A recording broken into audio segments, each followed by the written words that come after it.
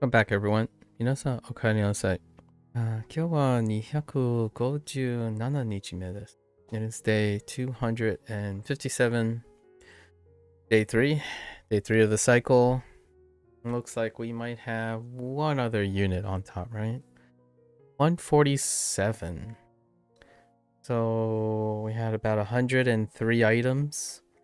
And we've entered the new cycle where started the new routine. So we're in the post 100 day, maybe like post 150 day staggered cycle. So nowadays all the groups should be like 60 to 70. So I'm guessing I might have digressed. That's what we have. 33 items, 34 items, or actually 44 items plus 38. That's about 81. So it's I talked about this yesterday, but whenever there's like a 2 to 3 hour gap, there's like a 3 hour gap right now between the last set of units, and that's about 38 plus 44. Yeah, that's probably one of the units, so we'll probably get the second half tomorrow. These are leeches. So you have 4. That's probably early leeches. So got a few residual things. And there are a couple where recently they added something and moved a couple things. So could be one of those. Like anytime you see like 7, 4, those are the remaining leeches. They're getting smaller though. Getting smaller. And then you have these things, which is probably these are probably move items, leeches, and then you can see it's 81. 81, so is another group. Yeah. Like 27 plus 78 is a group. Sometimes there's digressions, right? So very predictable now that we're settled into our post 150 day 150 cycle, which I basically rarely we're like avoiding and circumventing the having leeches. I think not the most conducive for myself. Not the biggest fan on that aspect of SRS. Okay, all right, let's get into it. I don't think there was anything particularly terrifying yesterday other than getting lots of reviews and thinking through them, right?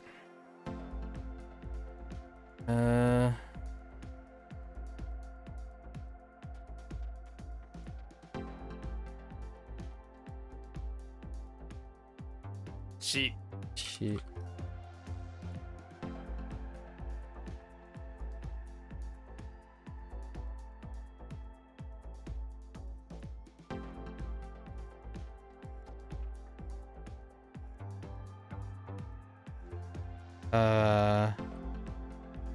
Sugureru.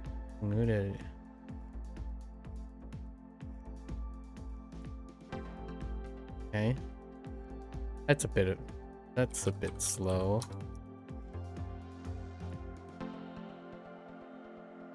Asanebo. Bosui.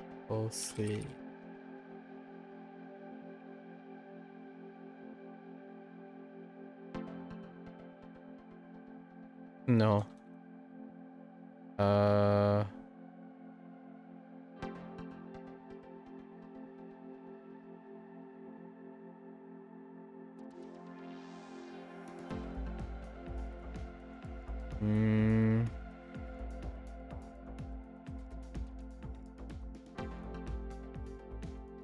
No, wait.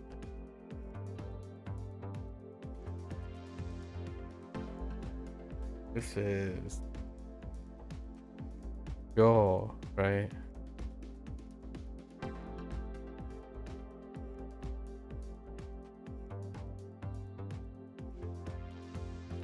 But it's not Hakaru. That's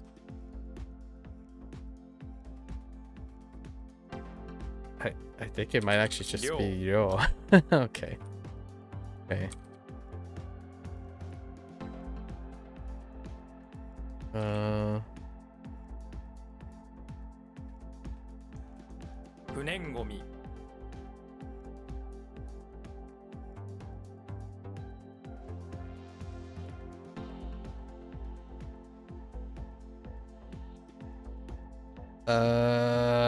Wait.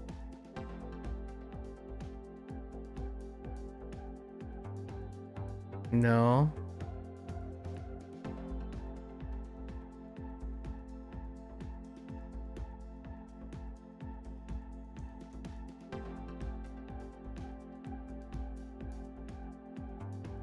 No.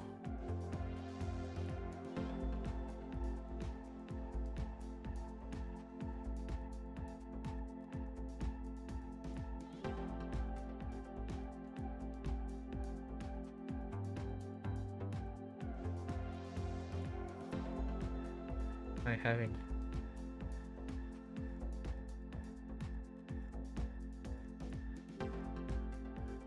not the Gen thing. Alright, it's not the Gen thing.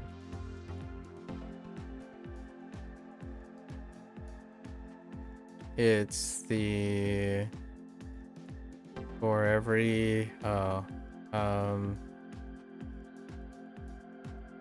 interesting. Oh, because in A ごとに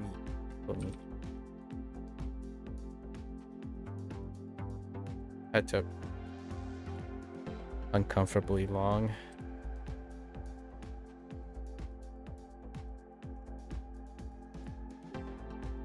That one's a bit rough.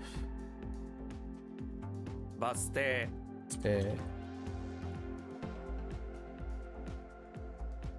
区分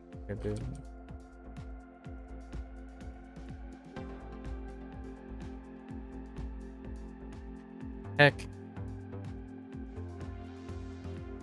Heck, not again. Oh no.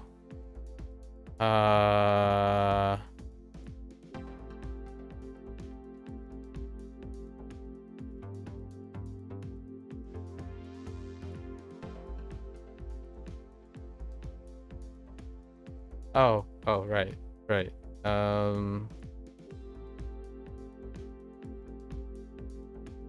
人狼 You know.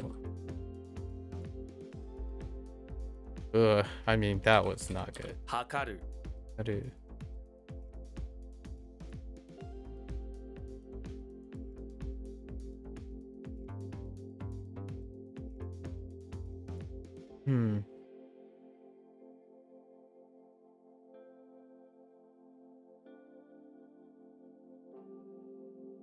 Bit slow on that one.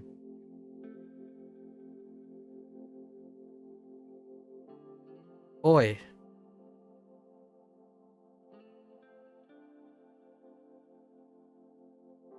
Dang it.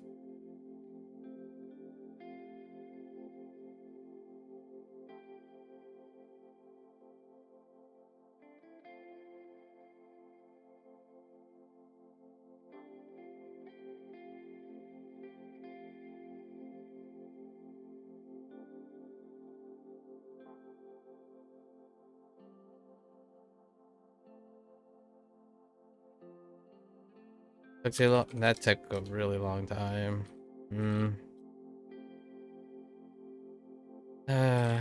価値観 Hachkan.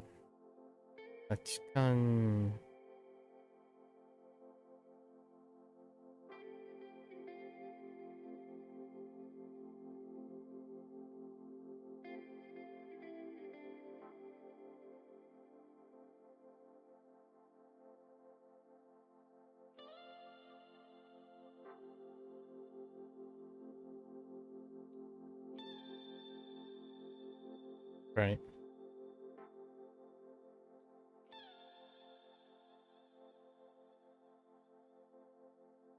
観光客 Kokyak.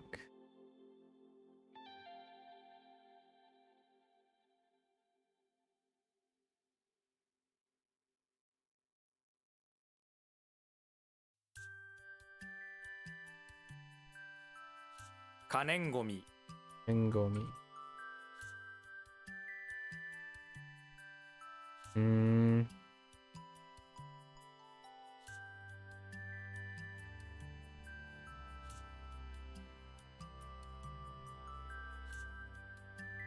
Zangaku Zangaku.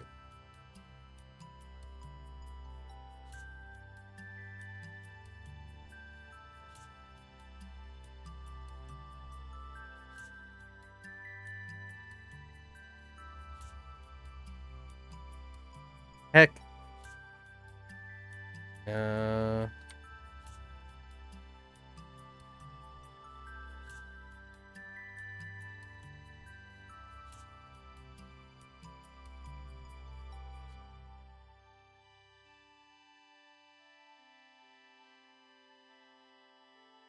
Uh.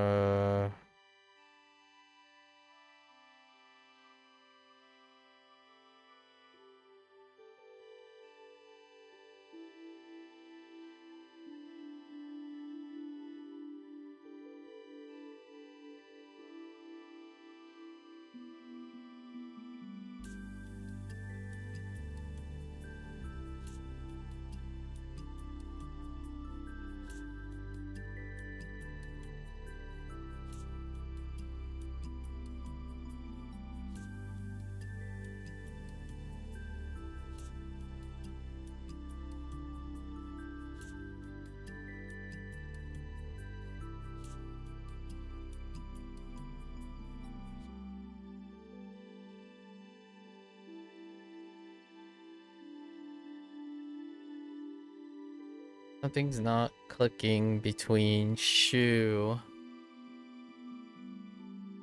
Oh, it's because it's not. Oh, it kind of is though.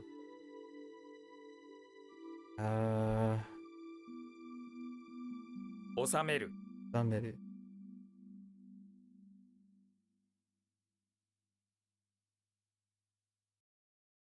アメリカ製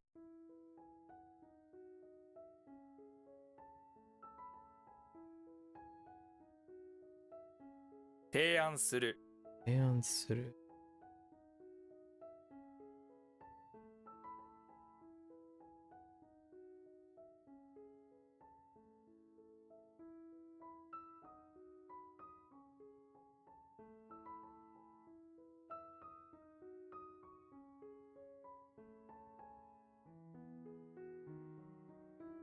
年額 Gaku.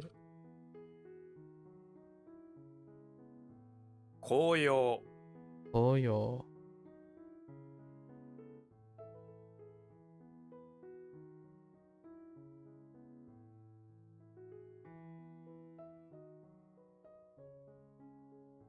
革命家 Maker.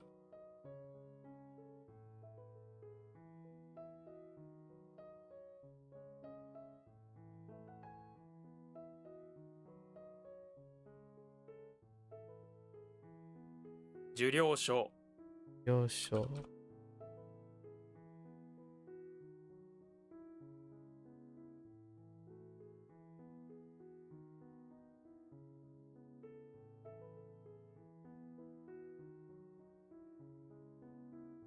Heck.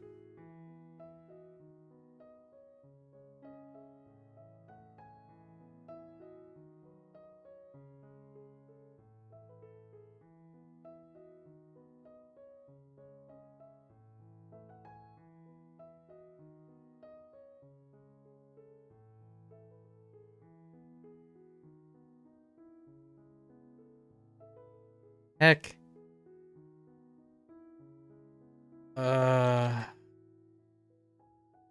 Oh.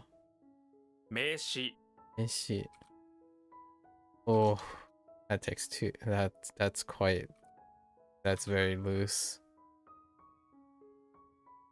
政策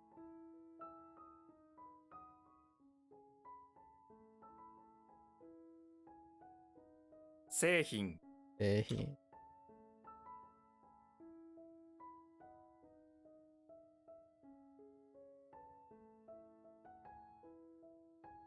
Mm.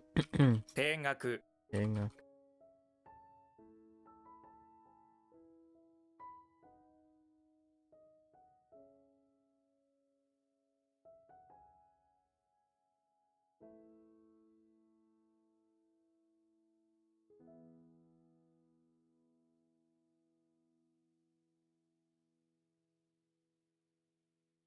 Heck.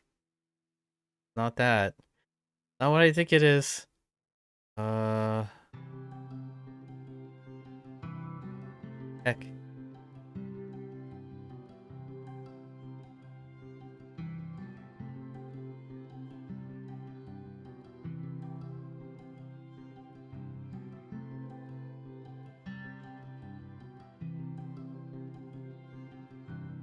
Oh, maybe it is. No, I think so.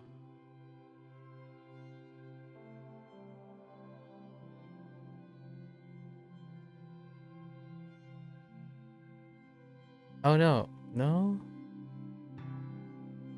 no, not that. Oh wait. Okay. So why am I having trouble connecting Soul to increase? Because it's probably not increased. I need it to connect to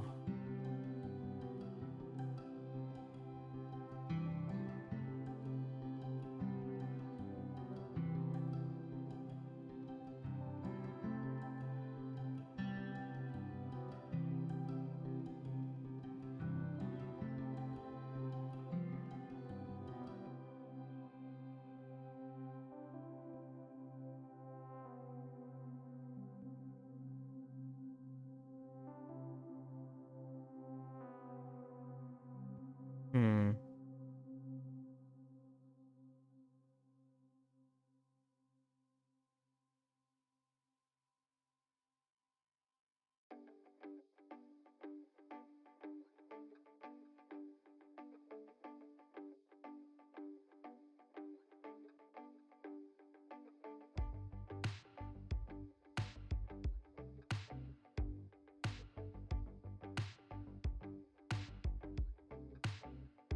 Hmm. Just not connecting. I think we're good.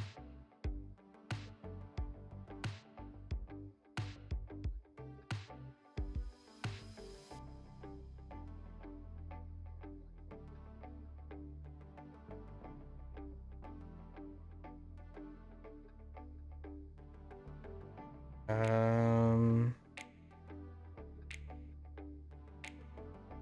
燃やす So. Okay.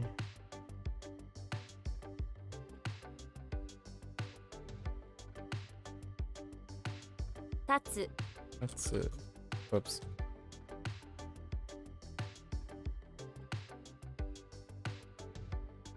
担当 Until.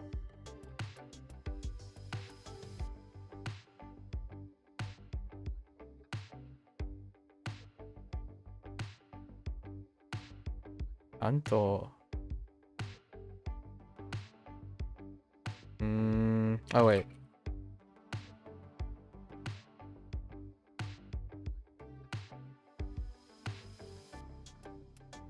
応援する 応援する. What?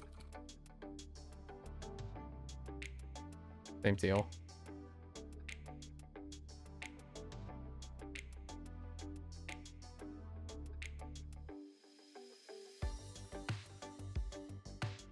What? Oh. Wait.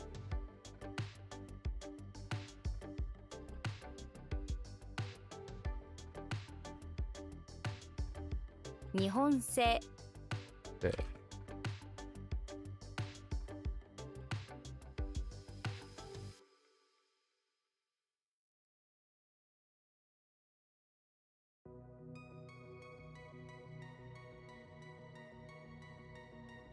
Uh.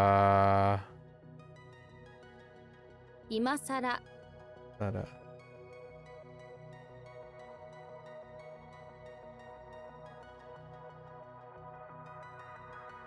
For 30 minutes? Alright, you put a time limit? I'm doing pretty well today.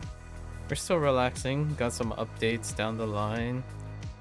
Started brainstorming about October because we've got to start our Inktober plans. How are you doing?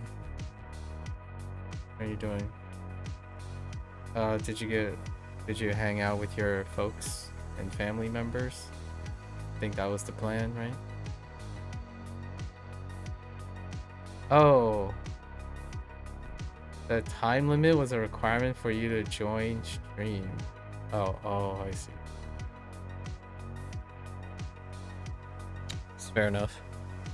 Yeah, you went to the pub with your pops and sister, I see. Which was good, I see. Any interesting dialogue?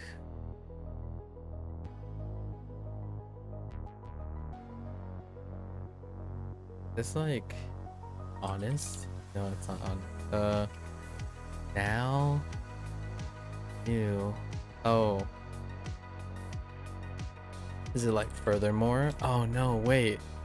I'm getting two things mixed up. This is sorry,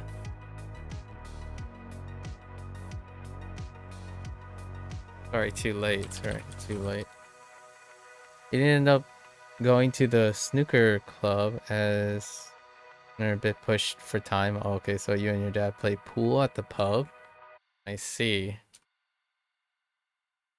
Is that a pastime for your father? That's something you guys do.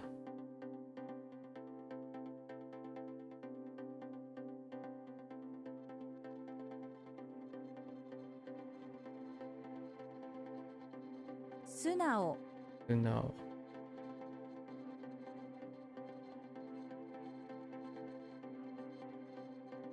Heck.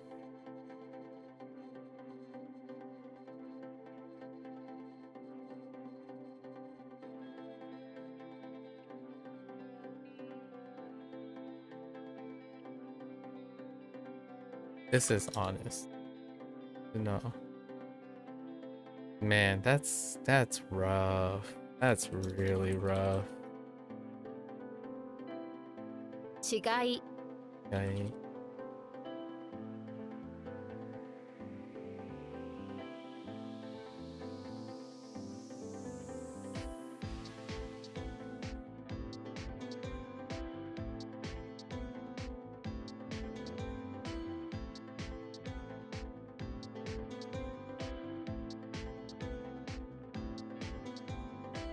Not dialogue, but an interesting thing did happen. You beat your dad at a game of pool and someone came up and asked if we're doing winner stays on, so you agreed and you played him. He started and potted a ball on the break, then potted all the balls in one turn so he didn't have a single shot, and then he just shook your hand and said cheers for the game, mate, and then just walked off. So you got full racked. That's pool, alright. I honestly, I actually think that would be kind of fun to watch. I haven't ever seen, like, I haven't ever had a chance encounter with someone who's able to do that. It'd be fun just to chill there and watch them do the work. In fact, I would probably shake their hand and it's like, can you pocket the rest for me? That's what I would probably have thought. It's like, how about cleaning the entire table? You know, just watch for the sake of watching. You mean it did end up just being second? It's true. I do like how you just shook your hand and cheers for that game, mate. That's kind of nice. That guy knew what he was doing. I don't think I've ever had a moment like that. Did I have a moment like that? No, I don't. Like, I haven't ever been the other person. There are some times, but that's because I was insecure. That was more like when I was young and insecure. There was also a young child there who plays often, as I see him at that pub a lot, and he looks about 10, but it is incredibly good. That's reassuring. That's cute. I like going to university events a lot of times, you know, like just chilling at university events, because you get to see like people doing those things, and it's like an appropriate place. But that is a pretty funny, interesting event. Your dad ended up beating you 4-3. Oh, well, that must have been a nice close game then. Yeah, I have no aptitude for pool. Frankly speaking, it's kind of fun when I think it's kind of funny when I completely miss the cue ball. The cue. that has most definitely happened before. Where like you get so fixated on trying to like hit a top spin or like a reverse English that you completely just like miss the cue entirely. You got that classic, you know, how you're trying to push forward, right? So you're aiming up here. You know, the cue is right here, right? Right. And you like kind of slid off the top. And then you hear the wood, you know, like you hear the wood run against the cue ball. I've done that a lot. And sometimes when you're trying to do reverse, right, you're aiming down here now. And instead of hitting the ball, I would hit it would hit the table first. It would like scoot up. So then the ball would bounce a little. That totally happened. Most of the time I just hit dead center and just work on like direct angles, you know, like when you have a table, only work with straight lines and you're only hitting, none of that fancy stuff. Like trying to place English on your ball is that's only I announce it a lot of times, like hey, guess what, all right, hear me out, I'm gonna try something, just be careful, the ball might actually leave the table, right? So I do that a lot of times, like hey, okay, I understand I'm not very good at this game, but I want to try something, but hear me out, keep an eye out for the ball because it might be unpredictable.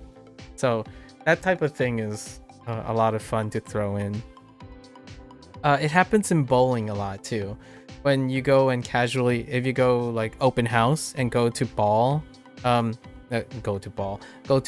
with other people, oftentimes it's great to, if you're the experienced person, I typically try to do something that I don't often do because it's fun to show that you're having fun and experimenting and being out of your comfort zone. So it's a way to like meet the energy. It's not that I expect other people to do it, but for myself, I prefer to do that.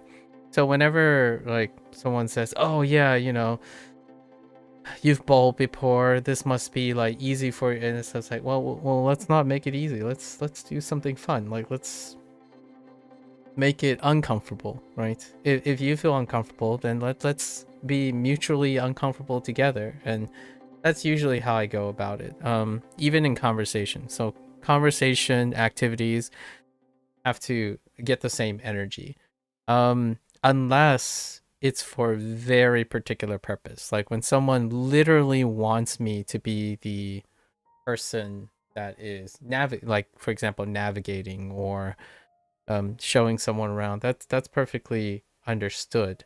Most of the time I default to matching the person's energy. If the person's insecure, then let's try to be insecure together, right? That type of thing.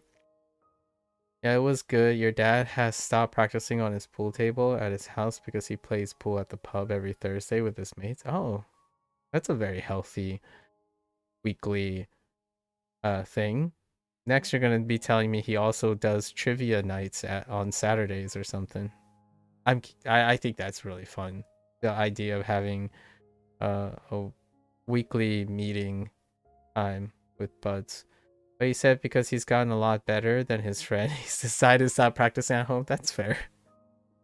Yeah, you've done that usually after a few pints though.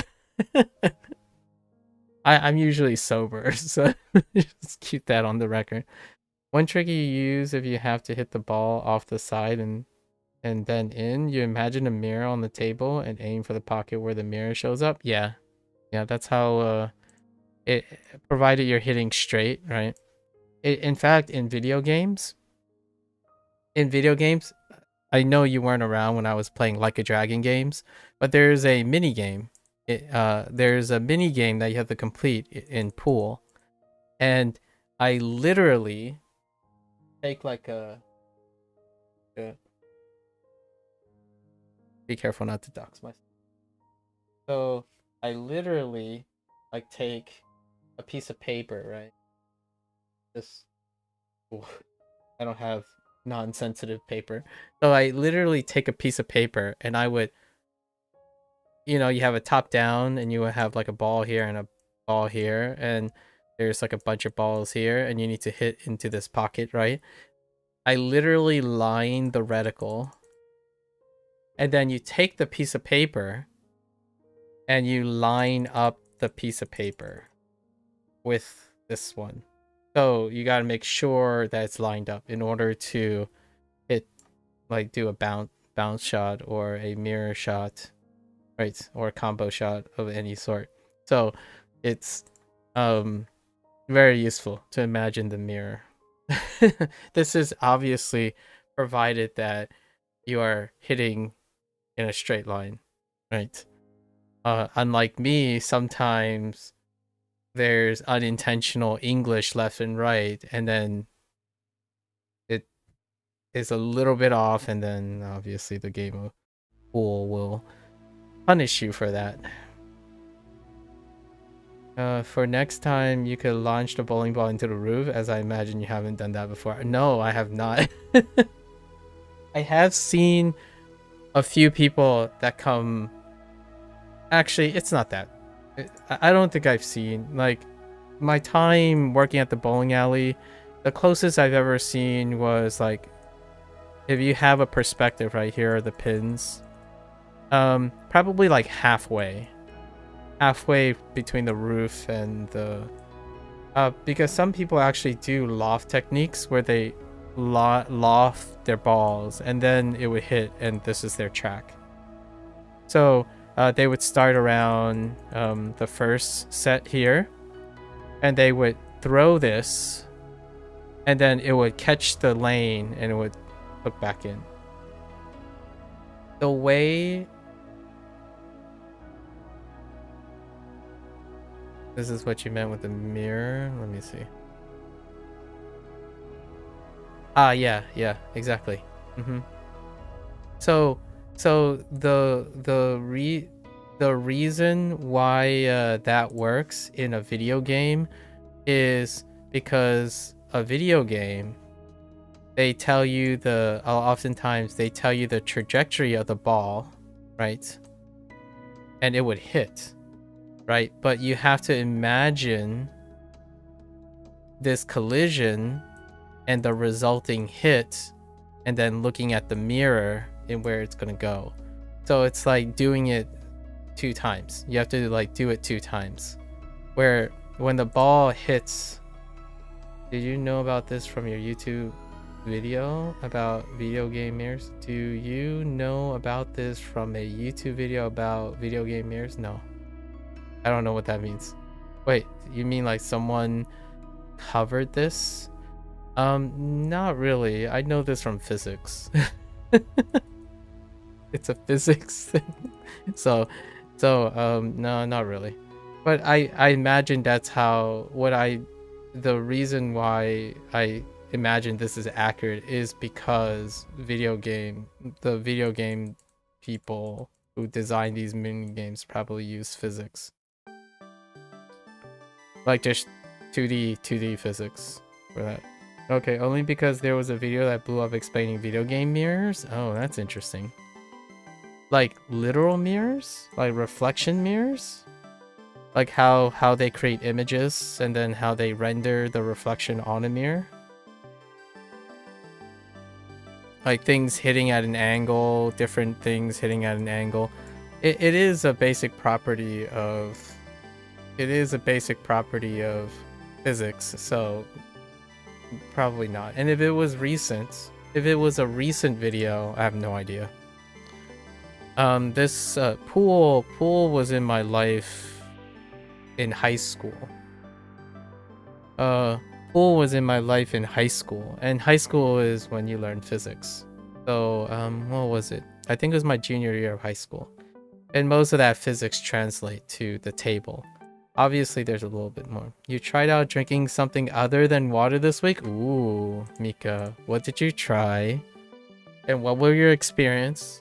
Give me some details, Mika. What have you given a shot at?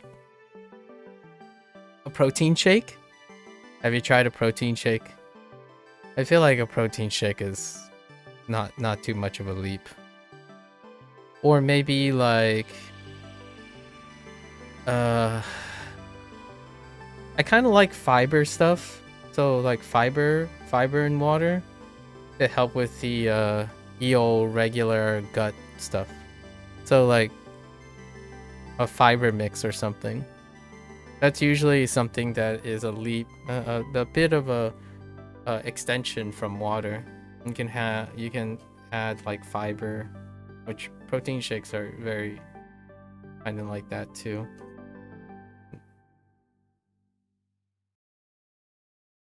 Because last time we were talking about caffeine, but there are other ways, obviously, to facilitate. Like, I'm not sure if people consider shakes as drinks.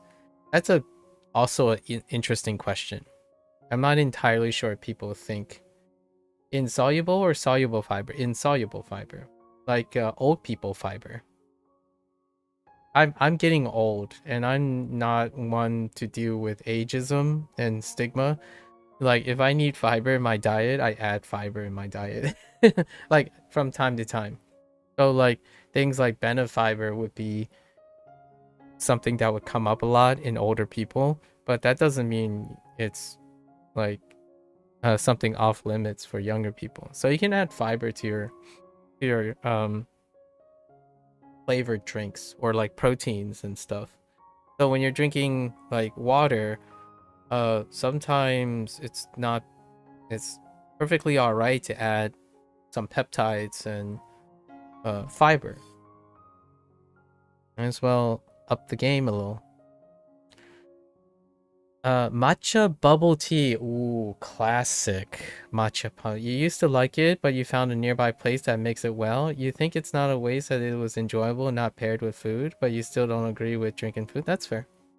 Also, yes, caffeine, but also I like to live your life.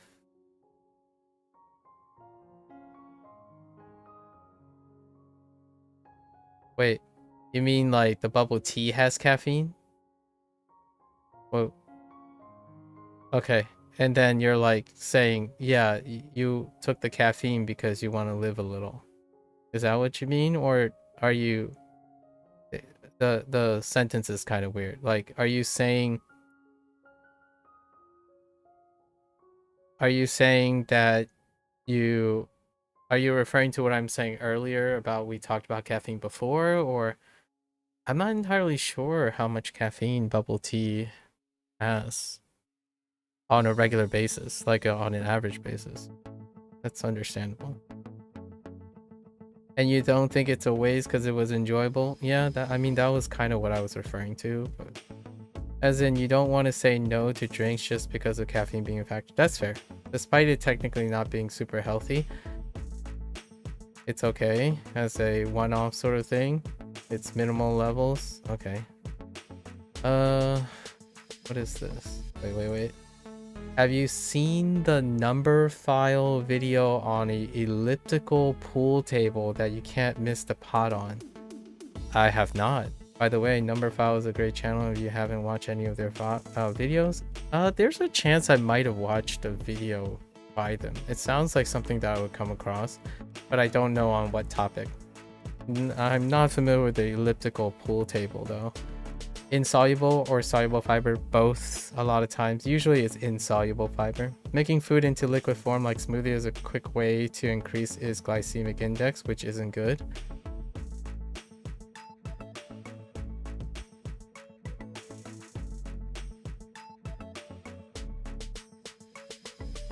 Not really.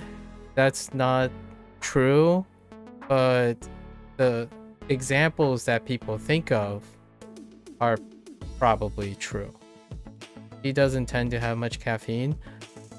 Coffee is a tea as well, but it varies, right? It varies. You don't think regular drinking tea has any negative effects? Do you know of any? Typically, wait, which bit isn't true? That tea doesn't tend to have much caffeine.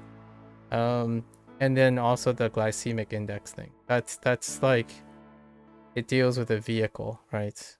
Like making food into liquid form. Like there are things that, like ensure, for example, that it's not what you think. But we have an issue here. There are more known examples, and what I mean by is unique examples of something bad that you guys are talking about, both of you actually, versus frequency of things that are known to be protective. So the example that I'm saying are frequent, but not numerous. The examples you're talking about, like making food into liquid form, like smoothies, is a quick way to increase glycemic index. You're talking about all the unique examples, but they are not the frequent things that people talk about when they're talking about soluble fibers and whatnot. So like there are very frequent specific products or specific things that when people get older, they consume in increasing quantities to offset their biological maintenance. Not the same as all the things you're talking about, which is probably supplement, where people take supplements to an extent where it's not needed. So they aren't offsetting things, they are trying to gain performance. Your main example that comes to mind was things like eating an orange versus drinking. Exactly. That is supplement. You're talking about convenience. That is not the same as this. So those things increase glycemic index because the available sugar. How's that a supplement? Well, you can squeeze your own orange juice if you want. Drinking orange juice is not the same as eating an orange. Like they're fundamentally two different process. If you're talking about comparing orange juice with water, then yes, it would increase glycemic index. You can eat an orange and drink the water. Supplement and convenience. Those are not the same thing. If you're comparing eating an orange versus drinking an orange juice, they're not the same thing. Like, they're so far from the same thing. It's like, okay, well, you can drink water or a soda. Like, well, they're not the same thing. I mean, unless you don't care about glycemic index. Like, bringing up something like glycemic index would make it so that this is an orange and apples comparison. And even then, orange and apples are closer than orange juice and eating an orange. No one is saying changing the glycemic. I don't mean comparing two things. I mean consuming a thing in one form versus consuming in another. You are comparing things. So when you squeeze an orange in and consume that, right? You're not consuming the orange. They are different. That's why you can compare them. Like, what I mean is you're comparing them, but you're comparing not consuming the orange to just consuming the juice of the orange. In my opinion, they're not in different forms. They are not in the same form. I agree with you. They are in different forms. So, you have to make a comparison with something that's in the same form. To me, when me and Mika, when we're talking about drinks, we were comparing drinks. But I mean, that is true. But you said which isn't good. That's not true. Like, drinking orange juice or juiced fruits is not inherently bad. Just for the record, like, increasing in glycemic index, that's something that's like a huge buzzword. What I described does not increase glycemic index. So no, it's not making food into liquids, into smoothies. It is a quick way to increase glycemic index, which isn't good. Some, yeah, lots of numerous examples. Like smoothies is a great example because most of the examples of smoothies are supplements. And they tend to be supplemental in terms of their convenience. So over consuming smoothies while being supplemental and convenient is, yeah. Meanwhile, the thought about, like, for example, the thought about a vitamin deficiency, like a scurvy or something, and then you start thinking, well, if it elevates your glycemic index when you're drinking fruit juice. I'm choosing examples that are not relevant to each other just to demonstrate how the comparison is, where, okay, changing glycemic index. Okay, well, fruit juice is not good, right? Well, there are plenty of examples where it's fine, isn't good. I can agree with you. You could say increasing glycemic index isn't good, because you're not actually saying it's bad. So I think I might have overstepped what you're implying there. Although afterwards, when you said you don't think drinking tea has any negative health effects, I think when you say isn't good, it's implying it's bad because you're also thinking of negative health effects. And drinking tea regularly is not known to have negative health effects. Drinking smoothies regularly also has no significant negative health effects. But somehow glycemic index isn't good, but tea doesn't have any negative health effects. So that to me is a double standard. It's telling me that you probably don't drink fruit juice in any way because you believe it isn't good, and then you're drinking tea because you believe there's not any negative health effects. Generally speaking, moderation means that most things don't have negative health effects, right? The whole glycemic index thing is an interesting one. I'm not entirely sure if you have a history of family members who have high glycemic index or something, and that's why you're specifically exposed to glycemic index.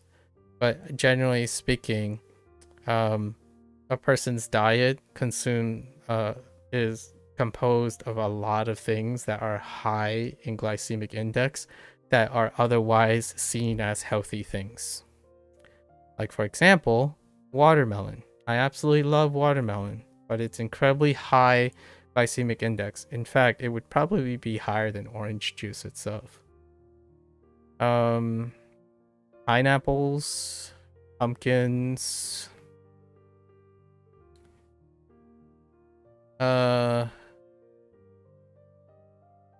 anything that is like very whole wheat bread, possibly. I'm not sure about oatmeal actually. Oatmeal probably doesn't. Sweet potatoes? Sweet potatoes have a fairly significant glycemic index. So, if it was measured based entirely on glycemic index, I suppose you could stick with things like here's one. Chocolate has a low glycemic index. So, I mean, as the last time I checked, chocolate has something else, but it definitely doesn't have a high glycemic index.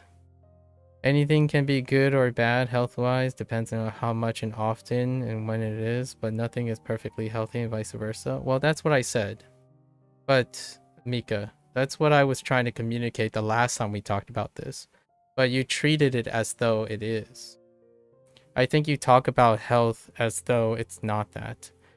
And saying anything, I kind of disagree with that too, because it's way too easy to say that.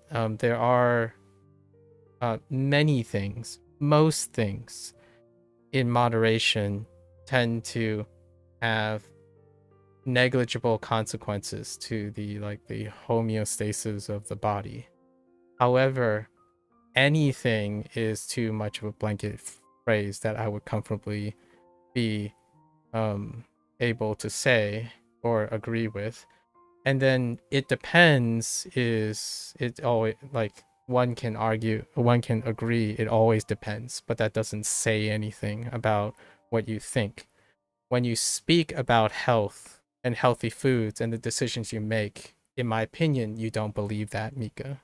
If I have to be direct with you, you don't speak as though you believe the statement you just made.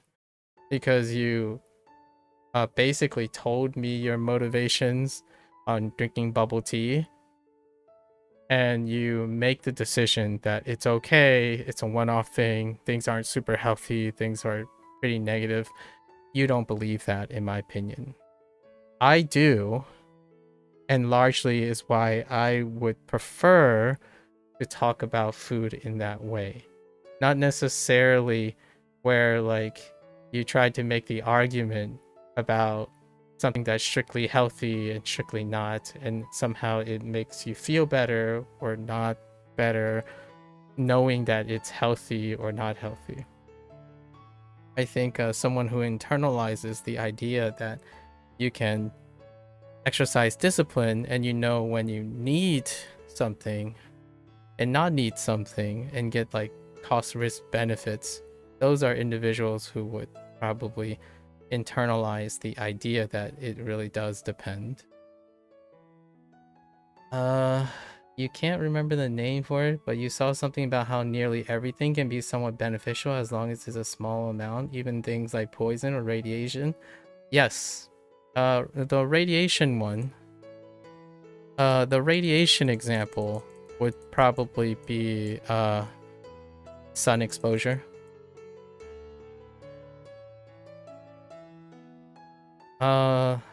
Poison is a little bit interesting. Poison. Now, I wonder if this person is referring to quotations in poison. So anything that's bitter is technically poison, is exogenous. So if that person was making like a really, really loose, if they broaden their categorization of poison, anything that tastes bitter is exogenous to the body. So like one exogenous thing would be minerals.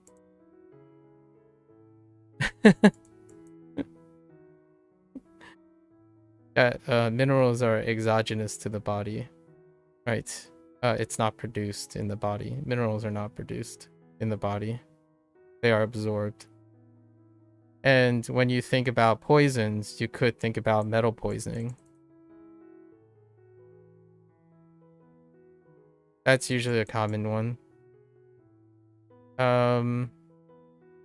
Sometimes people confuse lead with iron. Right. And the reason why I bring up iron is because iron deficiency is happens to individuals who have an all or none perspective on health, right? Where there's one case, since we believe in dependency, how much, when, where, and how it's in, leaded gas for cars, yeah. So iron deficiency is a really big one. Zinc is another one. And then it can lead to things like silver poisoning.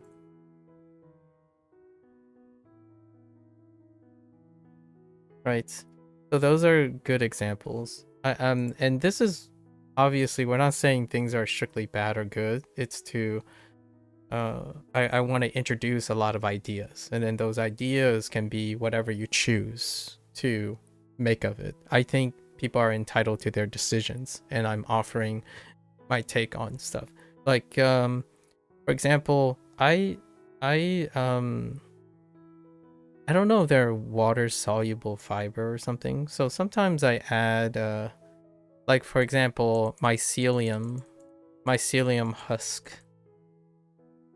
So mycelium husk can be a source of fiber. And you can just add it to your food. Add it to your food, right? Now, this is wonderful if you know some days you're low on fiber. But when people talk about good, bad, healthy, and unhealthy things, right? A giant connected network of mycelium holds the record for largest living organism, by the way. That is true. So sometimes I think of coral reefs, but coral reefs are no longer abundant. But especially when we're thinking about Australia. So here's my thing about good, bad, and healthy and unhealthy stuff, right? When you think of mycelium husk, if you think of it as healthy, like let's say healthy source of fiber, so then you start adding this to everything, right? You start adding this to everything. Well, there's waste happening. When people use waste, they mean like diminished return. There's also wasting in diminished return. So you could be wasting things, like the idea of vitamins, excess vitamins. But vitamins are healthy, aren't they? Well, when you label them as healthy or unhealthy, it also leads to waste. Eating something that is unhealthy can be seen as wasteful. But also eating things that ends up being supplementary is also wasteful, right? So that's kind of where I'm going with this. High glycemic index is a problem for people who might have health issues concerning that. And I recognize with Mika, we talked about caffeine because both of us ended up sharing a condition, a heart condition, right? A heart condition. However, those things must also be taken into context with the source of the glycemic index, right? You have pros and cons of the forms. Like if we're talking about food as a form, right? This is where we come into like orange versus the juice of the orange, right? We have to take in the whole thing. So the juice does not contain a lot of the orange. The orange is kind of missing from the juice, right? The rest of the orange. So it's the juice of the orange. And this is very similar where when you take something as healthy, like water can be a vehicle in many things. So if you eat watermelon, you are eating watermelon and water of the watermelon, which comes in the form of a juice. So oftentimes you can have situations when you look at things where the focus is very particular, so then you can make decisions on them. But what happens is, in the long run, in my opinion, a nice thing to embrace, the anything can be good or bad health wise, depends on how much, often, where, when you consume them. You also know when you are deficient or not deficient in them, right? That's one of those things. And the amount, right? How much, and then when and where, right? So in my case, if you supplement your fiber, you can get constipation. That's when someone starts pooping out pellets, like they start having backup. Yeah, and this happened before. And the large reason is, one of the bigger reasons for backup in fiber is that they're trying to address a different imbalance, and that's often overconsumption. So you can probably check out maybe a dietitian, like a professional dietitian online somewhere, who have a channel. I watch one person.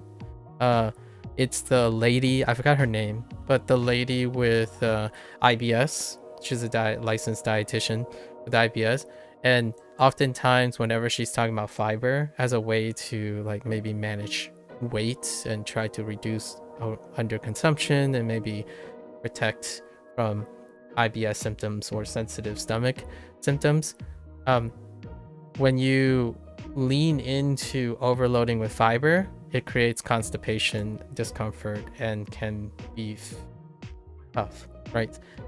But when you adapt to it, it's no longer a thing. Now, there's still the idea that things are wasteful when you have too much of it. So I think Abby Sharp is her. Wait, let me make sure. Let me just look at her name. No, it's not Abby Sharp. I don't know this lady. She recently published a book.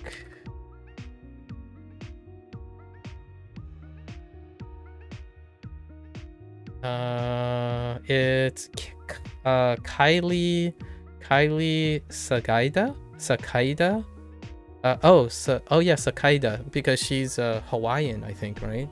She's Hawaiian and she has Japanese roots. It's the reason her stuff comes up on my feed is because I listen to Japanese stuff and like intercultural stuff. So a lot of her videos came up about her cultural identity because she's multicultural. So, and then it was revealed later that she's actually a dietitian. Most of her content is dealing with dietary things, and she published a book on a balanced eating lifestyle while having like dealing with digestive protective digestive exercises, and then it bleeds into like nutrition, right, for weight and whatnot. Yeah, it's Sakaida. I actually don't know what the pitch accent is for this, but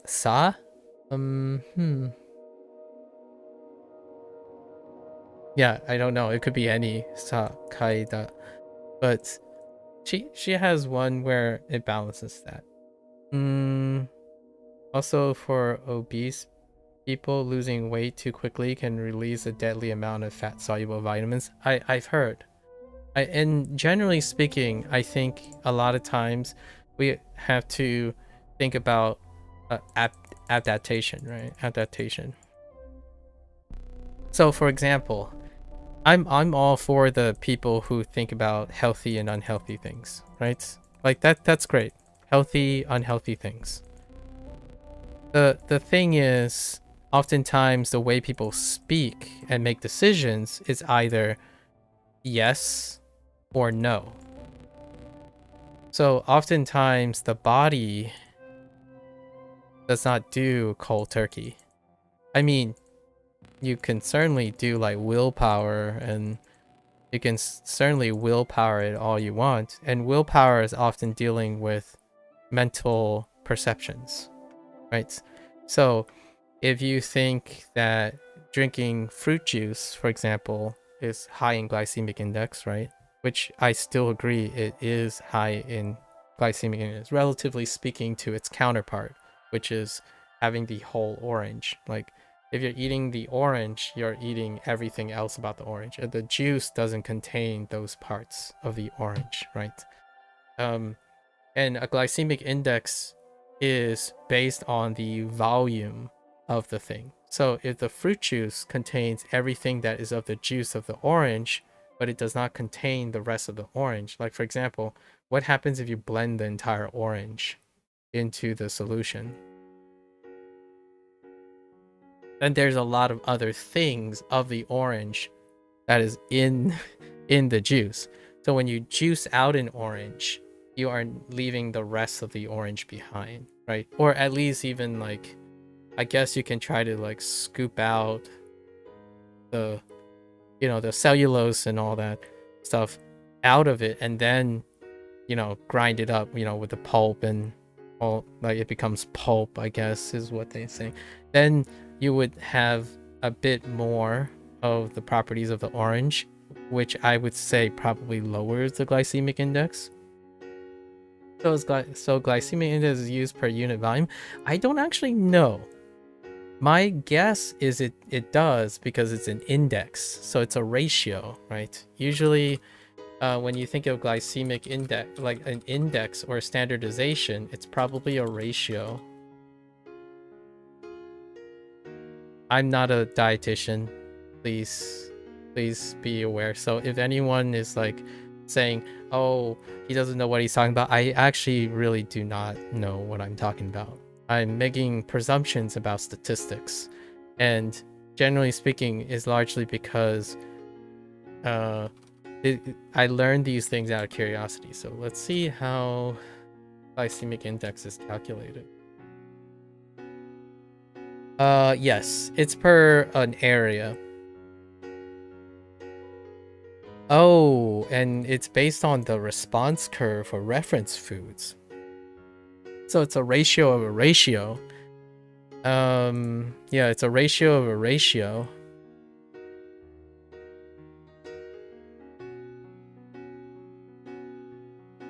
I don't know what the standard is. Is it measured through insulin release? That's a good question. I'll have to get back to you on it. I would love to learn a little bit more about the glycemic index. This, again, not a dietitian or even a nutritionist. I'm not a self-proclaimed nutritionist. I don't do this professionally in that way, and I'm also not a licensed dietitian. And I don't have any colleagues who are licensed dietitians, so take it with a grain of salt. But it does appear that calculating glycemic index is not standardized. So glycemic index is not standardized in a way. It is a reference. So they're using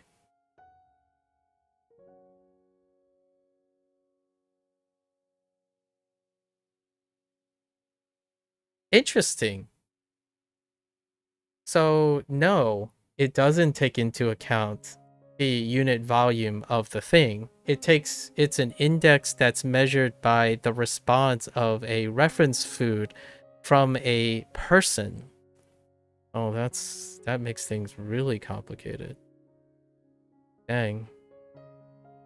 Intriguing.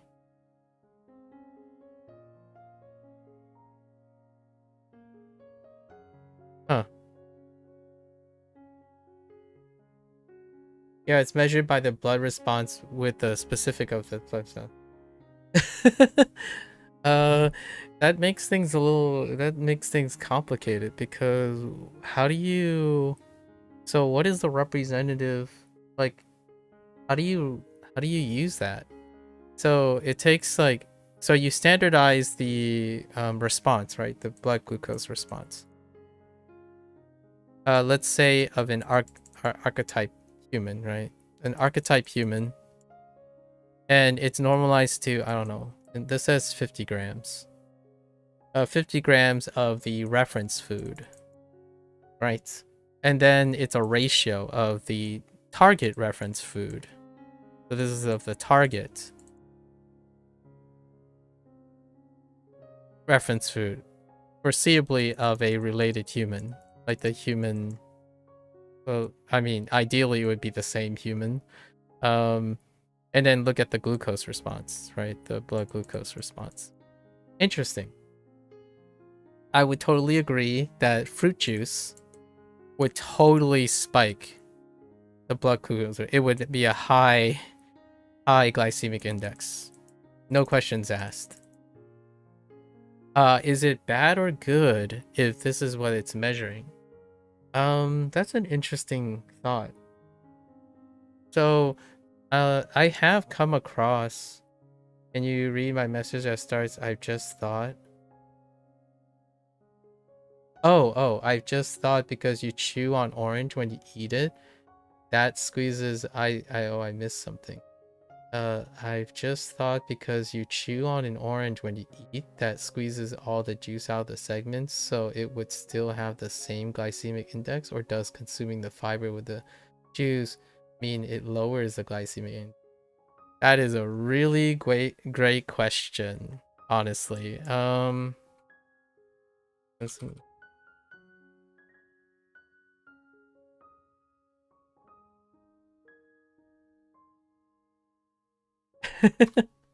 That is a good question. Yes, consuming dietary fiber, particularly viscous soluble fiber, helps reduce the glycemic index and glycemic response of foods, according to Gemini. Again, this is Gemini, but yes. So it would be impacted. So now we're not talking about the glycemic index. We're just talking about the consumption of the food, because apparently the glycemic index only measures the overall blood glucose response, so it's not talking about anything about the volume, or the volume and the nature of the food, right? So which brings back to the point of having soluble fibers in your liquids, right? So that brings, in my opinion, a really fun age-old question of whether grinding the whole thing aids in it. The glycemic index measures the impact the food has on blood sugar. Yeah, but it's not based on just the spike. Instead, it calculates the total incremental area under the... Yeah. Yeah, I understand. So that's what they're doing, right? They're comparing it in a window. But this window is summarized in a index, right? Like a amount. And then they take that amount and place it over a different amount, right? So in that way, what the only thing it's measuring is the blood glucose level, right? So we have to keep in mind it's comparing blood glucose level across this area. Now the question is, when something has a high glycemic index, right, that means blood glucose level goes up relative to whatever it is. Now, I'm not entirely sure if there are any research here. I was about to mention this. I'm not entirely sure if I've read primary literatures about, say, someone's life cycle, like in a 24-hour period. It doesn't seem like it measures the insulin levels in response. Okay, that's fair.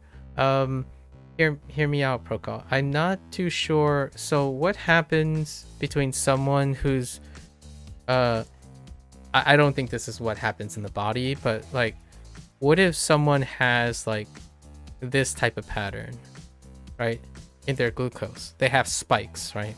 Spikes. The way I would agree that high glycemic index probably isn't good is that these spikes are detrimental.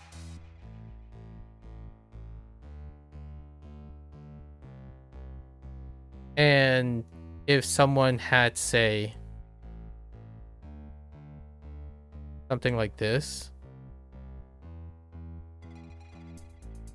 and what I mean is, if you like take the area under the curve, you could have the area equal the area, but the rate is different. Or like maybe even the highs and lows, the range is not the same, right? The delta range is higher. So I don't actually know. So I think that might be why there's this impression that high glycemic foods are bad for you, like Prokop. Like I actually don't know. I would agree if these spikes are bad, as in like your body, this tears down, like maybe this deteriorates your body over time versus this. Right. So the only reason you assume the spikes in blood glucose level is bad is due to the fact that too many regular spikes of insulin is bad for you. Interesting.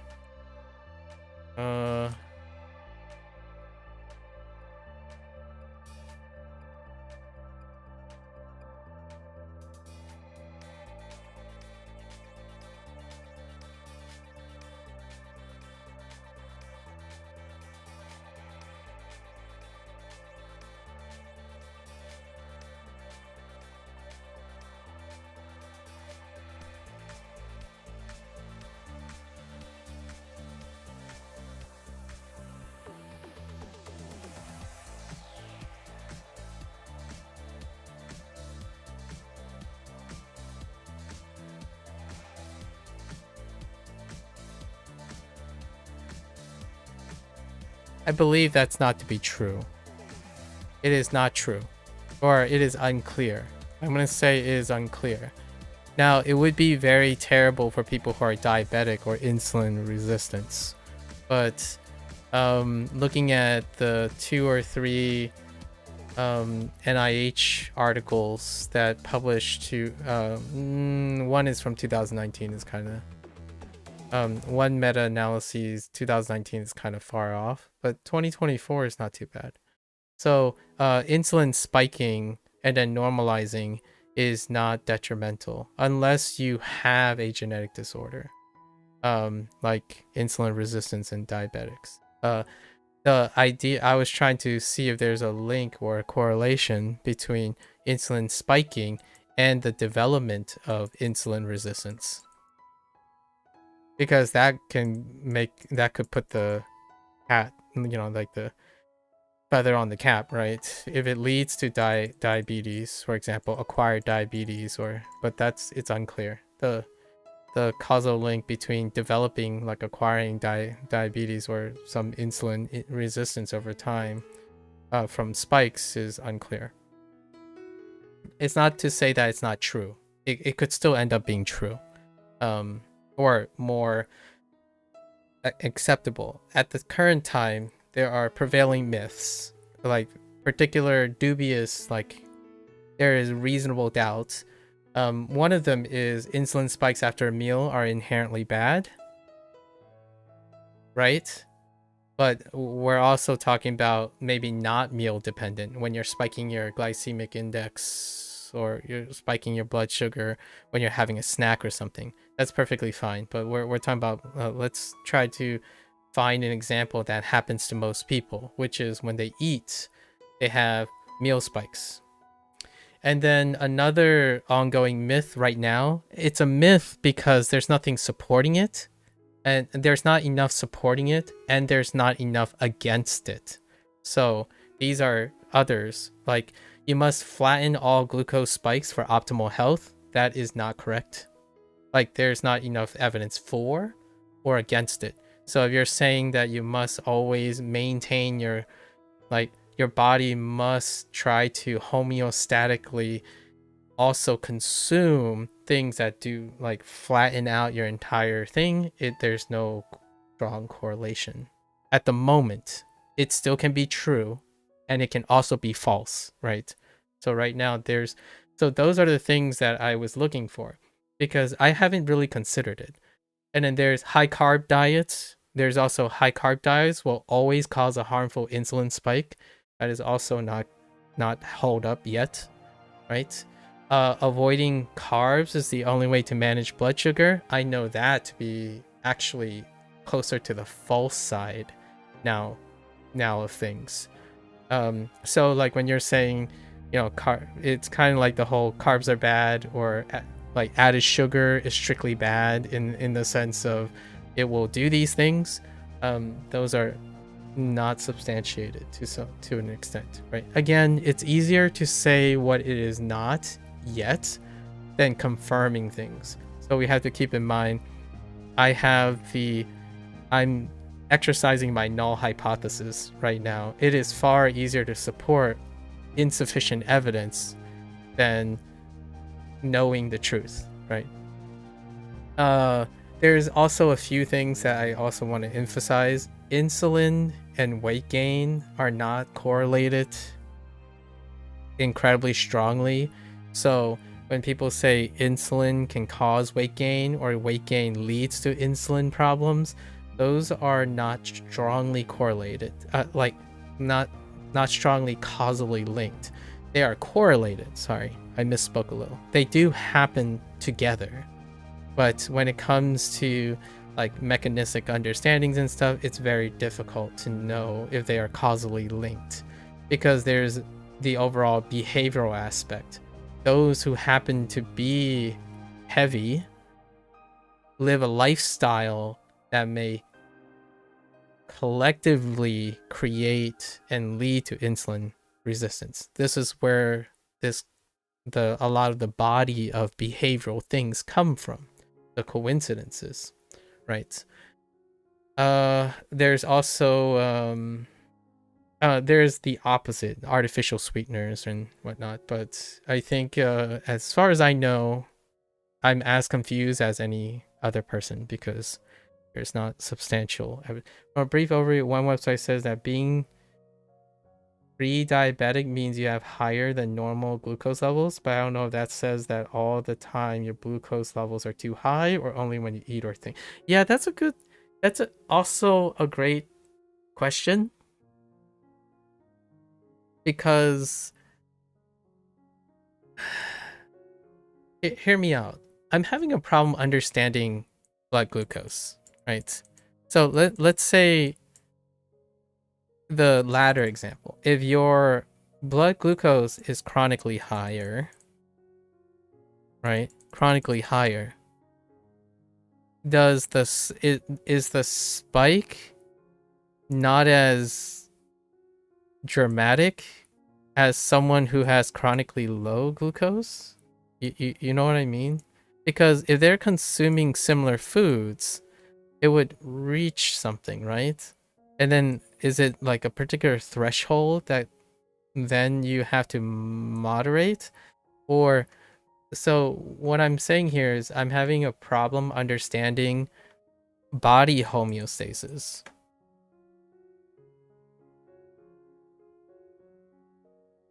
versus a disease, or you can say versus a disease that makes body homeostasis terrible. So like, for example, if you're insulin resistant, your body is not as great at maintaining homeostasis, right? So the spikes can be detrimental. Now, this is where correlation falls apart, because if you're not diabetic, does that mean spikes are detrimental? Right? Because something happened before it. It is a condition that the person is pre-diabetic to create this situation. So when people talk about high glycemic index, it's understood that it can be detrimental when people are diabetic. Now, there's this thing about the body That happens a lot of times, and that's the body's adaptivity. So when a body stops adapting to certain things, they also don't stay good at it. You know what I mean by that? Like, what if you don't experience any of these glucose spikes? Like, you live a whole life of, I don't know, moderate glycemic index, like you just maintain your blood sugar just flat the whole time. There's no correlation that this is optimal health. And my thought is, if this is true, like if that leads to optimal health, then how do people perform?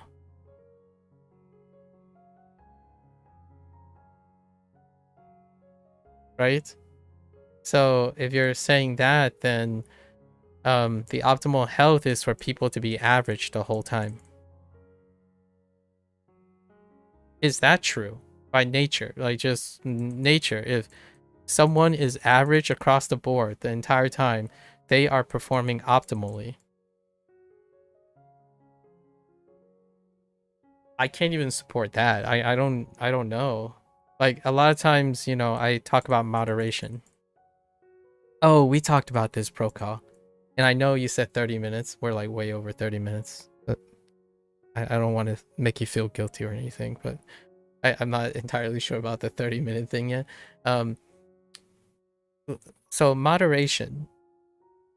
My thought, yeah. So before you go, like before we moderate, my thought about moderation is that we had this discussion because a lot of times people think of moderation as this. This is what moderation looks like, right? You moderate. So a lot. I will echo what Mika said. Yeah, it's been way over 30 minutes. I'm sorry, Procall, but this is really interesting, and I think Mika and I have like an interesting challenge to negotiate this as well.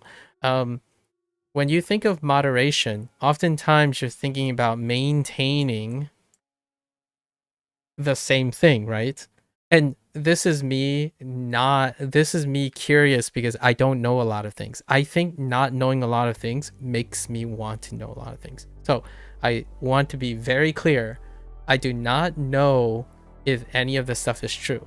I'm using my logic and understanding to ask myself interesting questions on which I will go and look for it. There are interesting questions I want to ask. When it comes to moderation, right? I think most people think of it this way.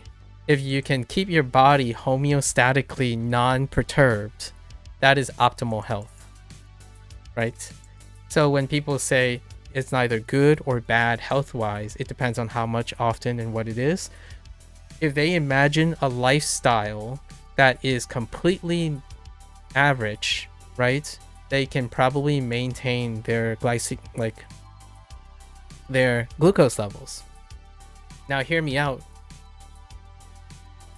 It's rarely do I ever think this is a curve that is natural. And when we think about natural, we also think about biology. So is this normal biology? Is not. Absolutely not.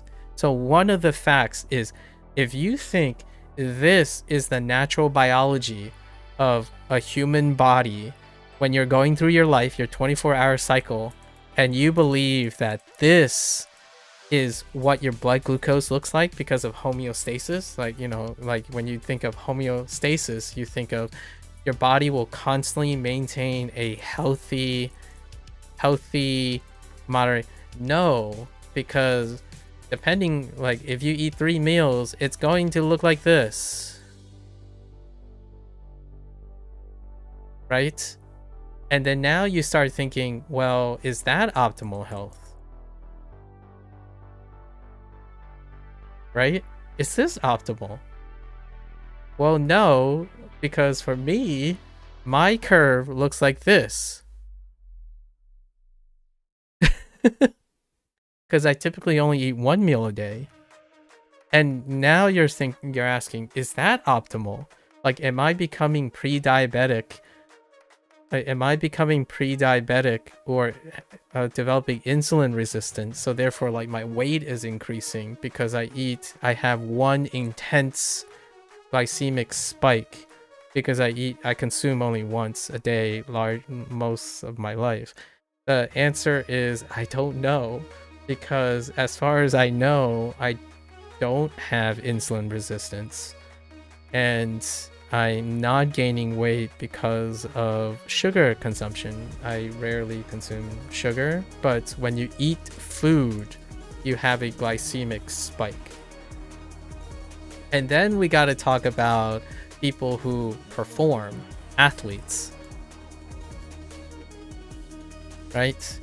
And we're not talking about like tip top world record. We're talking about people who are athletic. They are they have athleticism in their, they're going to experience spike wherever they have increased activity, because that's when their sugar level actually goes down, but they compensate by going up. So maybe you can make an argument, well, maybe it's more flattened because when it goes down, they're bringing it back up with like gels and stuff. And it goes up and down, basically. And it's crazy. Like, this is so complicated. I don't blame health professionals, right? I don't blame health professionals and, you know, Mika or you, Procall, for having differing opinions. Absolutely. We all probably have differing opinions, because how can you possibly rationalize most of these things without controlled data, right? Controlled experiments and human trials. Well, you can have those human trials, and then yet I would be really hesitant to be able to parse a lot of this data. Like, we can understand the fundamental building blocks, like when you spike something, if your body has the capacity to normalize it, if you stop doing that, does your body become less equipped to do that as well? So there's being able to, there's ability, right? Ability versus inability. That's a problem here. And oftentimes when it comes to nutrition, health and health benefits and unhealthy benefits, the question is, well, I have a potential heart condition, right? And so does Mika. That's why we agree. That's why we had a long talk about caffeine, right? And yes, I absolutely agree. Like, but this is under the category of inability.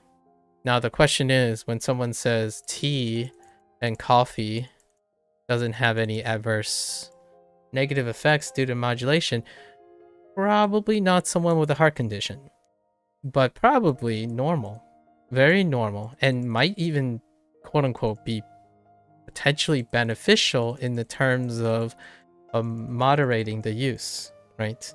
Because you gain, there's output in performance, right? So this is where we open the can of worms about the perception of healthy and unhealthy foods and whatnot. And in the end, when even something like glycemic index is normalized to the person, right? So it could fluctuate. So I think one thing that would be really wonderful in the future for technology and whatnot is the ability to see these things on you, right? Everyone exercises cautionary tales. Like, since Mika, you, Procall, and I are so interested in this stuff, being aware of it by being able to track these things sound like an amazing thing technology can improve. Like, for example, does my glycemic index or does my blood glucose normalize from my singular meal spike the same way that I normalize 4 spikes? Now, the problem with this idea is then we have a problem. And that is preventive care. And if you want to talk about ethics and stuff, then there's also privacy concerns. But well, we're not talking about this today, right? But preventive care, you can't prevent something that's happening right now. Like what I mean is people who are into preventive care, like living a healthy life, that's preventive care. And you can't do preventive care without predictive power. So when you're measuring your blood glucose, for example, there's got to be education for saying, okay, let's say you eat 1 meal a day, and then you look at your blood glucose after a specific amount of time. There's got to be some standardization. So an index of, if you will, an index of your recovery time. I don't know if there is such a thing where like how long they're measuring like your sensitivity by based on, I'm guessing insulin sensitivity and resistance is a way to measure like your recovery time. But I can assure you I'm not like I'm barely even lethargic after a huge meal anymore. So, and I eat primarily 1 meal a day, and it's not for like another 6 hours, right? It's not for another 6 hours. So, the interesting thing is, does that mean that the high glycemic index is what I need to pay attention to? It's so fascinating. I got a lot of questions for sure. This is funny, as a few weeks ago, you asked your dad the exact same thing you're asking, as it's a natural progression of thought, as if too big a spike is bad, then it would seem to follow that the smaller the spike, the better it would be for you. Yeah. And yeah, hold up. I miss more things. I miss a lot more things. Okay, I'm going to research whether blood glucose levels are always directly proportionate with insulin levels.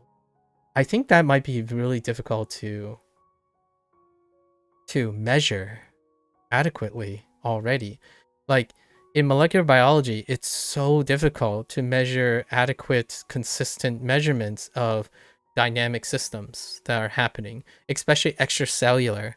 It's far more convenient when, you know, you have a cellular environment that's outside of the whole milieu of your entire body. Like they're usually averages, right? But it doesn't take into consideration local concentrations. So when you talk about like insulin spikes, where are you measuring the insulin?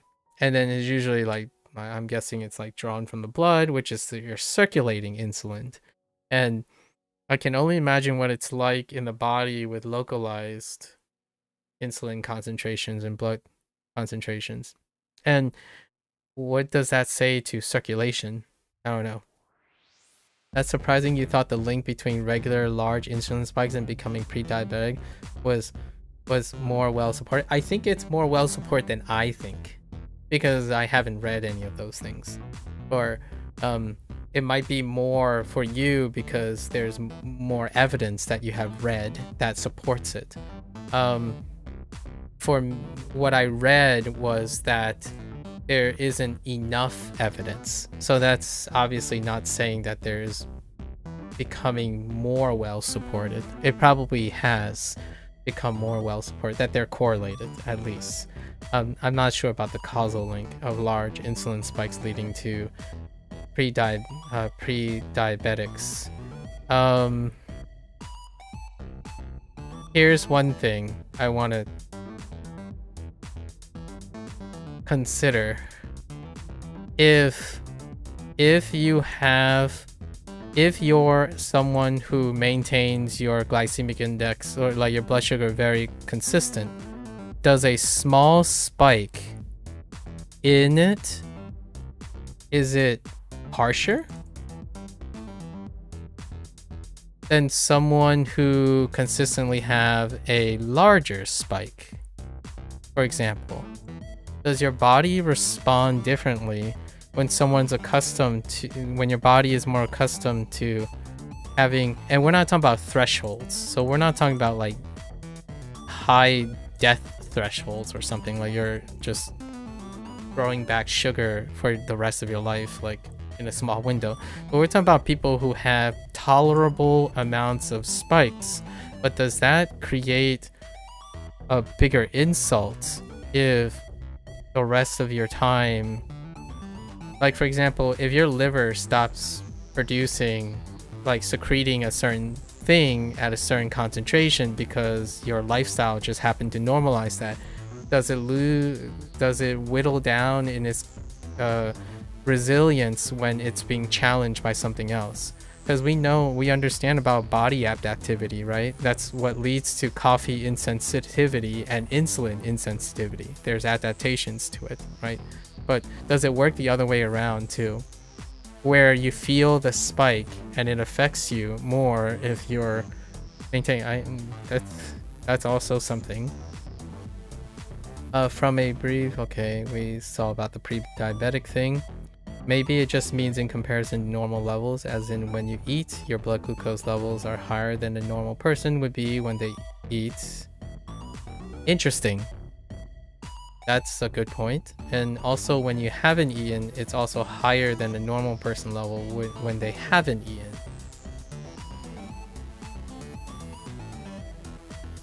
When we're talking about diabetes, right? Like, or being pre-diabetic. Yeah, I don't think a constant flat level would be optimal as our bodies are designed for spikes. Yeah, basically. It's self-selected for spikes. I imagine there's just an optimal range for how big the spikes are. That's, yeah. You're right, it's so interesting. This is funny. Okay, we got that. I was curious about the difference between the two words. Resistance refers to the ability to withstand or avoid the effects of a harmful agent. Yeah, such as a medication or pathogen. While tolerance is the capacity to endure or survive. Yes, exactly. Also, like a surprising amount of things, a lot of the damage comes from your body's overreaction in response to what you consume. Exactly. This is what I'm talking about. Oversensitivity. Brian, yeah, go science for the technology. Hopefully technology sheds a lot more light on that. Brian Johnson has gone further than anyone I know in terms of preventive measure, if you know who that is. Is Brian Johnson is Brian Johnson biohacker? No. It's not. There's this thing. You mean the late Ozzy Osbourne is not on that list?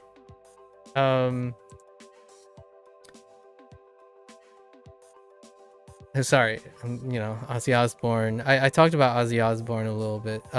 People were very interested in his like medical ability, like his body's composition, because Ozzy's life was incredibly tumultuous, both physically and mentally, or like very dynamic, and that's, you know, yeah, the day he died, yeah, the late Ozzy, right?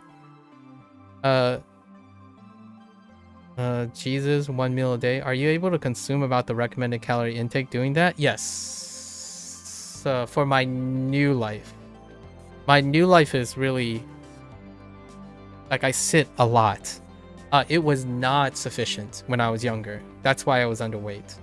So, my lifestyle transitioned well into my current lifestyle, where I don't burn a lot of calories. I am not that quite active. I'm sufficiently active, but I'm not overly active. When I was younger, it was enough to sustain like 110 pounds. Sort of. Sometimes I skip the day. So it was, you know, maintenance. We talk about our, you know, our basal metabolism and whatnot, and our activity levels, right? So my activity level's gone down. So it kind of just slide right on into the usual things.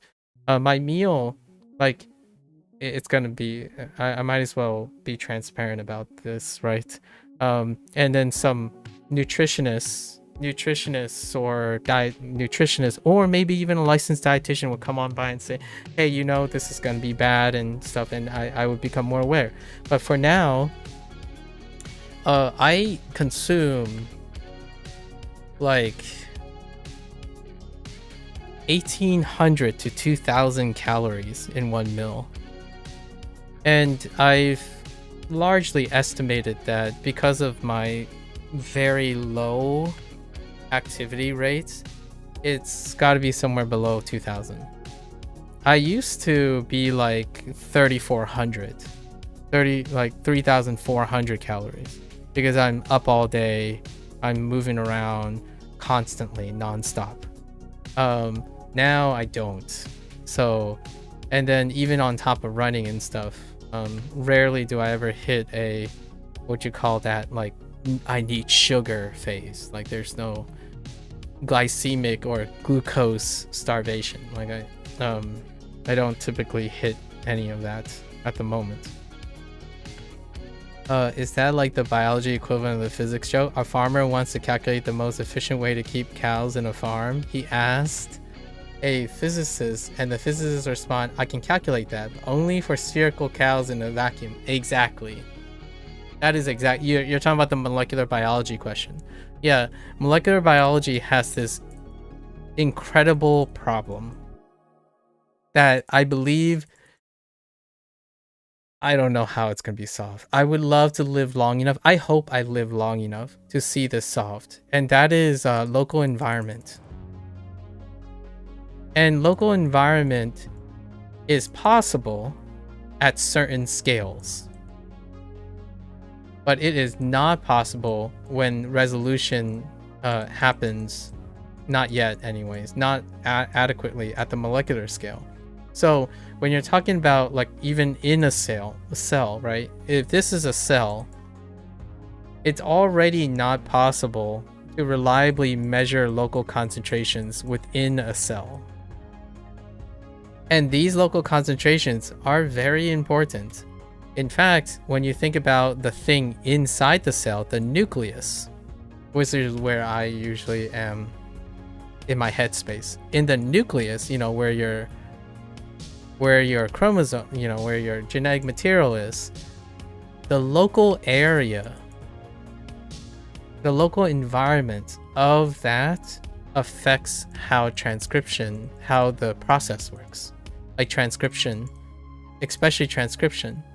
So how do you explain how there's this big glob, this genetic material, how this is being regulated for expression, for gene expression, right? Coding and non-coding gene expression. It's because the local environment is different. So without the necessary resolution, you can't make meaningful things about it. It's the averaging effect. So say you measure the cell and you notice that the cell now has, I don't know, X concentration, X moles of, I don't know, an insulin precursor, which is, it's not, I'm making it so that it's a little bit relatable to our diabetes thing. Insulin thing, right?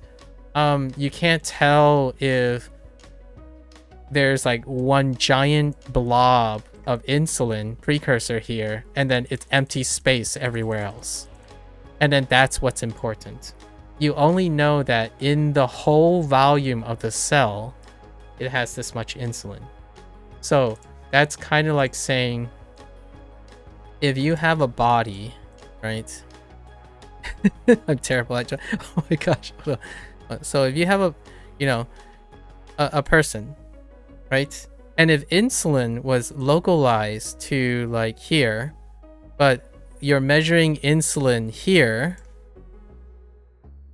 right? You know the average insulin level going through your body. But the difference could be that there's localized insulin. And that is what is correlating with resistance. So it's very difficult to know. So when someone has, like, say, a high glucose, blood glucose, usually you enter some dynamics, and that's why they take, in my opinion, that's why they look at it over time, right? Because over time will give you some resolution on how it's being normalized or how it's like being regulated, right? And that comes off as a wonderful, like an additional mechanism of additional mechanism into the insight of how the insulin is circulating, right? And you can kind of gather more information here. But when you're measuring an average of something, it's the start. It's like the first thing you can do. You're assuming an average thing. And unfortunately, we've already talked about insulin, right? Or like blood glucose. It's dynamic. It's rarely average. So that's the molecular question. It's so tough. Like, what you know is wherever you measured, wherever you drawn the blood, wherever you drawn the solution, it's a representation of the average effect of everything. But we're talking about spikes here. And spikes tend to be localized, both in time and also space. So, like, for example, does the liver, for example, people's liver, oh, actually, is that what the liver looks like, or did I draw a spleen? Or pancreas? No, I think I drew a pancreas. This is the shape of the pancreas, right? I don't have human physiology. I'm so sorry. I apologize. I do not know much about human physiology anymore, but I think I might have drawn the pancreas. I feel like this is also the shape of the liver. So anyways, whatever it is, pancreas / liver, right? Pancreas / liver, where insulin is involved, right?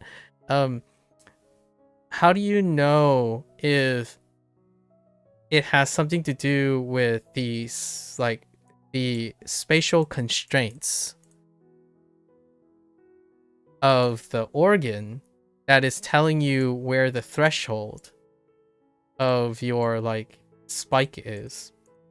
I don't know. I have no idea, and it would be really awesome if there was a reliable way to do that. But since your body is like, since you're a meat bag, you know, you're a bag of fluids, right? Whenever you're measuring anything that's in a solution, my mind explodes, because the molecular question would be like, how do you know the local concentration? Your body interacts through molecular interactions.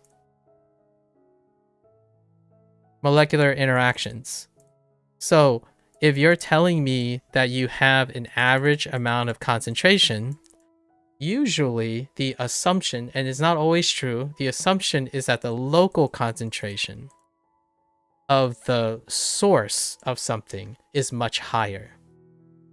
But how much higher is it? Because that could be more sensitive to defining what the threshold is.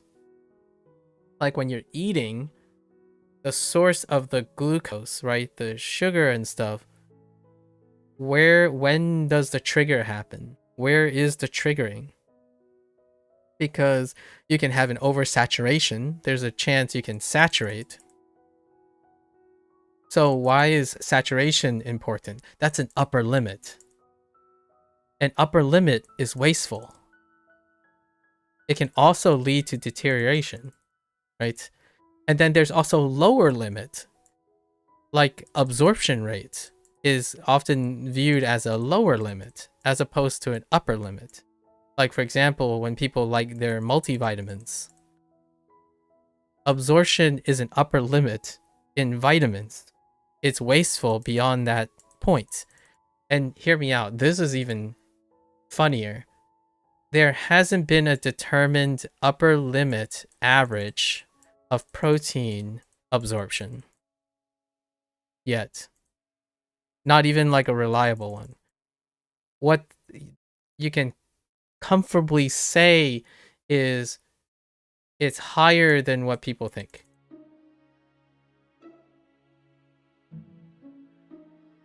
And then there has been quite a lot of work for minimum maintenance, for like let's say for like the optimal health style thing, where like you can have a measure like 0.7 grams per body weight per pound of body weight, right? There's also a lower limit for maintenance, right?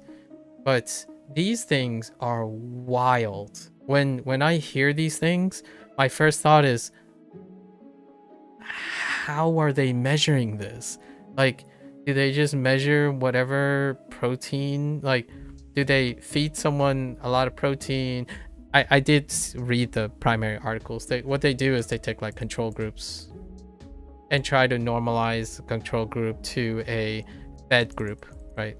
Like different types of feeding, and then calculate the difference between them. And the output is when absorption stops, right? When absorption stops, or a relatively diminished return before they figure out an upper limit. But they still haven't figured it out. Like it's very difficult. The lower limit is a little bit, you can see in a reverse that you can probably determine the lower limit a bit. And they don't use readouts like local concentration or something. They use performance readouts or growth readouts oftentimes when the nutrient is incorporated. So things like maybe muscle growth or something like hypertrophy is a readout. And oftentimes this is where we go way back to the diabetes, like healthy and unhealthy. You use a pathological readout oftentimes. And the reason why I'm using pathological is because it's actually physiological, is what I would say. But nowadays, when something is advertised on the internet, they use pathology as a readout for health and like unhealthy. And the dangerous, in my opinion, the looming concern I have with using pathology is that the effects are under the conditions that someone has a deficiency already. So instead of looking at physiological changes that includes normal status, right? It's difficult to find significant changes. Most of the studies, when it comes to realized physiological differences, is when there's a pathology involved.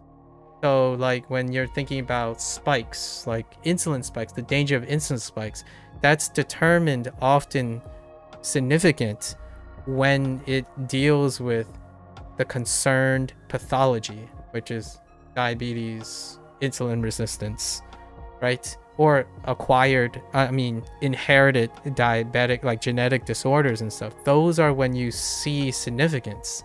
Now the question is, when you take the normal physiological person, is the effect seen? A lot of them, the effects trend the same way. And that's what creates the unhealthy situation that I would say is reasonable. But the answer is not clear oftentimes.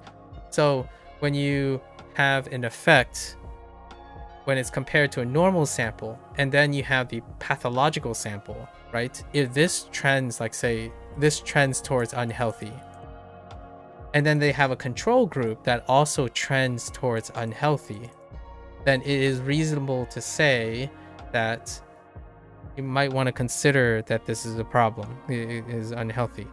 That's not how, in my opinion, that's not how the internet interprets things. They take the pathological sample and use it as a standard for the norm. So when we're talking about high glycemic index, I'm not sure where that lands. The idea is that if you're normalizing to people, right? If you're normalizing to the average Joe, my only thought is the stuff that people do to gain performance and like longevity for example, their spikes are all over the place. There's so many different types of spikes. Like, hear me out. Does actually, let me make sure. Does beer have a high glycemic index? Yes, beer generally has a high glycemic index. The GI of beer can vary depending on the type and brand. That's perfectly fine. It ranges from 50 to 110. So it ranges from low glycemic, what's considered a low glycemic group, to mid glycemic group, to high glycemic group. Now hear me out. Lots of people love to use this. They like to use Japan as like the gold standard. Japan consumes a lot of beer. Lots of beer. So when you're saying, oh, you know, but during the day they eat healthy and most of their foods are not high in glycemia. Yeah, but they drink.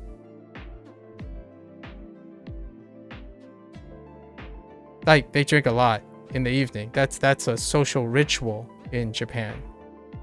Now you could make an argument. You could say, well, does, let's say, something like highball have high glycemic index? The answer is a highball is made with a spirit like whiskey and plain soda, right? So my question is, when you drink whiskey and plain soda of any time, is it higher than water? It probably is higher than water. And at that time, they are also spiking their blood glucose levels. And yet, if you try to use it as a cherry pick thing, well, their whole day is filled with spikes. And there are inherently large spikes in certain places in their diet.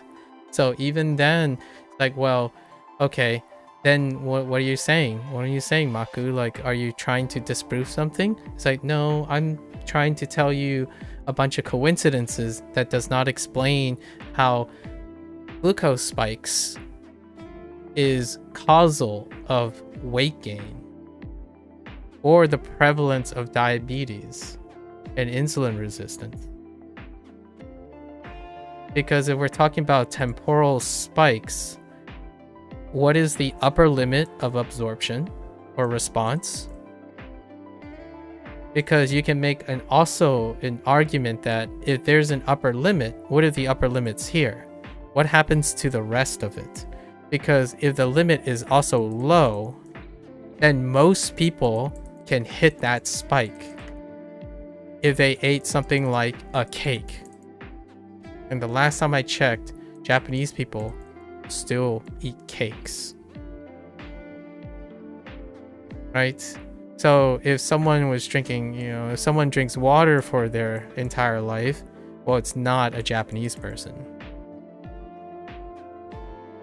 If I'm gonna be really honest, I don't know absolutely sure, but I can guarantee you there is more than 50% of people that are Japanese that do not only drink water. Right? But you can argue, well, they drink tea. It's like, okay. They drink coffee, possibly. Like, okay, so that doesn't spike your glucose, but they also drink beer. They still also eat desserts. They also eat fruits. Now, hear me out. You may make a counter argument and say, well, lots of people eat sugar in the United States, right? Right? Lots of people eat sugar, and then sugar is the problem. Sugar is the problem, right? And yes, overconsumption of sugar is a problem. I totally agree. And you can argue, well, Japan doesn't overconsume sugar.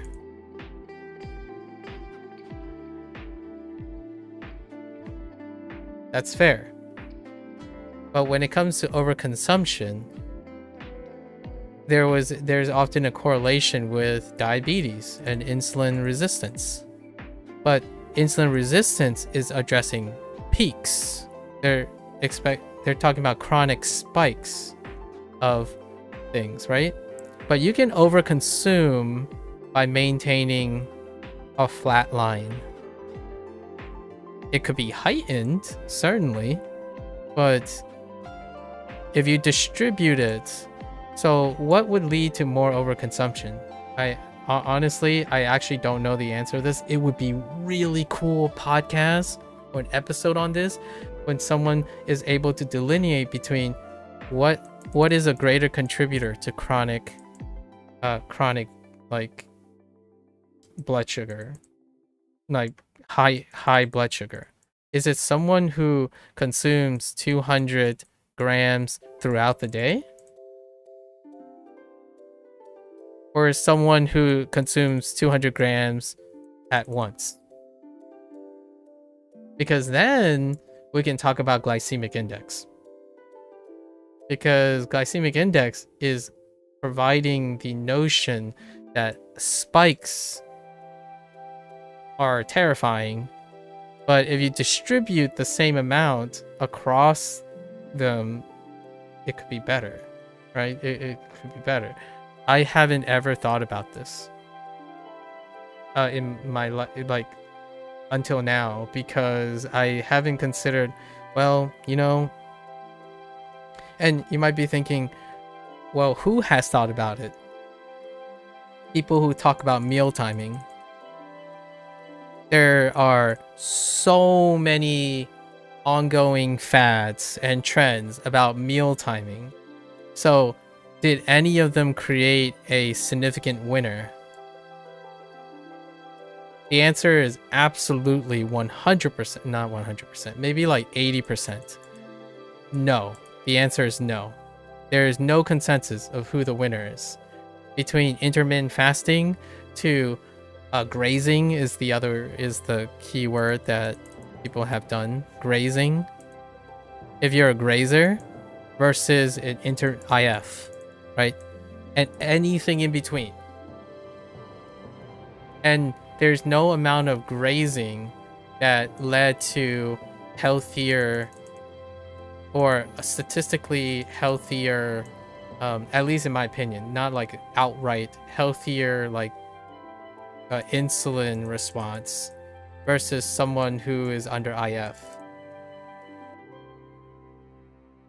And we're not even talking about people who do CD, a caloric deficit, by using exercise, using a practice of caloric deficit, right? I'm not talking about like performance-wise things. We're talking about caloric deficit in terms of longevity things. And then grazing, talking about grazing has that, actually, keeping your glucose level and your like body constantly metabolic, right?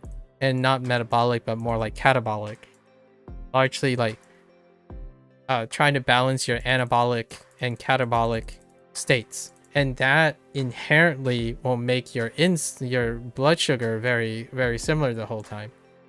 And yet I don't see an entire world or culture or subculture or geography that is filled with human grazing. Now, there is an argument about social structure, like societal structure, that imparts the 3 meals a day thing. That is largely have been debunked, largely because there's not enough things to substantiate it. So now meal timing is a crazy, in my opinion, sideline consideration to these glycemic index things. I do have to admit though, my glycemic index is like non-existent until my 1 meal. Legitimately, everything is stacked onto the 1 meal. So all my macros are met in 1 meal. Like most of the time. There are things, occasionally my parents would be a little adventurous, or I would be. So yeah, I'm about to talk about snacks protocol. So every once in a while, if I know I'm gonna go late, there will be a glucose snack before it. So I say this literally. I do say this. I say, hey guys, I'm gonna go and Get up, stretch, walk around a little bit. I'll be back. I'll also grab a glucose snack, and it would be applesauce. The applesauce has 6 grams of sugar, of added sugar. And I use it because if I'm going late, it's not really a flat line, really. It's kind of like slightly going down, right? But is it? Does it slightly go down? Or is my body maintaining the same thing and it's signaling that I need more sugar? You know how when someone says like, oh, I haven't had sugar for a while and my blood sugar is dropping and then you kind of feel like lethargic, maybe light on your head? I don't feel that. That's not why I take a glucose bump. I take it based on my meal schedule. So I don't necessarily eat predominantly based on when I reach a point that is bad anymore. So is that bad or good? It's so hard to know, right? I know that I'm going late, so my meal is going to be late. Why did I have a meal schedule? Habit formation. You know me, I'm the king of, or not, I'm not the king of habit formation. There are plenty of people who make millions of dollars and also are professional habit formation people. But for me, it's habit. Habits create standards, and then standards can help me determine what is changing or what is not. Let's see. So from the look at, wait, hold on. Are you still running every morning? I run every single morning, every single day. No questions asked. It could be cold outside, which could affect my health. It could be hot and stuff. Today was unusually hot, but every single day, that's what the fitness says, right? I post every single day. I run every single, and it's not really morning, it's whenever I get up, but I want to make that clear. It's whenever I get up. I get up and then the first thing I do is run, or the first physical thing I do is run. I technically don't literally get up and then start running. There's a morning routine. You just found it. Hermesis is the name for when seemingly harmful things can be beneficial with the right dose. Ah, I see. Hermes. Interesting. I'll have to look into that too. From the look of that person's build, I think they have bigger rows. Oh, my little diagram. I usually draw a large surface area to draw things in. So all my people tend to look like very large boxes. So it is, or like really like wobbly. So is it that you have to isolate parts of a system more than having to simplify it? I don't know. That must be dealing with the molecular, like measuring the local concentrations and whatnot. Oh, you didn't even consider the physical size of your body's store affecting even limiting it? Yeah. That is a problem. Scale is a problem all the time. I tell you. I can't tell you how many times. Here's a really, I'm gonna give you a hot take about science. Take it with a grain of salt, right? A hot take. Scale is a problem because the moment you say, oh yeah, that's a great experiment, we could answer so many questions about that, and then you go and say, how do I do it? And then you realize because of the scale, the short answer is it'll take millions of dollars. Millions and millions of dollars to create the necessary tool to measure at that scale. And it happens all the time. And when you're a scientist, right, like when you're an academic scientist, money is not on your side. Resources are not on your side. The hot take is you can't. So what do? You do the next best thing. You jerry-rig as many things as possible, and then what you say is, this is what we can reasonably say. Reasonably say. And then you add a big asterisk and you list like 10 different shortcomings. And then that's how you go about it. And you know what's really unfortunate about this? Despite being reasonable, and listing all the shortcomings, it does not stop people from glossing over the shortcomings and assuming it's fact. Like, for example, when you say this is unhealthy, asterisk, what was the sample? It's like, oh, sugar makes people gain weight. And according to the procedure, all those people are already overweight. And what did they compare it to? Oh, all active, non like overconsumption people. Oh, okay. Yeah, you'll definitely see an effect with that. You'll definitely see an effect where there are people who moderate all their sugar intake, and you compare it to a group that are over consuming sugar intake, and then when you take away the sugar, you see a prominent effect on the people who over consume sugar versus the people who have no statistical difference between their sugar intake. Like that's what I fear. Like, and you know what's here's another even deeper take on this. The longer this list is, the longer the shortcoming list is, in my opinion, I would argue, the less and less likely people will take notice. Like, so when was the last time you read something and it's like, wait, before you read any of our results, make sure to consider the following 10 points. Now, the question is, does the person have the competence to understand, quote unquote, the fine print? I'm human. I don't always read the fine print of every term of service that I agree to. But when you're thinking about research, you also don't have that. In fact, I would even argue even self-proclaimed professional journalists are human. Because they're human, they also don't do this. So how can we help with this?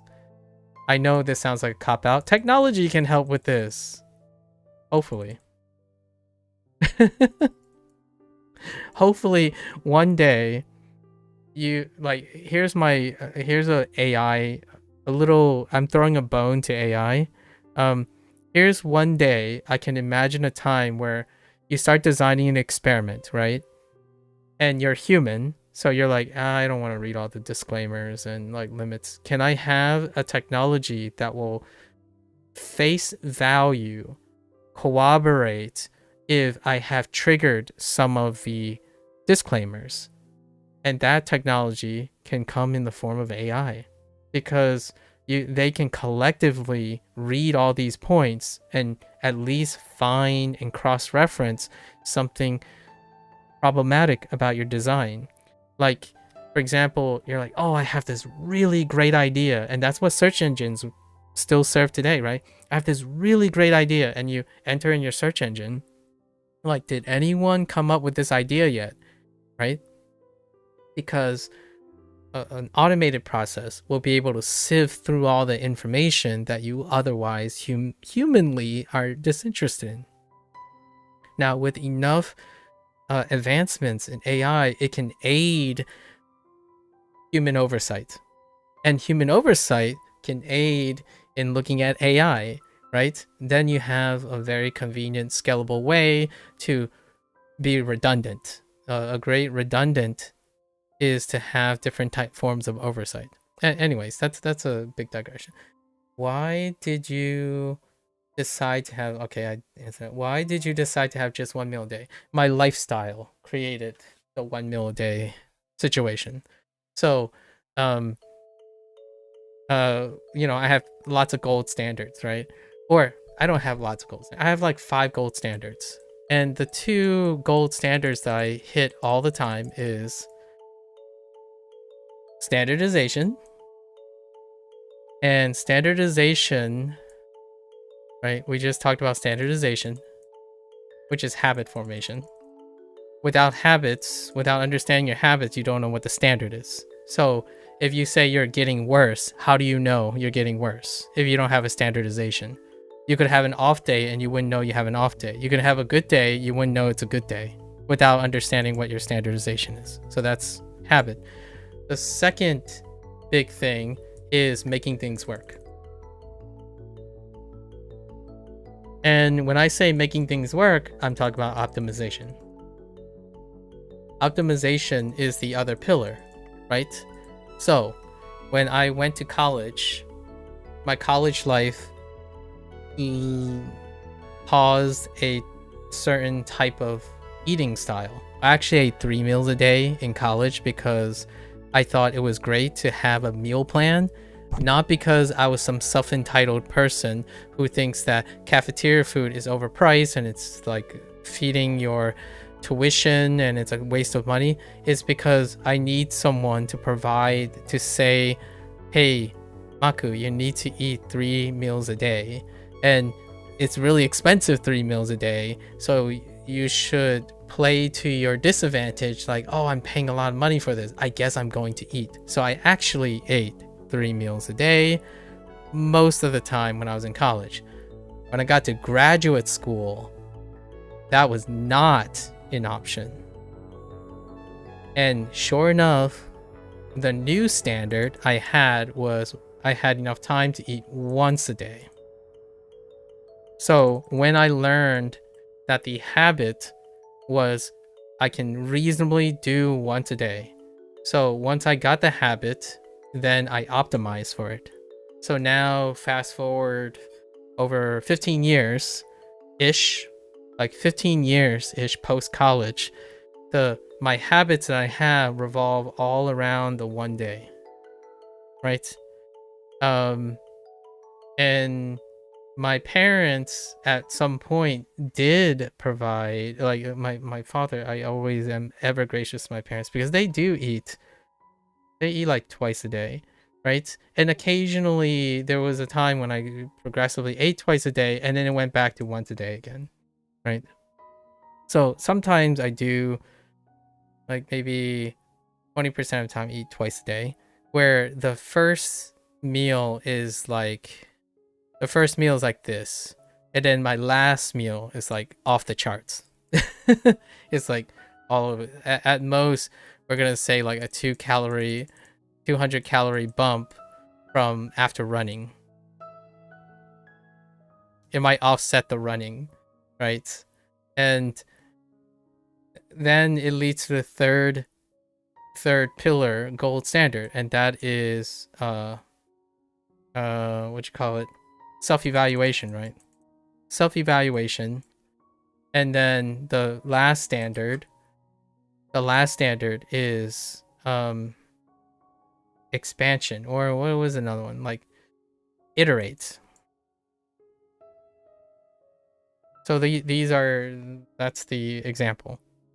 Basically, why did I decide to just have 1 meal a day? Circumstances presented a problem or presented like their situation, and then when I did it often enough, I'm able to make it better. So I continue to make it better, and then I make sure to check if it's becoming better. And then over a really long time of iteration and stuff, this is my current existing thing. So am I going to become pre-diabetic because of this? I guess we'll see. If someone comes up to me and say like, yeah, you're diabetic and it's because of this, it's like, well, all right, well, let's try to adapt a new standardization. Let's standardize, right? And the thing that I'm not addressing is there's no predictive power in this. So all this stuff that I'm talking about is not trying to predict the future. And that's one thing that the health craze, vitamins and supplements, healthy and unhealthy lifestyle and longevity, those are the things they're talking about. Preventive measures, right? Preventive measures.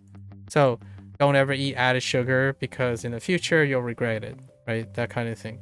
So none of this is going to address any critics of saying, well, what you're doing doesn't prevent or preserve your health. I agree, because I haven't addressed it at all. Like, this is not, that doesn't answer that. Doesn't answer why I decide to have just 1 meal a day. I didn't decide to have just 1 meal a day. I was conditioned to do so, and then I tried to make it work as much as I can. I had one opportunity to eat during my schedule that was already set. So it's kind of a chicken or the egg question. So instead of trying to find a life that was trying to mold the thing that I wanted to fit my schedule, I decided to make it work that way. So that's kind of like saying if I'm gonna get a job, right? If I'm gonna get a job and they say I need to work 8 hours continuous to get this job, I would find a way to make this work. And when I find a way to make this work, I'll try to make it better. Now, some people could argue, well, if make it better is to work only 3 hours with a 2-hour break and 3 hours. The question is, are you gonna go find a new job to do that? For me, I tend to make it work because I think the body is sufficient to do this. So much like what Mika said earlier, anything can be good or bad health-wise, depends on how much, often, and what's in it. But that's also when your circumstances, and the circumstances of Mika trying bubble tea is that Mika wanted to enjoy the experience as to override the the caffeine that's in bubble tea. And yes, they don't know that's body sufficiency. It's about making choices that your body can handle and moderate it. So it's moderated. Now, I don't actually know if you're going to do irreparable damage if you spend your whole life IFing, right? So that's kind of an interesting question. I haven't really considered that. Do you have your one meal soon after my run? No. I have it after stream. So you get up, right? Get up. I do my morning routine where I like check emails and stuff and prepare for the stream. I go to run. My father can choose to introduce a 200 calorie thing. Sometimes maybe even higher, like 500 calorie thing. So I do have 2 meals, maybe a second meal here, and then we stream. Then I do my evening things. And anywhere along the evening things is when I eat my large meal, which is greater than 1500 calories. And then usually I like to keep like a 3-hour gap-ish before sleep. And then it repeats. World leaders need to fund the hard science a lot more.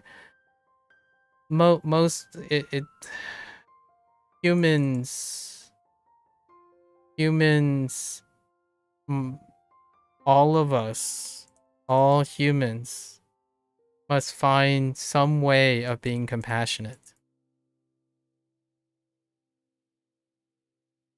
for humans. So, as opposed to having a diffusion of responsibility. I understand world leaders, there's already a choice in distributing responsibility. World leaders are leaders. They have disproportionate responsibilities of their position and influence. However, I would like to say it's probably a little bit more reasonable to say human compassion leads to funding. And what I mean by that is world leaders or people who are making decisions, very hard decisions, or what I mean is compromises, when they fund things, it often comes from a place of duty and responsibility that involves favoritism and like payback and returns. But if we are able to, as a whole species, exercise one thing that makes humans humans, which is the act of compassion, oftentimes funding comes as a consequence of that passion. So compassion, like compassion for the future generation, compassion for even inanimate things, like compassion for earth, compassion for things you might not conceive, trees, plants. So one of the things I would say is something that transcends world leaders or the disproportionate necessity for like distribution of responsibility is the idea that maybe one day compassion is the thing. And with compassion comes those distribution of funds that help with the betterment of most things, in my opinion. So I wanted to think about it a little bit larger, because if you become a little too specific, it would mean that it may insist that they are the only people who are responsible for it. And those world leaders were once also humans that weren't world leaders. And then oftentimes world leaders have priorities that they might actually think they fund science sufficiently, right? At the compromise of a lot of other things. But compassion goes a long way. Compassion goes a long way. A lot of the news media companies love doing that as well. Wait, I lost track of what the news media was referring to. Yeah, this is my schedule right now. I don't mind. I definitely can iterate myself to 2 meals a day. If someone says like, oh yeah, you know, yeah, it must be like overlooking disclaimers, like shortcomings. If you're referring to that for news media, yeah. If you're talking about overlooking like stipulations and whatnot. But I think there is a room to iterate on 2 meals a day. And maybe I could give a personal anecdote of having 2 meals a day improves, I don't know. I don't measure my blood sugar.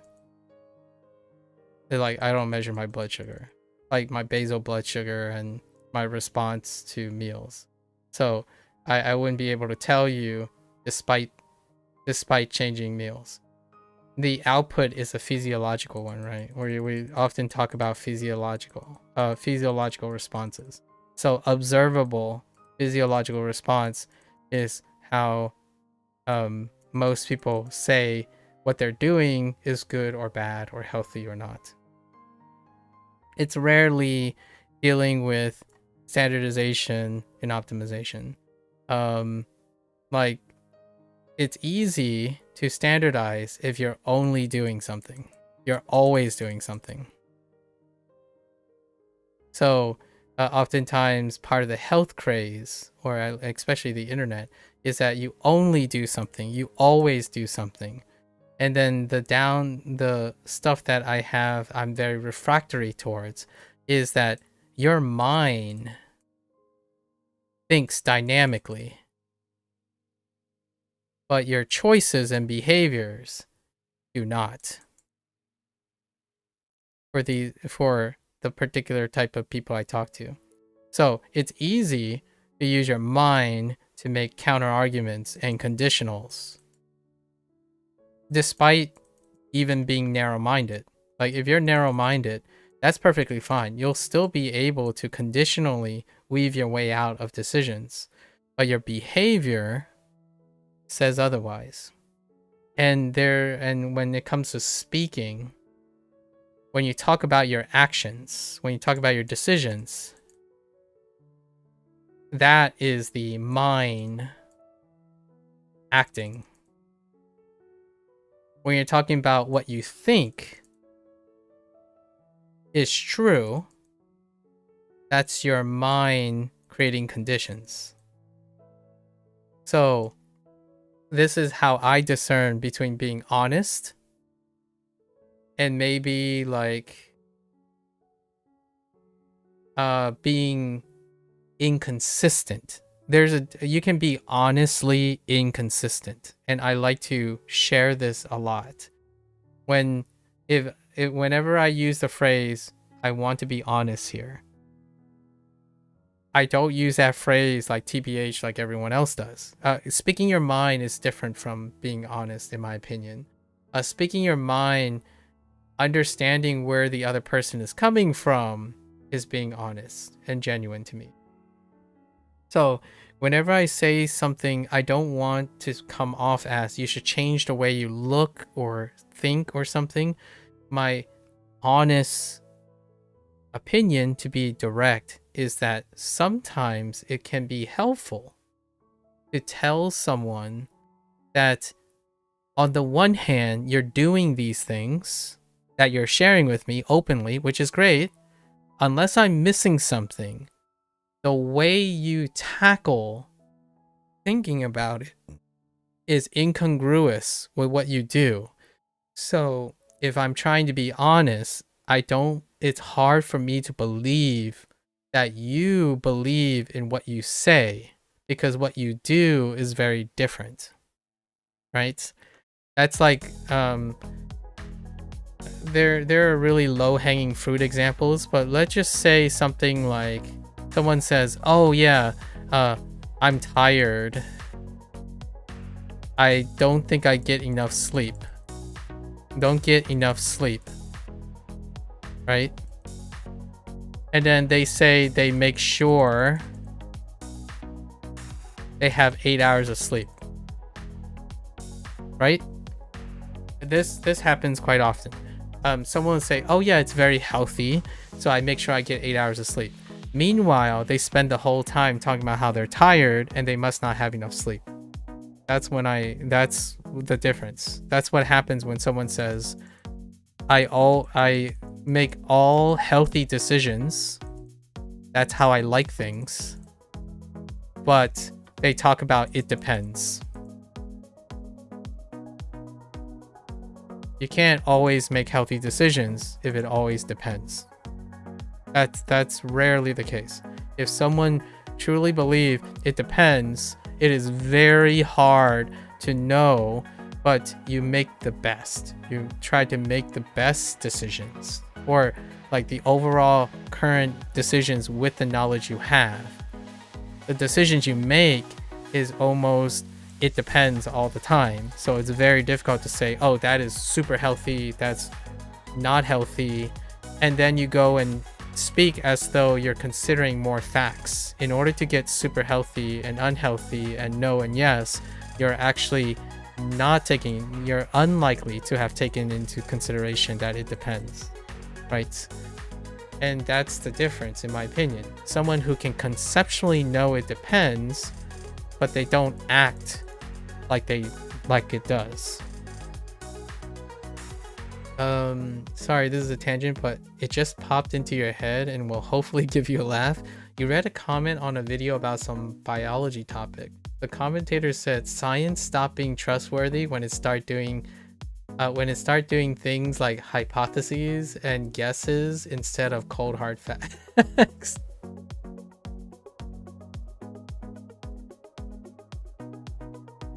I need to process that. Hold up, I'm breaking out my pen for this.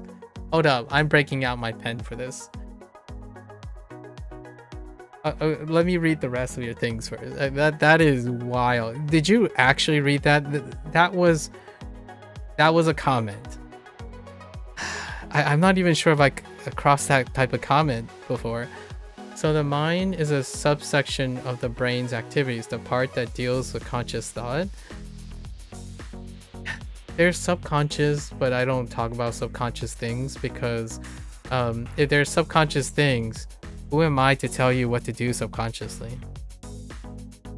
You know what I mean? Like, maybe there's other people who are far more confident than me and tackle in, like, I don't know, Freud, throw in some Freud or something like that, or something like tackling intuition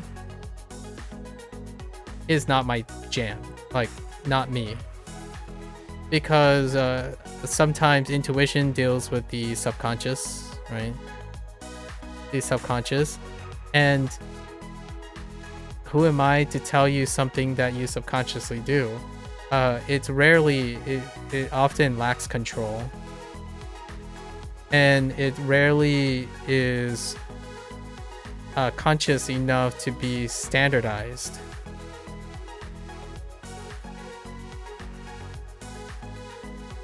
Now, I can tell you, I can share my intuitions and my subconscious thoughts, but rarely would I ever make commentary and stuff on other people's subconscious and intuitive thoughts, because I'm not them.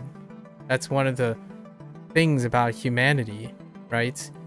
You can't, it's very difficult to know that stuff. So most of the time I talk about conscious thoughts and conscious actions. But someone would say, well, what about the subconscious affecting your actions? It's like, yeah, I know.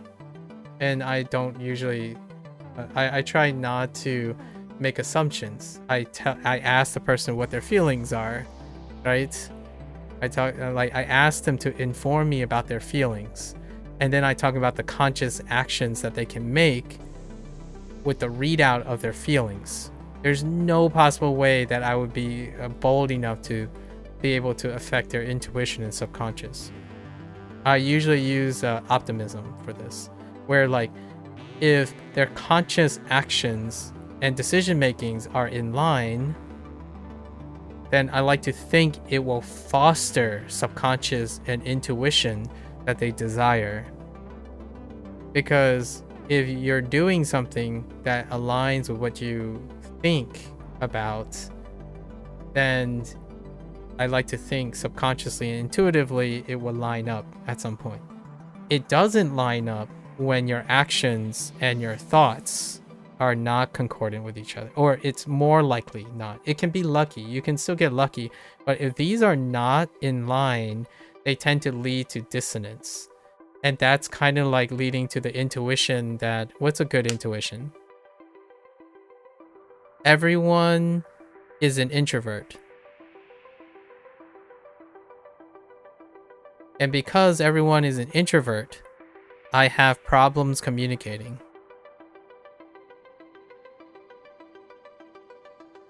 This is one that I tackle on a daily basis. If everyone is an introvert, then obviously the problem is no one likes talking to each other. So I have problems in communication. Right? So everyone is an introvert is a conscious thought. And I have problems communicating is intuitive. They're intuiting that they have problems communicating because they believe that everyone is an introvert. Right? And I'm not saying they're wrong or right. I'm trying to say there are ways you can consciously practice communicating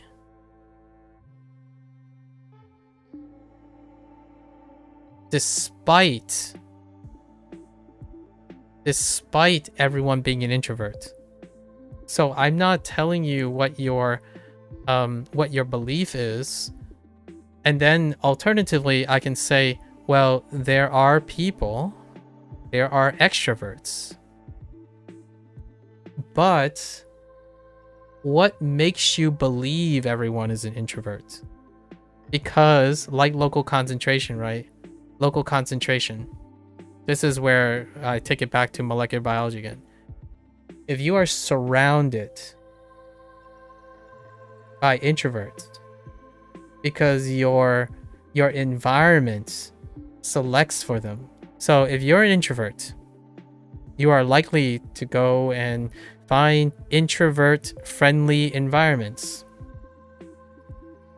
So yes, everyone could actually be an introvert. I have no way of refuting that. I'm not going to change your mind that you believe everyone's an introvert, because around you, it is very possible to have everyone be introverts. The idea is I will introduce in an environment that there are extroverted people, right? But then both of these are both true because they are conscious thoughts. You can see and be guided by someone else who offers a counterexample.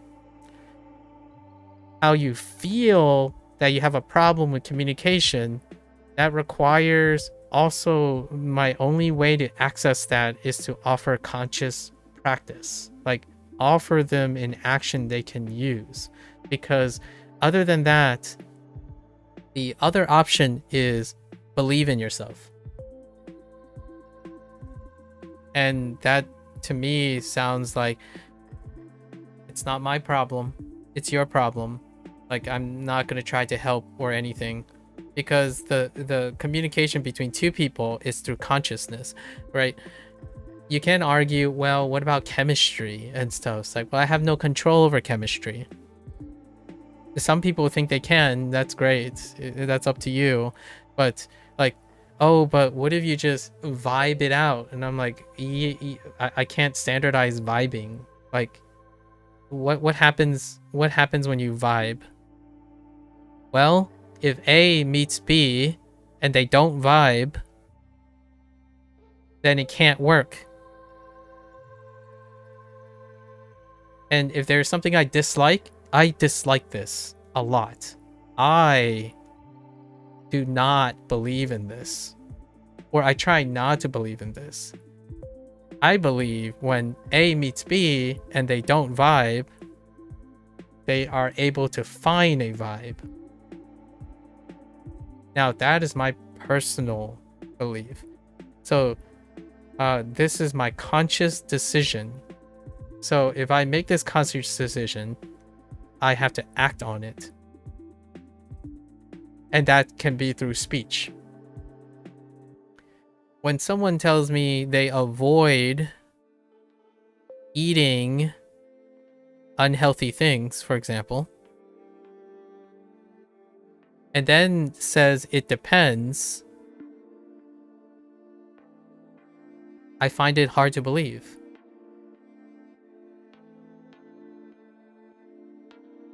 Because if you almost holistically avoid eating something unhealthy, it doesn't depend. It's always true.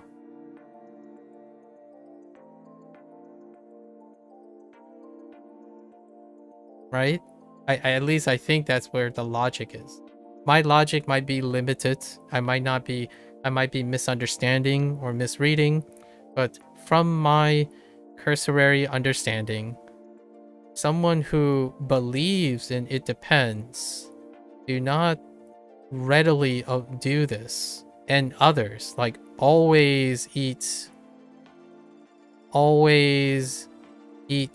healthy things. Well, then it no longer depends. Right? And that's perfectly fine. You can still believe these things. If, in my opinion, and then you bring in intuition, right? There's still the wild card of intuition. Is the person happy? And healthy, even. Is the person healthy and happy? If it is, I don't say anything. I don't need to do anything. Whatever they're doing works. At least in my opinion, so I don't interlope. So, I like to tell them that. It's like, hey, by the way, I just want to tell you what I think is inconcordant, but hear me out. If you're a healthy person, you're very happy, you don't live a life of regrets, I believe you. Because those things I can't change. Like the subconscious, intuition, I don't want to touch that. That's not going to be me. If I'm making you insecure, I'll stop. I can't change something that the person's intuiting because there's nothing to talk about.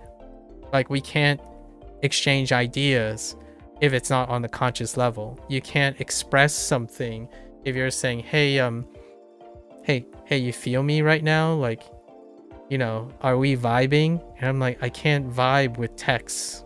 I can vibe with the words you're saying and the words you're conceptualizing. Because we have to remember we live in a technological world. We don't occupy the same space. Sure, I can try to vibe if you're like at a concert with me, occupying the same space, maybe living similar life and sharing experiences, but that's not reliable in this format. Personally, right? I can still make the attempt. Like sometimes when someone says, I don't know how to explain it, it's like, how does it make you feel? That's my shortcut, by the way, or my concession. So whenever, like, if you share something with me, pro call, and you're like, you tell me like, oh, this thing, this thing sucks. Like, I don't know how to explain it. I would ask you, how does that make you feel? Because in my opinion, that is still something, but I don't have to necessarily consciously understand it. I know that expressing that is the closest thing you have, right? Because sometimes feeling can be very overwhelming. So it's like, it's not a conscious thought. It's more like, this is just how I think. This is just how I feel. Like, oh, this angers me. I'm like, okay, can you try describing what it is? And then we can get to a conscious thought in some way. You avoid even the collective mind. Wait. Do you wake up naturally or from an alarm? I wake up naturally. It's been a very long time since I woke up in an alarm. Right now, 3 p.m. is my wake up time. It's usually spaced, I mean, without sounding cliche, it's usually spaced 7 or 8 hours from when I sleep. I wake up at 7-8 hours from the time I sleep. Even the collective minds of the best experts in the relevant fields would not be able to know all the healthiest decision for someone, more or less. I avoid getting into petty arguments with commentators online, but I really wanted to reply saying, what happens before something becomes a fact? Oh yeah, I forgot about talking about that. I totally forgot. Hold up. Or do you just believe it's all one step that goes from no idea straight to being a confirmed fact? Well, I think the thing that I would say is, can you tell me, like, I'm assuming this person's an English speaker, right? Can you tell me the difference between observation and facts?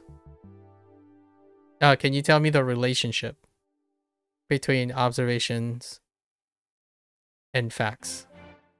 And then tell me the relationship between interpretation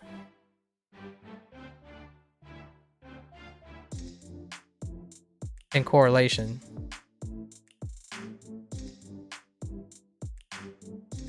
And that's all I need to, in my opinion, that's all I need to know. Because if this person is able to explain all of these things, fine, hands off. If they start explaining these things, then I think the vast majority of people may see it differently. And to me, that encourage open dialogue. So I don't have to project into my opinion. I don't have to tell them what observation, facts, interpretation, correlation is. They're informing me of it. But the thing about video comment sections is that lots of people read and talk, but I don't think they agree on what is considered observation versus facts, and then what is interpretation and correlation.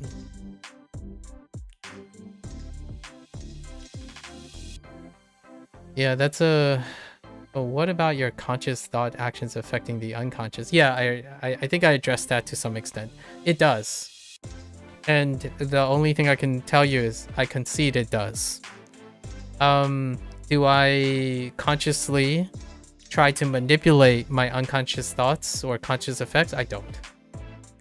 So come what may, you can call it the luck factor.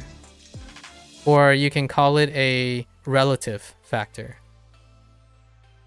So I operate on relativity when it comes to the unconscious effects on my existing actions. are my conscious actions. So there are things that when I do an action, there's unexpected results. Unexpected results, right? A lot of times is attributed to unconscious thoughts, or like something in intuition happens, and I take them with a grain of salt. Or not a grain of salt, but I welcome them as unpleasant or pleasant, because these things deal with feelings. My conscious thoughts creates pragmatism. Right? It creates muted feelings because you thought about it, right? The unconscious thoughts is when things you don't take into consideration, which I don't take in consideration, which leads to disappointment, anger, sadness, digressions, things turning me off and turning me on, that type of thing. And I take it with what life has to offer. Right? This is my humanity. Conscious thought is to regulate. A better related word, to moderate this. And that's perfectly fine. I'm okay with not controlling my unconscious thought or trying like really, really hard. I don't devote my life to my intuition or my unconscious thoughts, because in a way, it's beautiful. It creates spuriousness. So honestly, it's here's the difference. If you had a source of efforts, right? How would you how would you spend your time doing it? Do you spend most of the time trying to concern yourself with your unconscious thoughts or unconscious tendencies? You could try. I mean, you could also build an entire routine to take advantage of your unconscious tendencies.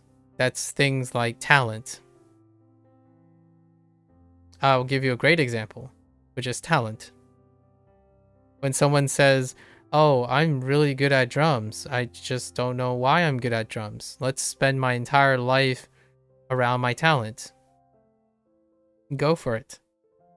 Right? I'm not here to say you can't embrace your unconscious tendencies. Right? Oh man, you're just really good at math. Go for it. I chose not to, because the things I choose, I make conscious decisions. Now, from time to time, I count my blessings that maybe what I'm doing is what I'm talented in. And that is when I feel lucky. And then maybe I'm just bad at it. And that's when I feel disappointed, because I'm just bad at it. What am I bad at? Well, I can tell you I'm bad at allergies. Sucks to suck. Womp womp. I don't give it a lot of time. Honestly, I just don't give it a lot of time. Like, and I'm not talking about the act of maintaining or moderating allergies, you know, like minimizing allergens in your site. Those are conscious decisions. I make conscious decisions to address things that my unconscious body does, right? My body hates histamines. Sucks to suck. But I don't spend my efforts talking about how I can change my genetics, right? When I ask someone, hey, how do you wear your hair? I talked about this with Mika. How do you wear your hair? And then Mika mentioned floofy, the floofy problem. And of course, my first response is, floofy sounds adventurous. Can you do anything with it? Like make it even floofier. Like you might like it, that kind of thing. I work with the thing. We work with what we have. I don't spend time wishing it go away. And unfortunately, that also makes me a little bit cold. Because when someone tells me they absolutely hate the floof in their hair, I can't make them like it. Like, I'm not gonna sit there and say you might like it if you do something about it. That's not it. It's like, I know you don't like it. How about liking it? How about disliking it less, and sharing some ideas, right? So that's kind of the perception. If you think studying kanji is really difficult, how do you make it less difficult? And what I mean by that is, how does that person think they can make it less difficult? Not me telling them it is less difficult if you try. That's not the same. And oftentimes the reason why I say this is because we had this talk 2 days ago, Procol, about the perception of difficulty, right? Like we were talking about snooker and pool. In the end of the day, my connection is with the person's thoughts. And one of the thoughts is when I talked about it was I appealed to your feelings.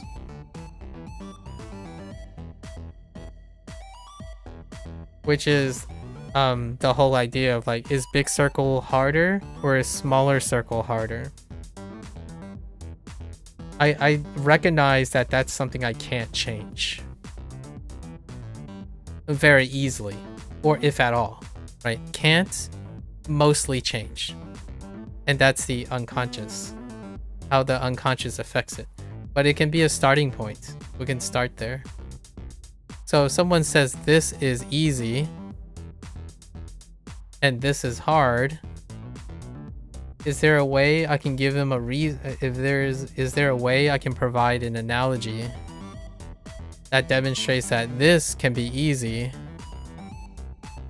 and this can be hard? If so, then I don't need to worry about their unconscious. They are consciously seeing the connections. Now the question is, what will become of that? Fingers crossed for me. I would say hopefully it leads to more discoveries, more choices in their lives, right? Like tackling something very difficult at first, but then becomes the easiest thing they do, and then the thing that they thought was easy, you got rusty at it, and that's perfectly fine. And then it leads to that whole talk about jacks versus aces. But yeah.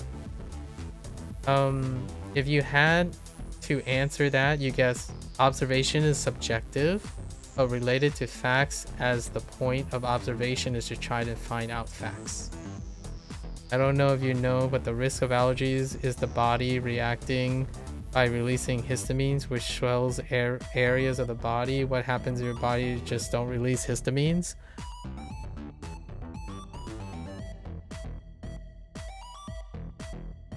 What do you mean by if they just don't? That's a good question. I'm not sure if there's anyone who has a histamine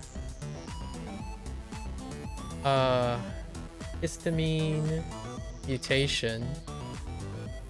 How about a lacking histamine mutation?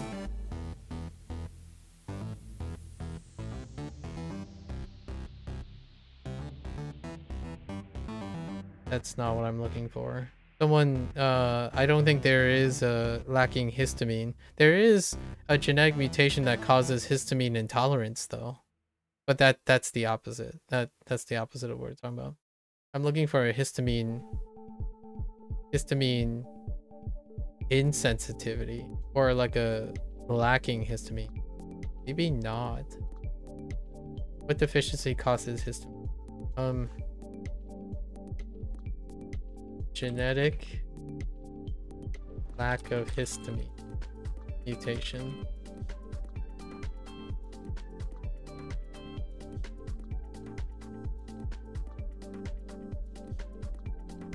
Oh, okay. It's related to histamine intolerance. That's what they're calling it.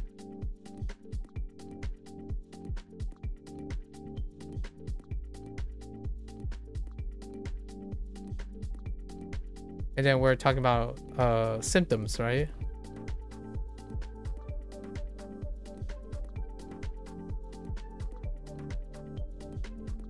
A lot of things, apparently. Terrifying things. But there's no clear if you're talking about like potential symptoms, I see anxiety, mood swings, headaches, digestive issues, greater risk of neurological. So bad. Bad when your body stops either producing histamines, which creates an histamine intolerance, apparently. Which means that histamine is then not broken down in the body and it collects. So apparently there are individuals who may have, it's not a single mutation, it looks like it's polygenic, but bad. It just destabilizes. So histamine is important, is is probably the very lukewarm response to, if your body is absent from its is absent of something from its homeostatic position, then it probably creates systemic problems, and that's one of them. Apparently you can get a polygenic mutation, as in more than one gene, or more than one mutation spot, that impairs your body's ability to either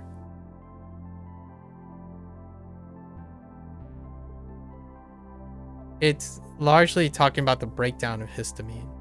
It doesn't necessarily say, honestly, I'm not even sure what histamine,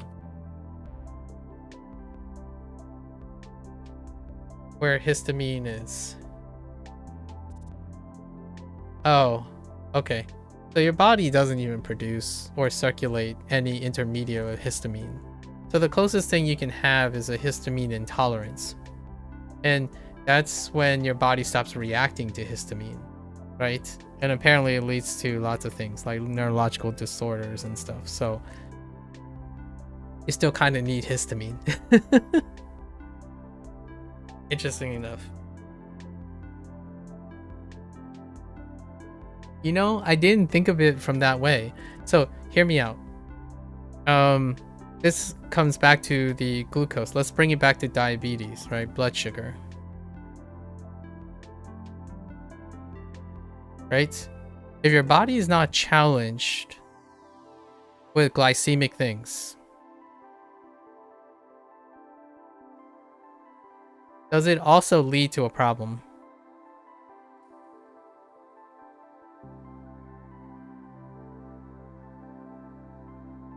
We asked, like, I skirt around this question for a while today already. Now, a lot of times you can argue things like lactose,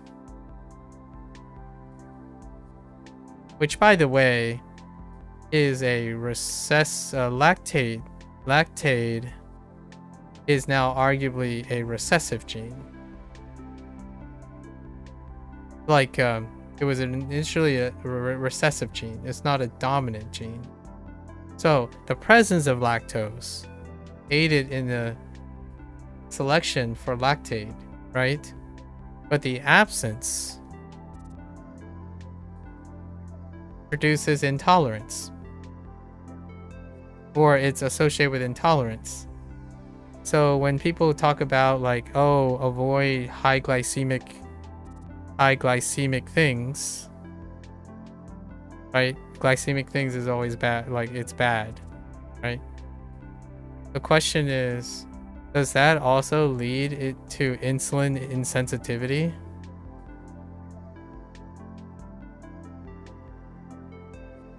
I don't know, and it would be kind of interesting because the body isn't challenged to break down sugars. But you could say, well, there's a lower threshold. Well, that's cool. Maybe like this is an exception because the body always maintains a specific amount of insulin secretion. So this is where one of those cases, it's not like histamine, right? It's not like histamine where it's exogenous. Histamine is exogenous, apparently. I don't know a lot about histamine, so don't quote me on this. But because of the challenge of histamine, there's a tolerance for it. If you remove histamine, then there's an intolerance for it. Now the question is, do you commonly encounter histamine? The answer is yes, you do. So if you don't get challenged by it, does that lead to intolerance? So allergies are just a misdiagnosis of something harmful by your body? I don't really know. It's generally, right? The layman term, which is, I'm a layman as well, is the idea that histamine is a sensitivity that happens to coincide with other signaling factors. And that signaling factor leads to broad responses that coincides with symptoms that kind of looks like a cold, right? That type of thing, like an inflammatory response, right? An inflammatory response. Now, so it's not really the body misinterpreting it, sort of. You can argue the body is misinterpreting it because histamine shares with something else. Now, the body isn't misdiagnosing because from what I just read now, if you have an inability to break down histamine, this results in lots of problems too.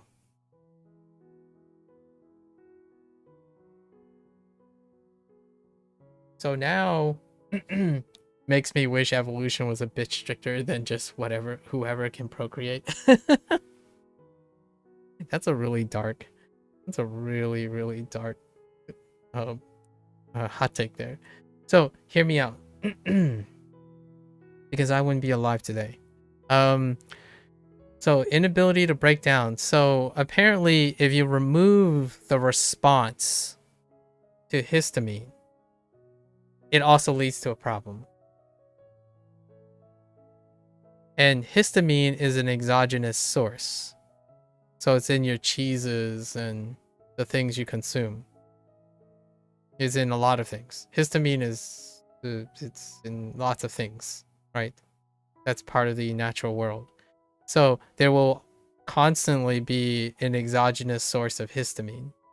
So the body probably has a relationship with it. It can facilitate and break it down.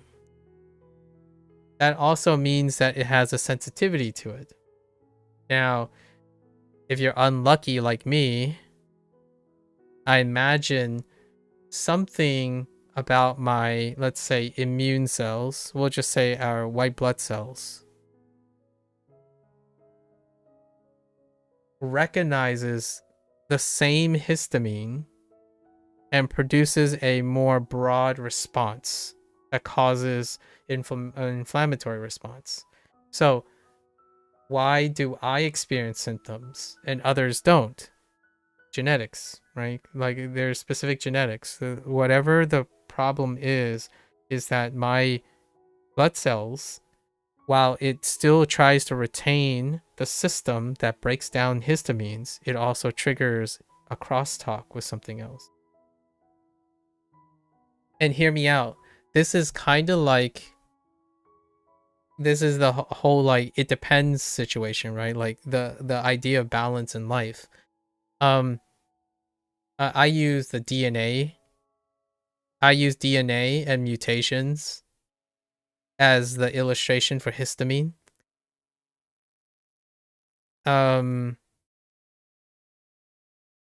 Why can't DNA never mutate?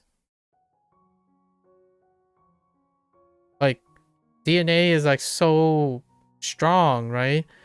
Like it's so important to maintain. It's like why can't they just remove mutation? Like, well, mutation leads to change. That's what creates evolutionary adaptation. So if DNA always stays the same, it only takes one virus to destroy the entire human race. Or at least a group of humans. Actually, if DNA always stayed the same, there would only be one race. Technically. Like if we were talking about like full phonetical reproduction, there wouldn't be a capacity to change. Yeah, and then we can go into antibiotics. It's usually the antibiotics would be pathogenic bacterial, right? But one thing that's guaranteed is viruses will win. Bacterial has also preservation stuff, but the most like highly variant and self-selecting, in my opinion, in self-selecting pathogen in our world is viruses. Do viruses procreate asexually? It's kind of hard to remember that viruses are considered parasites, so they don't reproduce, they don't procreate. They don't procreate without a host.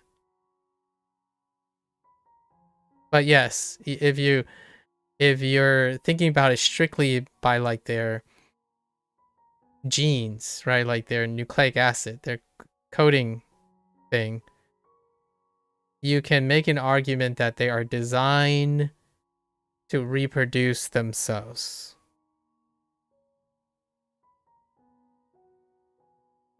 Like, I'm hand waving a lot.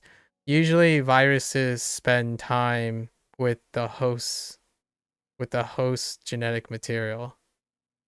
So a lot of viruses that quote unquote like multiply, they always have a chance of hijacking and then gaining function and whatnot. That's why viruses are often highly mutating. They interact with the host. So when you think about asexual reproduction, a lot of times you're talking about a lack of genetic mixing, right? So kind of like if something reproduces itself, there's no additional genetic component, right? There's no, but viruses do a lot of times inherently interact with the host's DNA, so, or like genetic material, so it can have the propensity to exchange genetic material. Especially the viruses that I'm interested in when I was in college, retrovirus, or when I was in graduate school, retroviruses. Retroviruses inherently interact with their host DNA. It's to the point where some of these viruses are responsible or related to some of the genes humans have today. Like your placental gene. And I imagine if like an evolutionary biologist makes a very modest claim, the placental gene is probably selected environmentally after that. So like maybe there was a time humans were infected by some sort of integrating virus, and that integrating virus coded for a gene that so happens to work concordant to create placental tissue. And because that people are more successful with placental genes, those people then have children, right? or are far more successful at having children than the placental gene over, I don't know, years, like hundreds of thousands of years, then the placental gene is present. Placental gene is commonly one of the things that are cited as having viral origins. They were exogenous. And they carry elements, viral elements, that would suggest that this gene was of viral origin. They were not, like, it was not evolved necessarily in-house. It was not mutated in-house. It was brought in and then created a selective success. And this is the example that I use a lot of times because it's like very layman, it's very like visibly observable, and it doesn't require me saying like PLA CN1 factor 1 was inherited through this virus dubbed like PLX2 that is like acquired 100,000 years ago, which then speciated, like that stuff. I don't know that stuff. That stuff is so hard to remember, so I don't use that either. It's a placental gene. There's a gene that is related to the proper formation. It's almost essential for proper placental gene placental formation in humans, and the whole idea of reproduction is why I chose this gene, because not only are viruses classically seen as parasites, and they usually are defined as asexual reproduction because they hijack the host and they only typically reproduce their own genes in most cases, like repackage their genes and create. That's why we can vaccinate, right? But viruses also classify as one of the most highly co-evolving things. So they do evolve and mutate due to the transcriptional translational life cycle, much like humans gaining mutations. So in a sense, you could say it's not quite asexual because they have the capacity to evolve. They have the capacity to change their coding stuff, or even acquire new ones, or be integrated into a new host. So that's kind of like, I guess you could say, they can exchange genetic information. That's one of the things that kind of makes asexual reproduction. It's one of the strict definers of asexual reproduction, which is that there isn't any gene exchange, right? There's no capacity to, but it's very hard to define when it comes to treating viruses, because viruses don't reproduce by the dogma, right? Dogmatic understanding of viruses is that they don't reproduce. And what I mean by that is reproduce in the sexual, asexual manner. They require a host most of the time.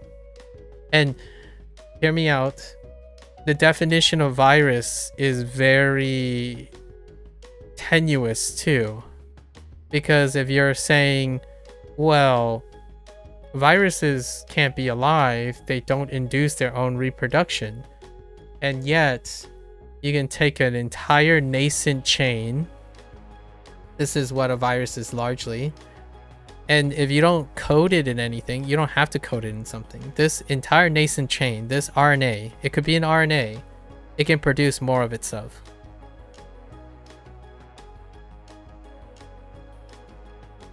And there are examples of this because it deals with like the RNA world hypotheses.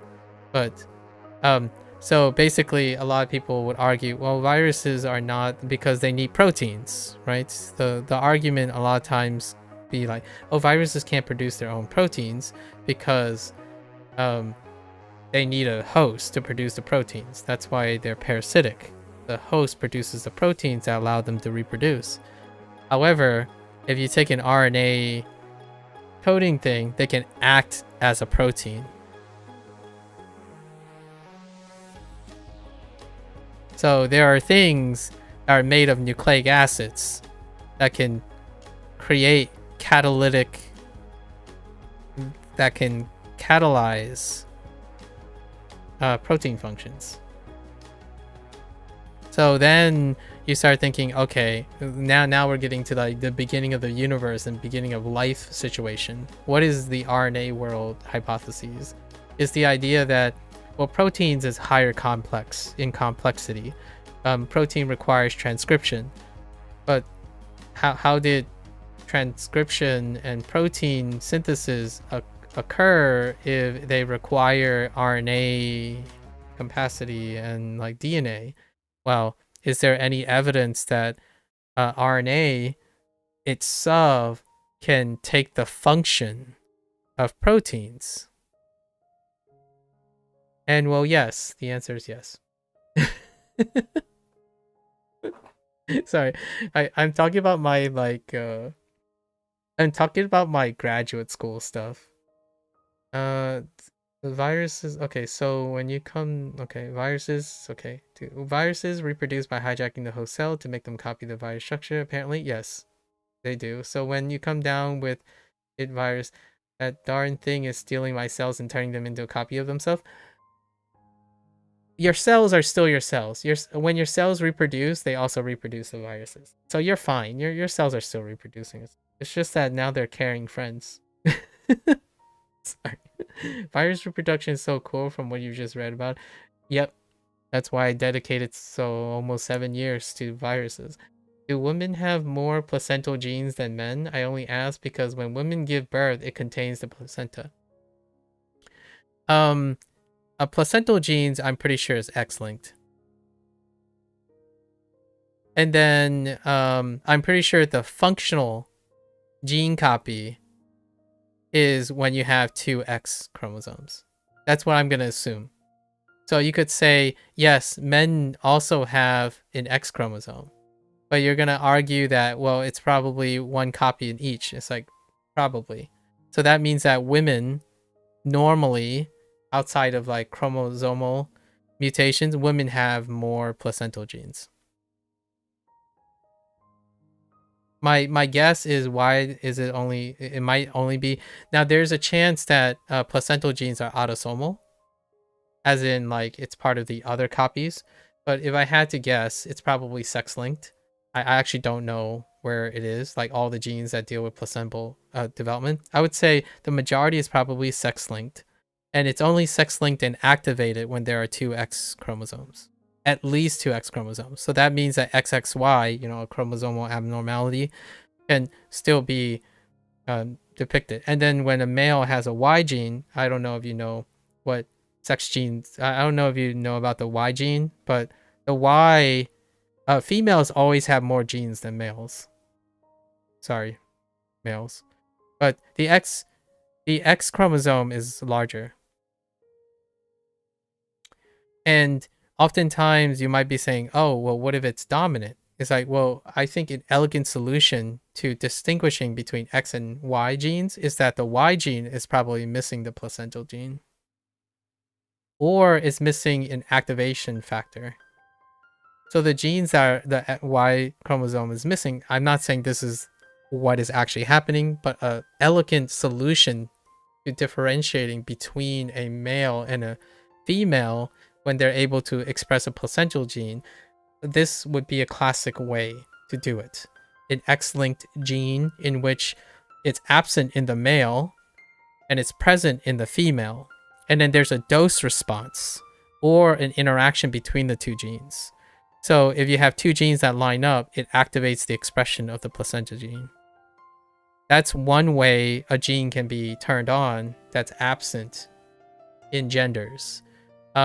It could be literally chromosomally linked in the sense that what gene you inherited, like this will come from the mother, right? But the other one would have to come from the father. There is a chance you can have a epigenetic switch where the father's copy is always inactive. So when you inherit the mother's copy, that placental gene is always active. Because it is possible that when genes are inherited, when like chromosomes are inherited, their epigenetic markers stay. That's how genes are regulated. So not only what you say like, well, both male and female has 1X genes. Why are their expression patterns different?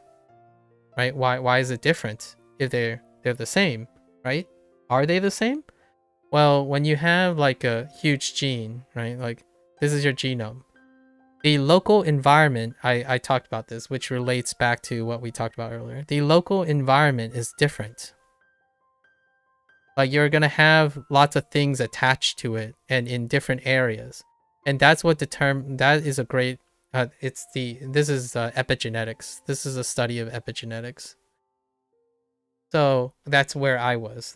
That's what I was studying, by the way. So when a virus enters the host cell, or when a retrovirus enters a host cell, it has to join the host cell. It has to like insert itself. How does the virus tell where is a good place? Where is a good place to integrate? It's dependent on what's on it.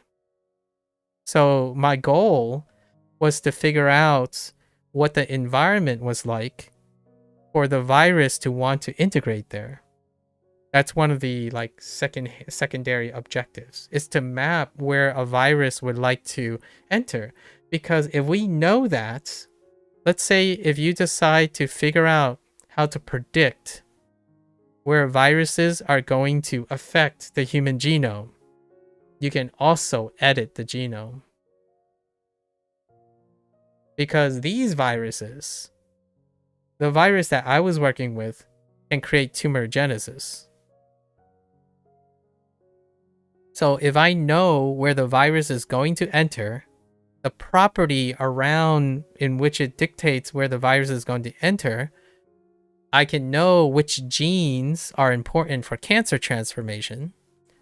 And I can also know how to prevent and where to look for how the virus interacts. So it's like twofold. You can learn about how the virus interacts with the host, or you can also select based on the phenotype, on the pathology of the so that's the in a nutshell. This is what attracted me to 7 years of my life. I absolutely love talking about this all the time. The obviously the downtime is it takes 7 years, and we barely scratched the surface of this. We barely scratched the surface of this little nutshell, and I hope that other scientists are well on their way. Also, okay, let me read everything else quickly because I do see you talk about time. You got a bit distracted about virus reproduction being asexual or not. I asked, as asexual reproduction has far less genetic change per generation. Yes. Yep. And I can argue that viruses are more asexual based on potential for genetic change per generation. But then again, there are viruses that violate that. The flu virus, influenza. Influenza is a DNA segmented virus. Because of the nature of its segmented thing, they change in and out very often. That's why you get a new flu shot every year. So the reason why viruses are probably less likely than bacterial antibiotics is a selection factor for bacteria, right? Bacteria can adapt very quickly, but viruses are one of the most diverse pathogens. So bacteria and viruses are both very terrible, and it's like a competition. They're both incredibly diverse. However, bacteria doesn't interact directly with the host genome. Viruses often do. So while antibiotics can select bacteria out, that's why antibiotics are so efficacious, and it continues to be systemically efficacious. Vaccines go out of date for highly mutagenic viruses, because viruses interact with genetic material more. So when you're thinking about asexual reproduction, oftentimes people are comparing it to microbiology, which are bacteria, but ultimately viruses are genetic material. They have to go and interact at the genetic level. Bacteria doesn't. Bacteria doesn't have to interact with the host's genetic material. They're necrotic, exogenous from the host. So they're, despite asexually reproducing, they don't have propensities that viruses do when it comes to evolution or coevolution. Also, you've decided to scrap your plan to leave after 30 minutes. You could have guessed. You're just now going to not getting no sleep and then sleep in the car tomorrow. I hope you have good thoughts and sleep well. It's worth it. It's worth it, you know? So have viruses used RNA to replicate protein, or do they only use DNA? So the modern day viruses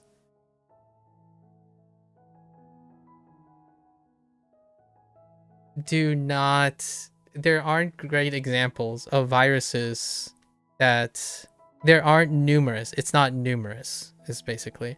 There aren't numerous examples where virus RNA act like protein.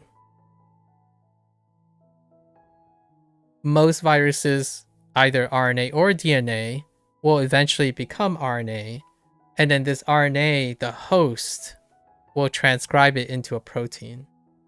And that protein will carry out the action. Okay? So, for the most part, I would say it's still pretty dogmatic. The contemporary modern collection of viruses that we study to this day, the rule, like the more common rule, not the exception, is that viruses act through the intermediate of proteins, whether that's the host protein or a gene that the virus codes. So, for example, I'm stop making these kind of hold on 1 second. So, for example, in RNA, a retrovirus contains the gene for reverse transcriptase, right? We'll just call it RT. And this RT is not it's not human. It's not human RT. Humans don't have this. Humans do not have RT. So the virus is providing the gene of which then the human proteins produce the product, the protein, that allows this virus to reproduce.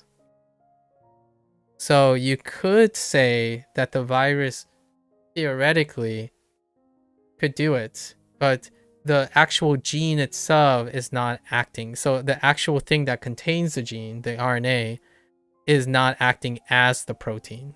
So it itself is not sufficient. And this would be an example where, well, not everything came from the human. Like a virus that, like a retrovirus going in without an RT will not reproduce. Or it will be very unlikely to reproduce, because it's missing the RT. Humans do not have this specific RT that it's coded. But since the virus looks like a gene, has things like a gene, it kind of smells like a gene, and it produces a protein, then the human system can't distinguish between that. You can think of it this way, like our cells cannot distinguish between transcribing a coding frame from an RT and from our own genes. And that's what makes viruses genetically, in my opinion, genetically promiscuous. Bacteria doesn't. Like when bacteria enters, right? They're rarely interacting with our cells. They're functionally distinct from our cells. So like our cells can recognize this. Like, yeah, you know, that's not human. when a bacteria enters your system, it's like, nah, that's not human. Well, we can get rid of it. Well, you'll have a response to it, right? And the nice thing about antibiotics is that it usually can distinguish between non-humans. But the virus, parts of its life cycle, it's very difficult for a cell to have a resolution between human and virus. And then it's those differences that we take advantage of. Like, there's still differences. I'm comparing like bacteria with viruses though. Viruses are far different than our internal cells than viruses are. And there are viruses that are really good at it. Retroviruses. Retroviruses legitimately become part of the cell's genomic material. So when the cell reproduces, so does the virus. Because the virus is literally part of it. You could say that the virus is part of us. What's a great example of a virus that's kind of, it always feels like it's part of us? The HPV-1 virus. I think that's what's called. Hepatitis virus 1? Or is that the human papillomavirus? I think it's hold up. I'm really rusty, so I need to HSV, sorry, HSV. This is human papilloma. Human hepatitis, no, herpes simplex virus. Herpes simplex virus 1. HSV. HSV is a great example. HSV1 is penetrant in pretty much everyone. So we're talking about like way greater than 50% of the human population carries HSV1. What is HSV1? Herpes simplex virus. It's the reason why you have cold sores. That's one of the pathologies. So when you get stressed, it triggers the expression of the genes that deal with HSV1 that's in your genes right now, that's in your cells. And then it leads to an inflammatory response that causes cold sores. And how is this pervasive? It was because host carries them and it's non-deleterious. So kids really love their, parents really love their kids, and kids share affection with their parents. How does HSV1 get spread all the time early on? Kissing, hugging, like close contact with other humans. And the reason why is it's not deleterious, nor is it a selection factor for procreation. Is it an STD? Well, it's the closest thing to STD. Yeah, it's an STD, but it's the closest thing to an STD without having the stigma of an STD. Because genital herpes is HSV2. It's herpes simplex virus 2, type 2. So yes, it is related to the same herpes. it's an STD, but the STD is non-deleterious, and it also doesn't present itself all the time, so it doesn't affect procreation. At some point, when a virus can stay dormant most of their life cycle, it generally means it's genetic. So that means you carry it for the rest of your life, forever. What's the physical difference between HSV1 and HSV2? I have no idea. Probably some coding frame or something. This is where molecular biology comes in. And virology comes in. It's probably usually when you have types, I'll take a guess, but let me read quickly. It's probably because of its... Outside of pathology, there's probably usually when you have types, it's talking about its coding marker. So like viruses interact based on the surface, right? It's probably one of these. One of the peptides are different. lots of the extracellular, like the recognizing components are different. So type 1 is, it's kind of like a flu virus. Like you have influenza, you have different influenza, right? They are often identified and named based on their extracellular components because that's the most recognizably different things. So they're like their antigens. And HSV1, outside of that, HSV1 and HSV2 present different types of symptoms, right? There's a difference between genital herpes, genital herpes, and like a cold sore. So some people could identify it based on its pathology. However, most of the time when we're talking about like nomenclature, it's the receptors. It's usually whatever the first thing that can differentiate between. Are antigens what antibodies bind to? They are what antibodies try to mimic.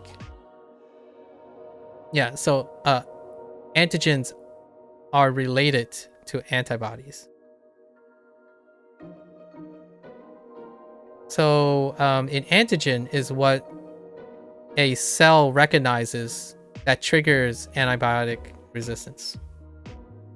And then, yes, antibiotics then interact with antigens. It's to prevent the cells from these viruses from interacting with host cells, and antibiotics also act against these things. So it's kind of a loose, I'm hand waving. What you can say is antigens are the things that communicates. And antibiotics are the extracellular stuff.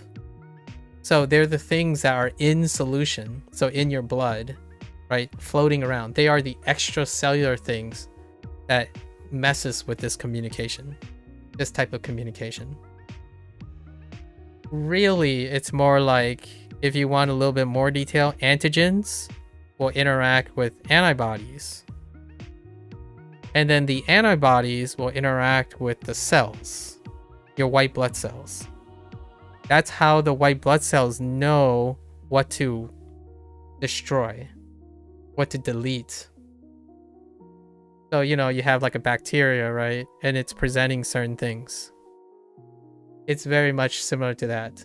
When the thing gets coated with an antibody, a good cell, your white blood cell, know what to demolish. So then the white blood cell will be like, oh, I'm gonna eat you up and destroy you. That's what that does. And while they're doing this, there's also an interaction that allows them to produce more antibodies. So vaccines work in this way, where you provide a little bits of the virus material, which then interacts with your white blood cells. It causes a reaction to remove this, but in the process also initiate release of antibiotics, right? And as long as the stimulus stay recent, those antibiotics will continue. The antibodies, instead of the antibiotics, but the antibodies in your body continue to circulate, and that circulation prevents you from getting further infections, right? That's kind of a very rapid explanation of why vaccination, like the principles behind vaccination, and then how antibiotics work against bacteria as well. It's usually dealing with what is presented. How does a cell recognize bad things? And there are many other elegant solutions. There are tons of other elegant solutions, because if you think about it, why is that a problem sometimes? Well, this stuff on the surface and look like other stuff on the surface. So if this was a healthy cell and it just happens to present things that kind of look like a mean cell, right? Then you have crosstalk. In other words, side effects. So there are other more complicated situations where you can like have something deliver the payload into something inside and then have it present back outside. And this thing will then be recognized. There's like lots of ways to like try to circumvent this stuff. This is one of the big reasons why cancer is terrible. Like, you know, like mean cancer, right? Mean cancer, their surface stuff are nearly identical. But the holy grail that people are trying to figure out is, but can we make something that is so specific that it can distinguish a good cell from a cancerous cell? And studying cancer means that the more you understand about cancer in any way possible is closer and closer to determining what the difference is between a good cell and a bad cell. And the problem here is oftentimes cancer can be the difference of like it could be the difference of like a final mutation. And so what I spent most of my time doing was I was looking at it at the genetic level. I was trying to look at it at the coding level as opposed to the protein level. This is top down, and bottom up argument. So I was looking at the even further down. I was looking further down, but what I discover further down has to have the same emergence going up, and that's what happens when you do translational stuff, translational medicine. The alternative is you look at the top, which is usually like protein, right? And then you go back down, and then you hope that tracing back your steps, you can find the gene from the protein. That's what I spent most of my college life understanding. And my post back, I used to work at the protein level. And then in graduate school, I spent most of my time thinking at the RNA level most of the time. Anyways, let's see. Do you think, or I should wait. Oh, I forgot to read your joke. Hold up. When you say, okay, hold up. I've also heard females commit more genes into the baby than men, and I think it's by quite a lot. Yes. And when we mean a lot, it's not a lot. It's not a lot when compared to your whole genome. Like, let's say your body has 100%, right? It will break up 100%. It will still be like, we'll just say it's the difference between like 50 and 49%. But that 1% is huge. Like, it means a lot, because the difference between the male and female when it comes to their offspring genetically is a small difference, like a relatively small difference. So that 1% in relative to the small difference is gigantic. And this deals with like maternal DNA. There's maternal inheritance in many things. And one of the biggest things is mitochondrial DNA. Mitochondrial is maternal. And if you remember from high school, most cells have mitochondrial DNA. So it's like your mother. You have your mother to thank for their maternal material. So if you're talking about like genetics in terms of not necessarily just the classical genomes and genes, the maternal inherits a lot of other components that are not usually referred to as sex-linked. They are not they're not talking about that part. So yes, the female most definitely contribute more. Whether they're impactful or the importance of them is not correlated to quantity. Quantity does not correlate to the importance of the gene. The absence of gene is just as important. So like the absence of a Y gene having fewer genes is also important. So having more genes and less genes is not equivalent or proportional to their importance. Their absence is very important as well. Because genes can shut off genes. Like protein can inhibit as well as trigger. It's not just an on switch, it's also an off switch. So when something is missing, is supposed to be missing. Like for example, if you don't have your Y gene, you will become female. You will show female characteristics because some properties in interacting between these turn genes off and on. So the absence of a gene is also important. So sometimes you have a disease because you have a gene as opposed to not having the gene. In a way. I haven't talked about viruses and genetics in so long. Why? I always dreamed of talking about science and learning science aside, but I'm so out of date with my science. What else we got? When you say someone has one X gene, surely they don't just have one singular X gene throughout their body. No.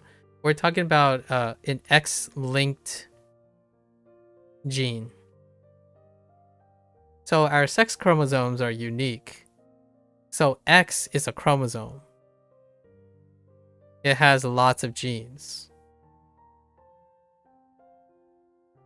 And yes, you only, technically each one of your cells, if you're female, each one of your cells should normally, and not all your cells, each one of your DNA containing cells should have a copy, a singular copy of each of the X chromosomes. For female, you have a paternal X chromosome and a maternal. Now we're talking about normal stuff because there are weird things that can happen. You can inherit both your X chromosomes. We're not talking about those type of situations. The normal case is you have a singular pair of X chromosomes per cell.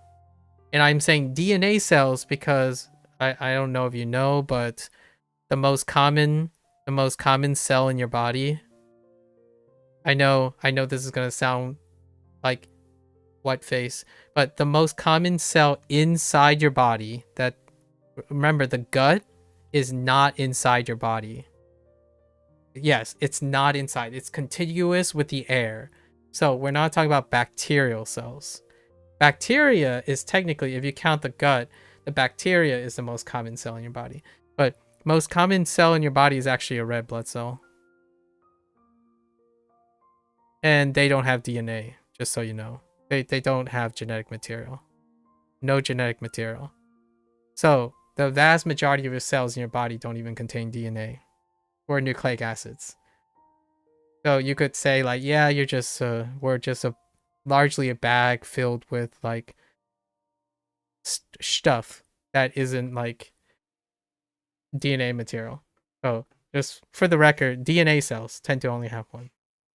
And it's one chromosome, which may have one X-linked gene. So females tend to have two X-linked of any specific gene. Males only have one X-linked gene. So that's where color blindness comes in. This is something that people use all the time, color blindness. A color blindness is strongly related to an X-linked gene. So males are more likely to be colorblind, and they are guaranteed to be colorblind when their mother and father is colorblind. However, females, if the father is colorblind, then like, wait, let me make sure.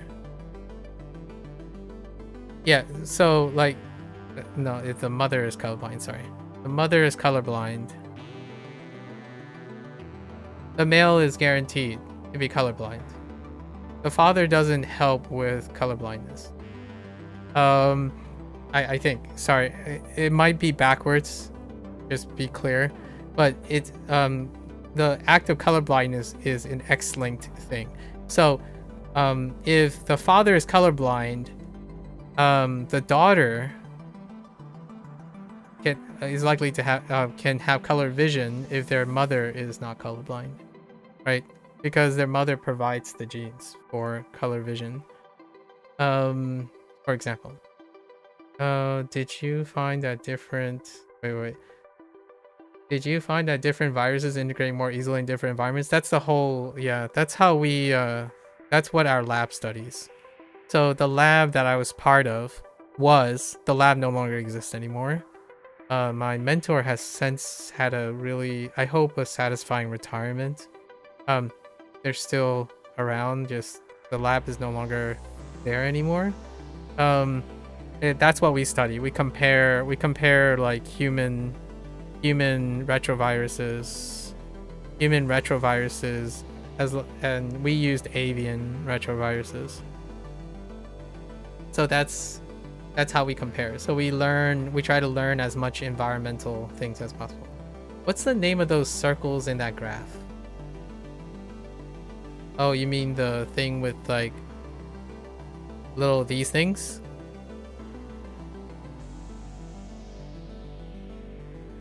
These are just protein things. It's they're various things, but they're proteins that interact with they can be anything really, but they're largely proteins. Different types of proteins.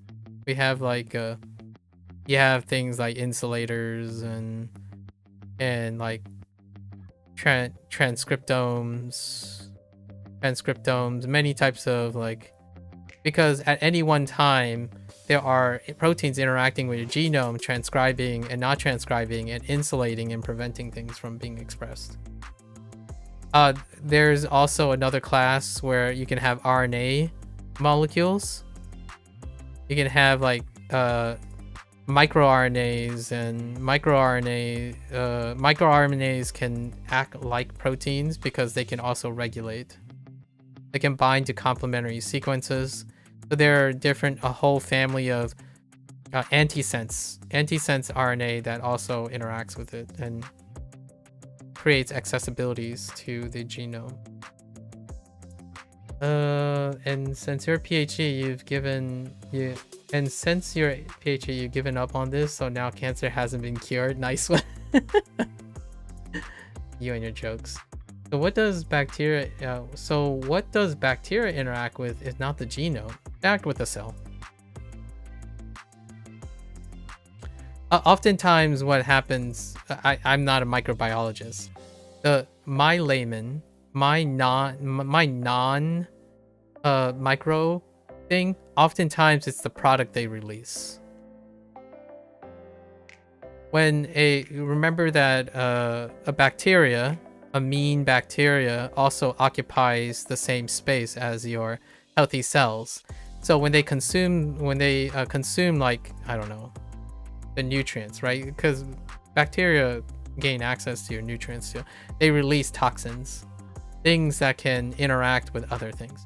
Like for example, this toxin can interact with a white blood cell, like a white blood cell, and that white blood cell can create an inflammatory response. In fact, a lot of times you can say that eating cheese, for example, there's bacteria on cheese.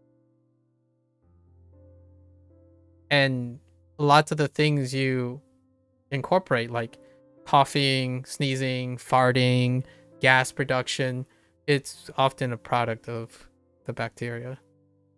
Viruses also do this. Viruses release more of themselves, but they are part of the host. A lot of times they enter the host.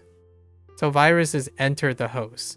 Bacteria are often exogenous. They are interacting on the outside. Like the ones that you would think, classical bacteria. If you didn't stream, I wouldn't be asleep. I would have been asleep by now. But you streamed, so I still awake because of your. All right, fair enough. I take full responsibility. Do you think researching ways to stop the virus getting from one intermediate stage to another could help stop viruses spreading? That's every part of the viral life cycle. Every part of a viral life cycle is under the umbrella of virology. And then virology tackles all of these. They are specialists. So my focus is a very small, tiny window. I focus on how the sites are selected on the genes, like the host's DNA versus the virus, right? That's what I focused on. But every idea that you can think of has another group, has other people looking at it. So among virology, they are tackling that. Whether it's like viral entry is something I don't know a lot about. So like all the stuff I'm sharing with you is virology 101. How a virus typically enters is what I shared with you. How it actually enters is not what I'm sharing with you. Because despite being a virologist, I don't actually know. Like, I don't remember this stuff. Every single virus has varying factors that enter. So you can literally be the expert on a single virus. And then you can be an expert of a single virus, but you can be expert of a single virus in only one step of their life cycle. And entry could be one of them. That's what happens when scale comes in. How deeply you need to understand something is unfathomably deep. And that's what is underestimated by individuals who do not specialize in a profession, right? And I don't usually talk about this stuff because I feel like it's easier to communicate this problem, because that's what the internet makes you feel all the time. When you think you understand something, the internet's going to try to tell you, no, you don't understand it well enough, right? That's how it feels in school, which is ironic because most people said that the internet is nothing like school. Well, it is. It is like school. Now, the thing that it makes it feel like it's not like school is because you can choose to ignore all the people.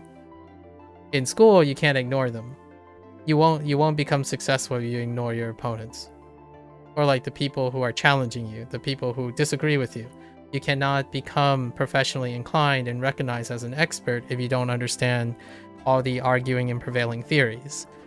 On the internet, you know they exist, you just don't have to listen to them. And that's where I fall apart. This is where I don't agree when you can avoid counter arguments. That's one of the things that separate professionalism from amateur. And I think the vast majority of it's not a bad or a good thing. You don't have to be a professional to be happy and successful. But for the most part, I would say 90% of people who think that they're professionals online are actually amateurs by my standards. But that's not because they're not impressive or doing things. Is the standards that I set as a professional is it's inappropriate. I would say it's more inappropriate for the internet space, because how do you get this? How can you become a professional on the internet? Well, first of all, the internet's not standardized in that way. There's a lack of standardization, so you can't actually do that. So despite some people would say, oh, but I don't like being called an amateur because a professional sounds really great. I'm like, well, a professional comes with all these things that you hate. You avoid, like, I don't want to, like, for me, I actually don't want to, I want to stay an amateur language learner because I don't want to be responsible for things that a professional needs to be responsible for. I don't do those things. I don't write books. I don't have clients. I don't have professional obligations. And in my opinion, when someone says they want to be recognized as a professional, stop avoiding counter arguments. Whenever you present an opinion and you need to hear someone who differs in opinion, who provides criticism for you, and you walk away and just check out, that's amateur. You are an amateur, and that's fine. Because you're healthier, if you're happier and healthier being an amateur, that's fantastic. The last time I checked, people still love playing sports when they don't have to be a professional, in my opinion, of course. And this is what science is to me. Whenever someone says, I do research, like I'm gonna be a little bit snobber. Like I'm gonna try to imitate what I think a snob would do, right? When someone says, I do research, a snob would say, no, you don't. Because the chances of understanding what the internet considers as research is going to be not the same as what someone that does scientific research.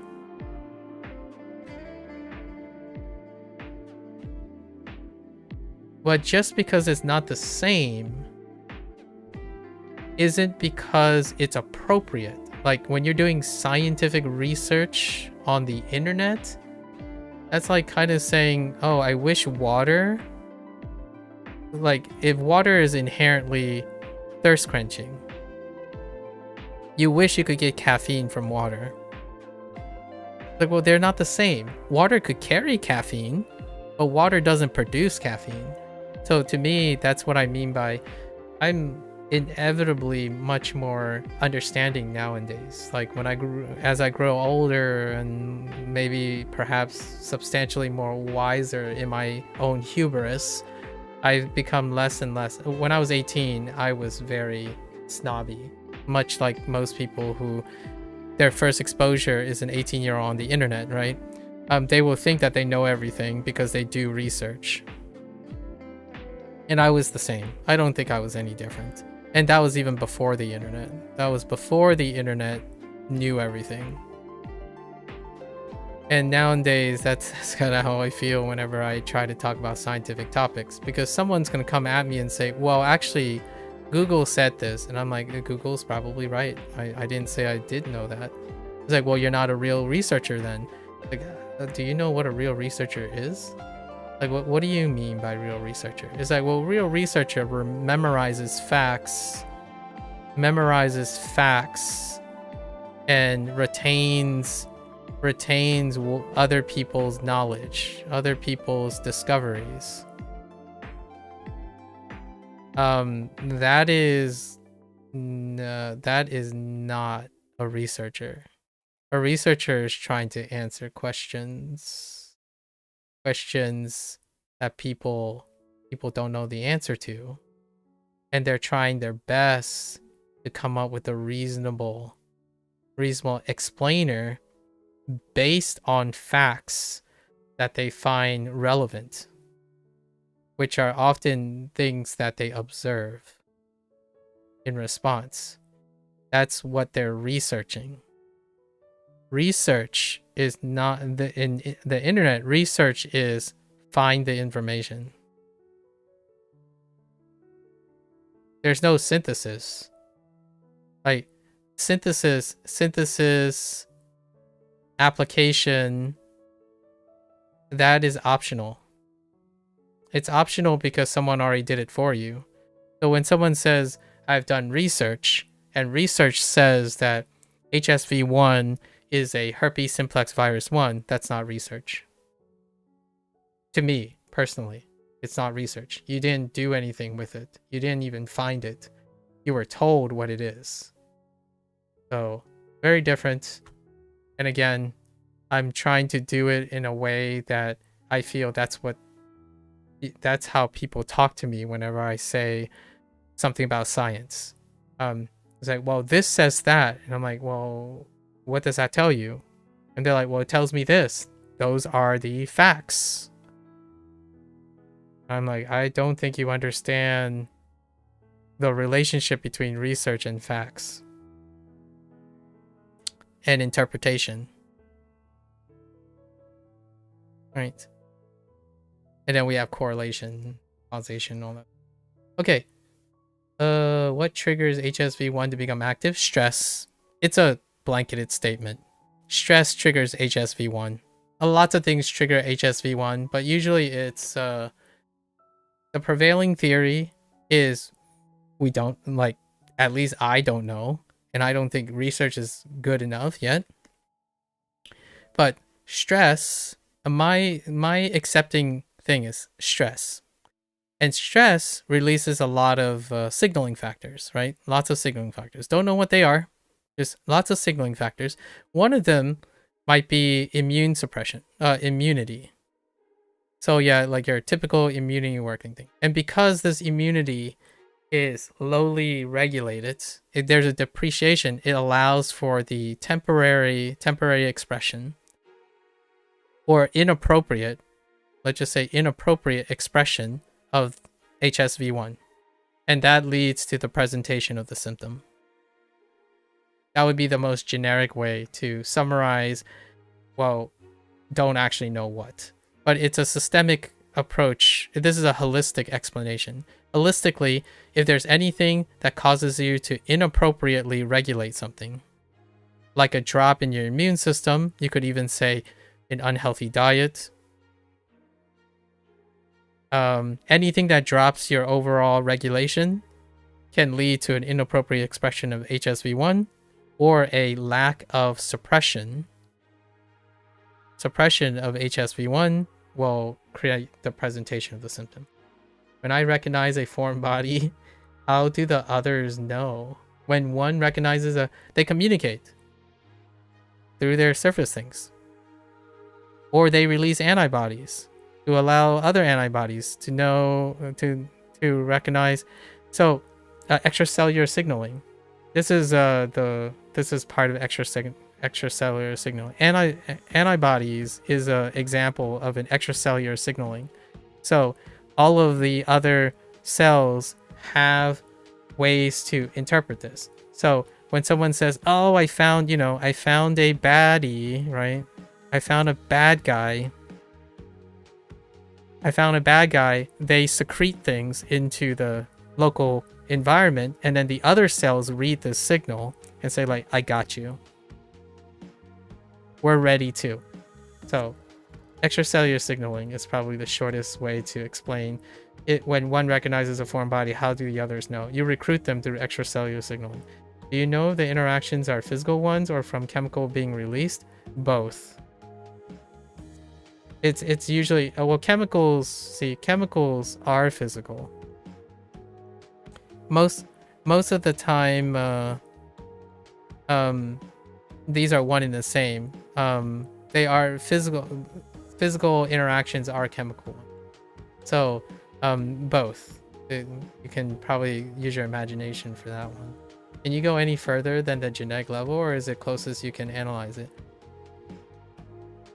Closest. It's the smallest functional group that I've ever worked with. Smallest functional group. I guess you're talking about functional groups. Smallest functional groups. So we're not talking about like atomic. No atomics. Or not even elements. The closest example of elements would be like phosphorylation. Maybe. Phosphorus. Or no, phosphate. Sorry, phosphate. Phosphates deal with kinases and phosphatases. That is probably the smallest I've ever went. Maybe minerals. Minerals is probably the smallest, but we're going away from the genome. Right? If we're talking about the smallest element of the genome, then it would be like a nitrogenous base. But the nitrogenous base is too small of a resolution. So usually then you go up to coding and non-coding frames. And the smallest element that's a consequence of coding and non-coding frames are RNA. So that's where my level is. We're at the level of RNA. I know you probably agree to it by being a streamer, but would you mind if I screen record this whole stream to go through topics with your dad? Oh yeah, sure. Yeah. That would make for some interesting conversation. Does any genetic code get created for the baby? Does any genetic code get created for the baby during pregnancy that is genetically unrelated to both the mother and father?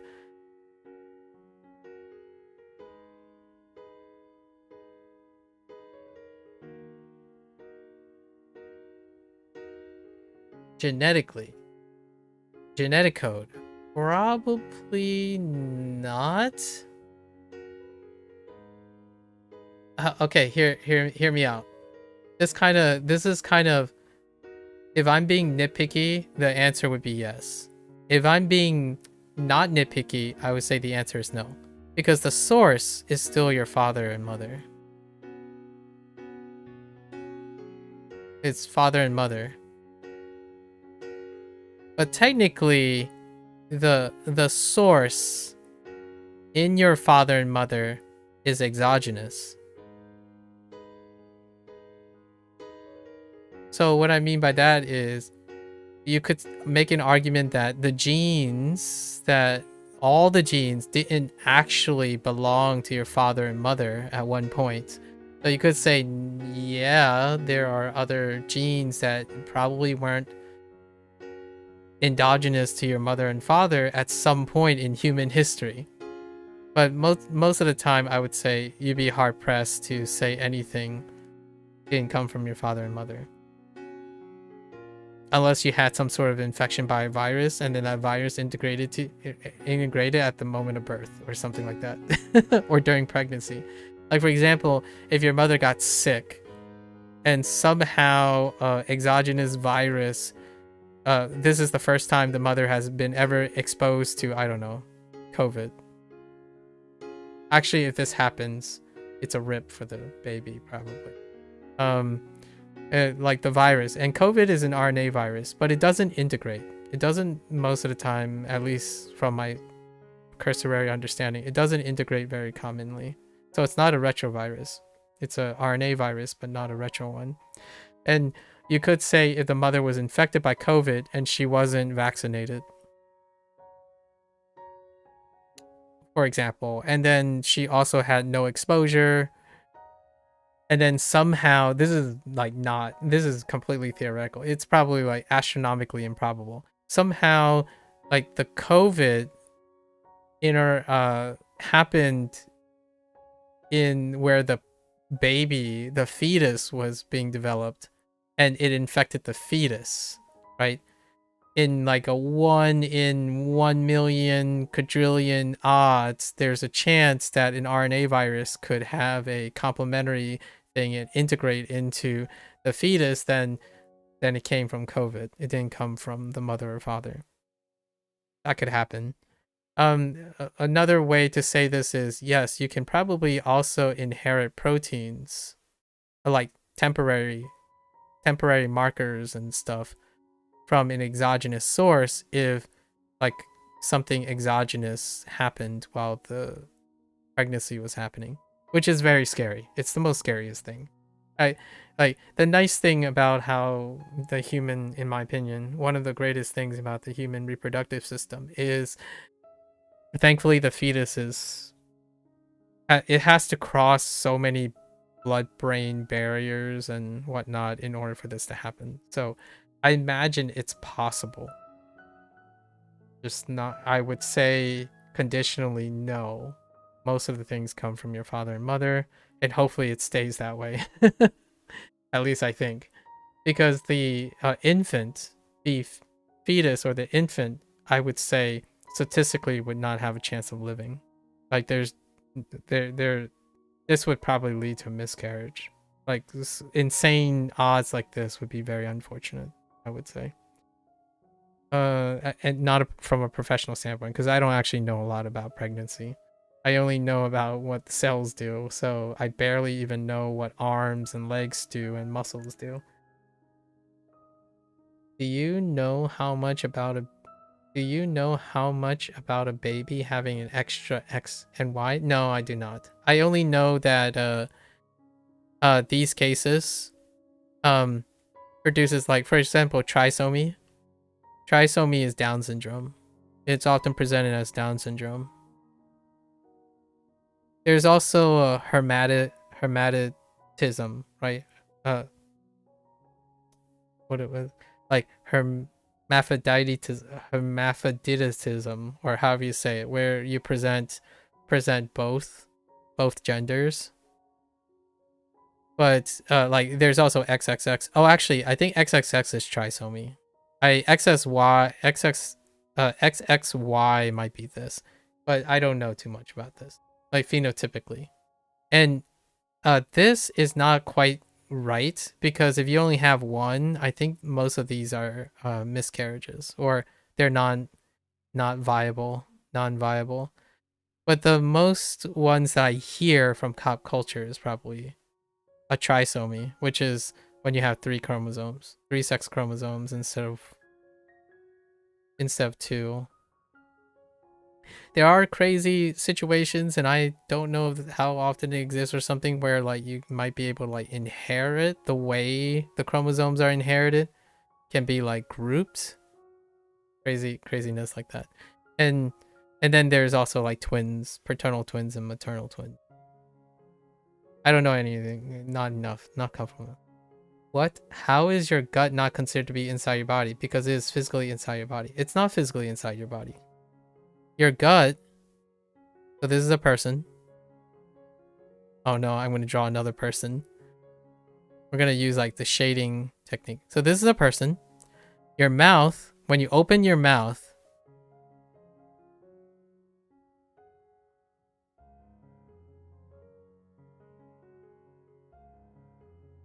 this guy has a low butt. Don't. It is contiguous with your anus.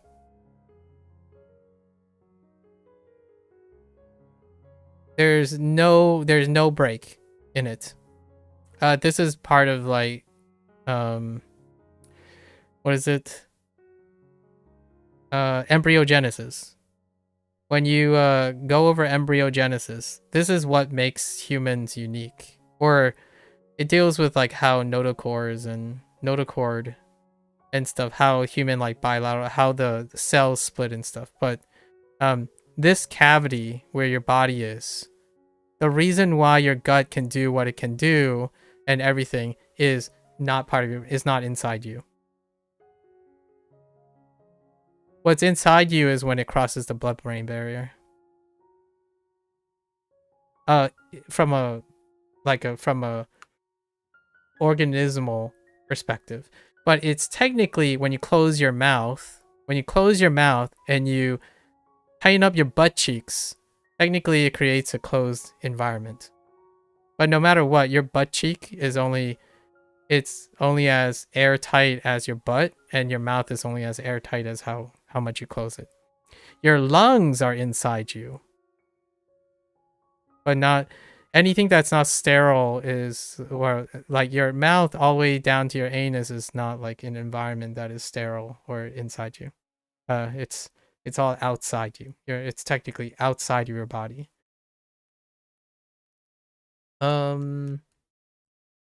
If each cell that has DNA contains one chromosome, what does it mean by people having 23 pairs of chromosomes? Oh no. Actually, no. Each one of your cells have a copy of a chromosome. And then there are 23 pairs of chromosomes.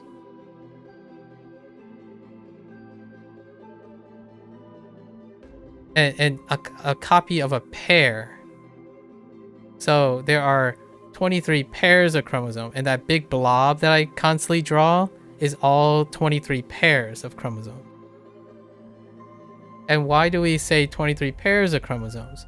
Because I don't know if you remember general biology, but most of the time when your cell is not actively replicating, the DNA looks like this. It's all jumbled up. But in this DNA, you'll know that when it starts to reproduce, it will look something like this.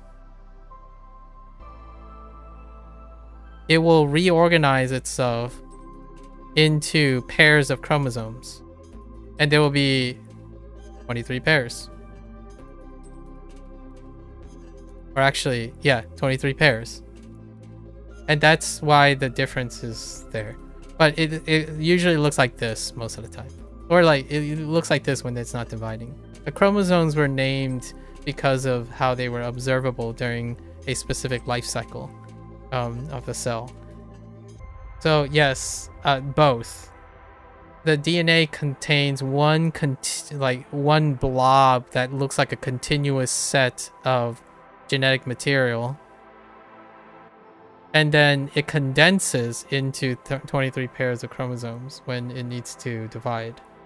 And that's where the whole like things get divided in half and half and half, and then you have a haplotype, a haplo, right, which is like half the chromosomes, right, half the chromosomes, and then another one meets half the chromosomes. That's when they come together and you get a egg, or like a fertilization, and then that's where the 23 comes from. That's a fun fact. Antisense. Oh, okay. So sense, this is sense. So sense is when you read, this is where it codes for proteins. But remember that DNA is it's complementary. So there's the antisense. The reason why one is called sense and antisense is largely to differentiate between which strand is the used for coding, in my opinion. That's when, I'm not sure if that's exactly it, but one convention that is very helpful is the sense strand is where the protein is being read, and the antisense is the complementary to it. There's always a chance that the sense reading frame is this one, and then this is the antisense. Whatever it typically is the sense one is where the coding stuff is. And when you have RNA that is antisense,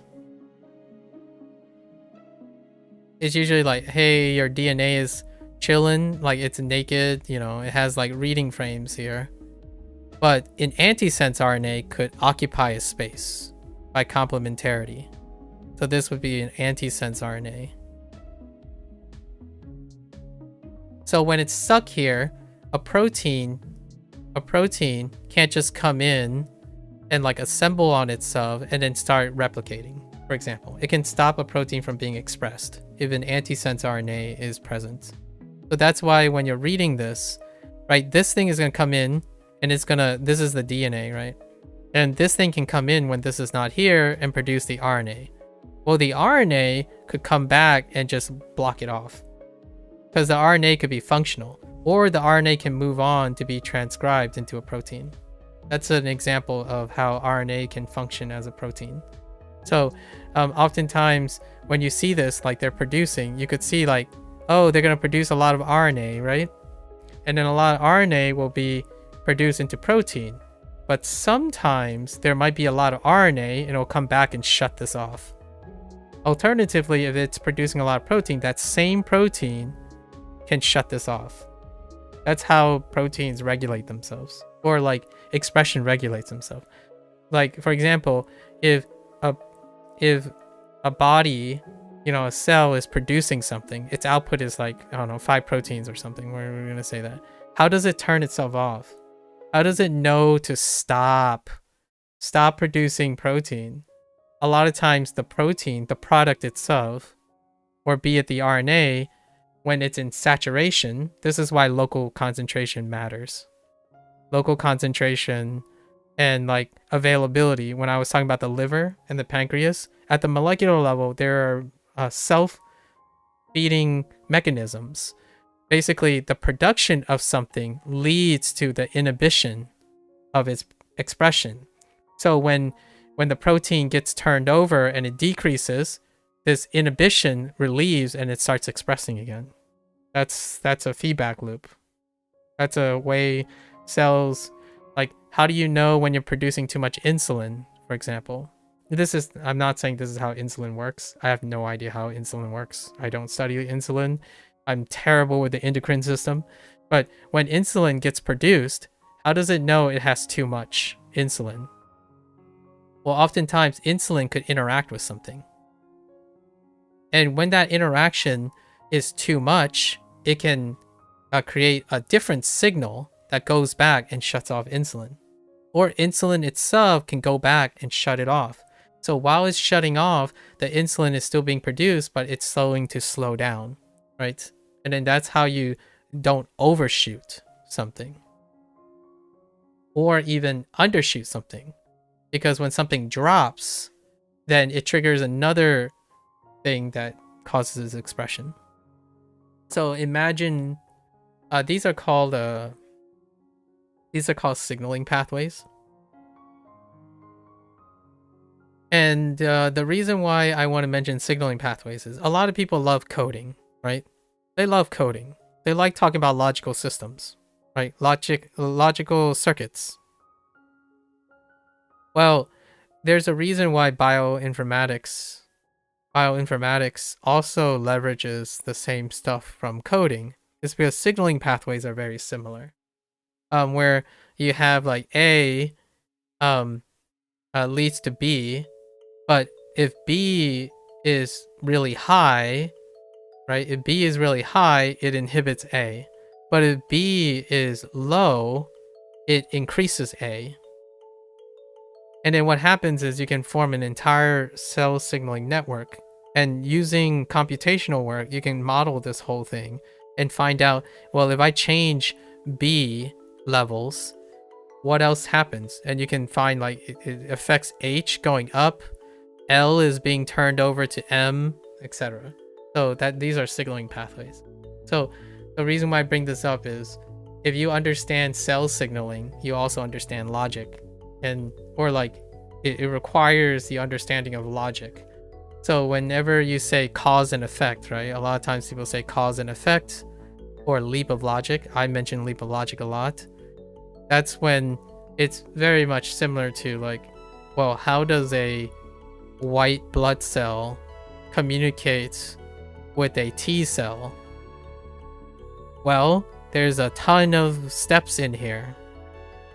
When someone tells you, oh, a white blood cell basically just secretes antibodies and then the antibodies interact, like, no, it increases, it does a lot of things in between as well. It also shuts down a lot of things while it's doing it. And all of this can be happening locally in a small area in like the body, the circle being just like it could be happening here, but it could not be happening here. And if you measure this whole area, it wouldn't tell you the picture of the local concentration, right? Like bacteria, like for example, when someone's infected with a bacteria, that doesn't mean the bacteria is all over your body, you know, like it's everywhere. It's in some places. That's why like cancer is localized before it's metastasized, right? Before metastasis, cancer starts in a localized area.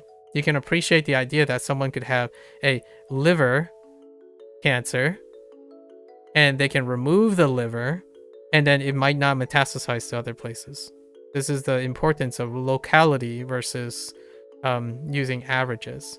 So whenever someone talks about like, oh, my blood pressure is low, it's interesting that there's also separate blood pressures. There's blood pressures at your heart. You know, your heart has different chambers.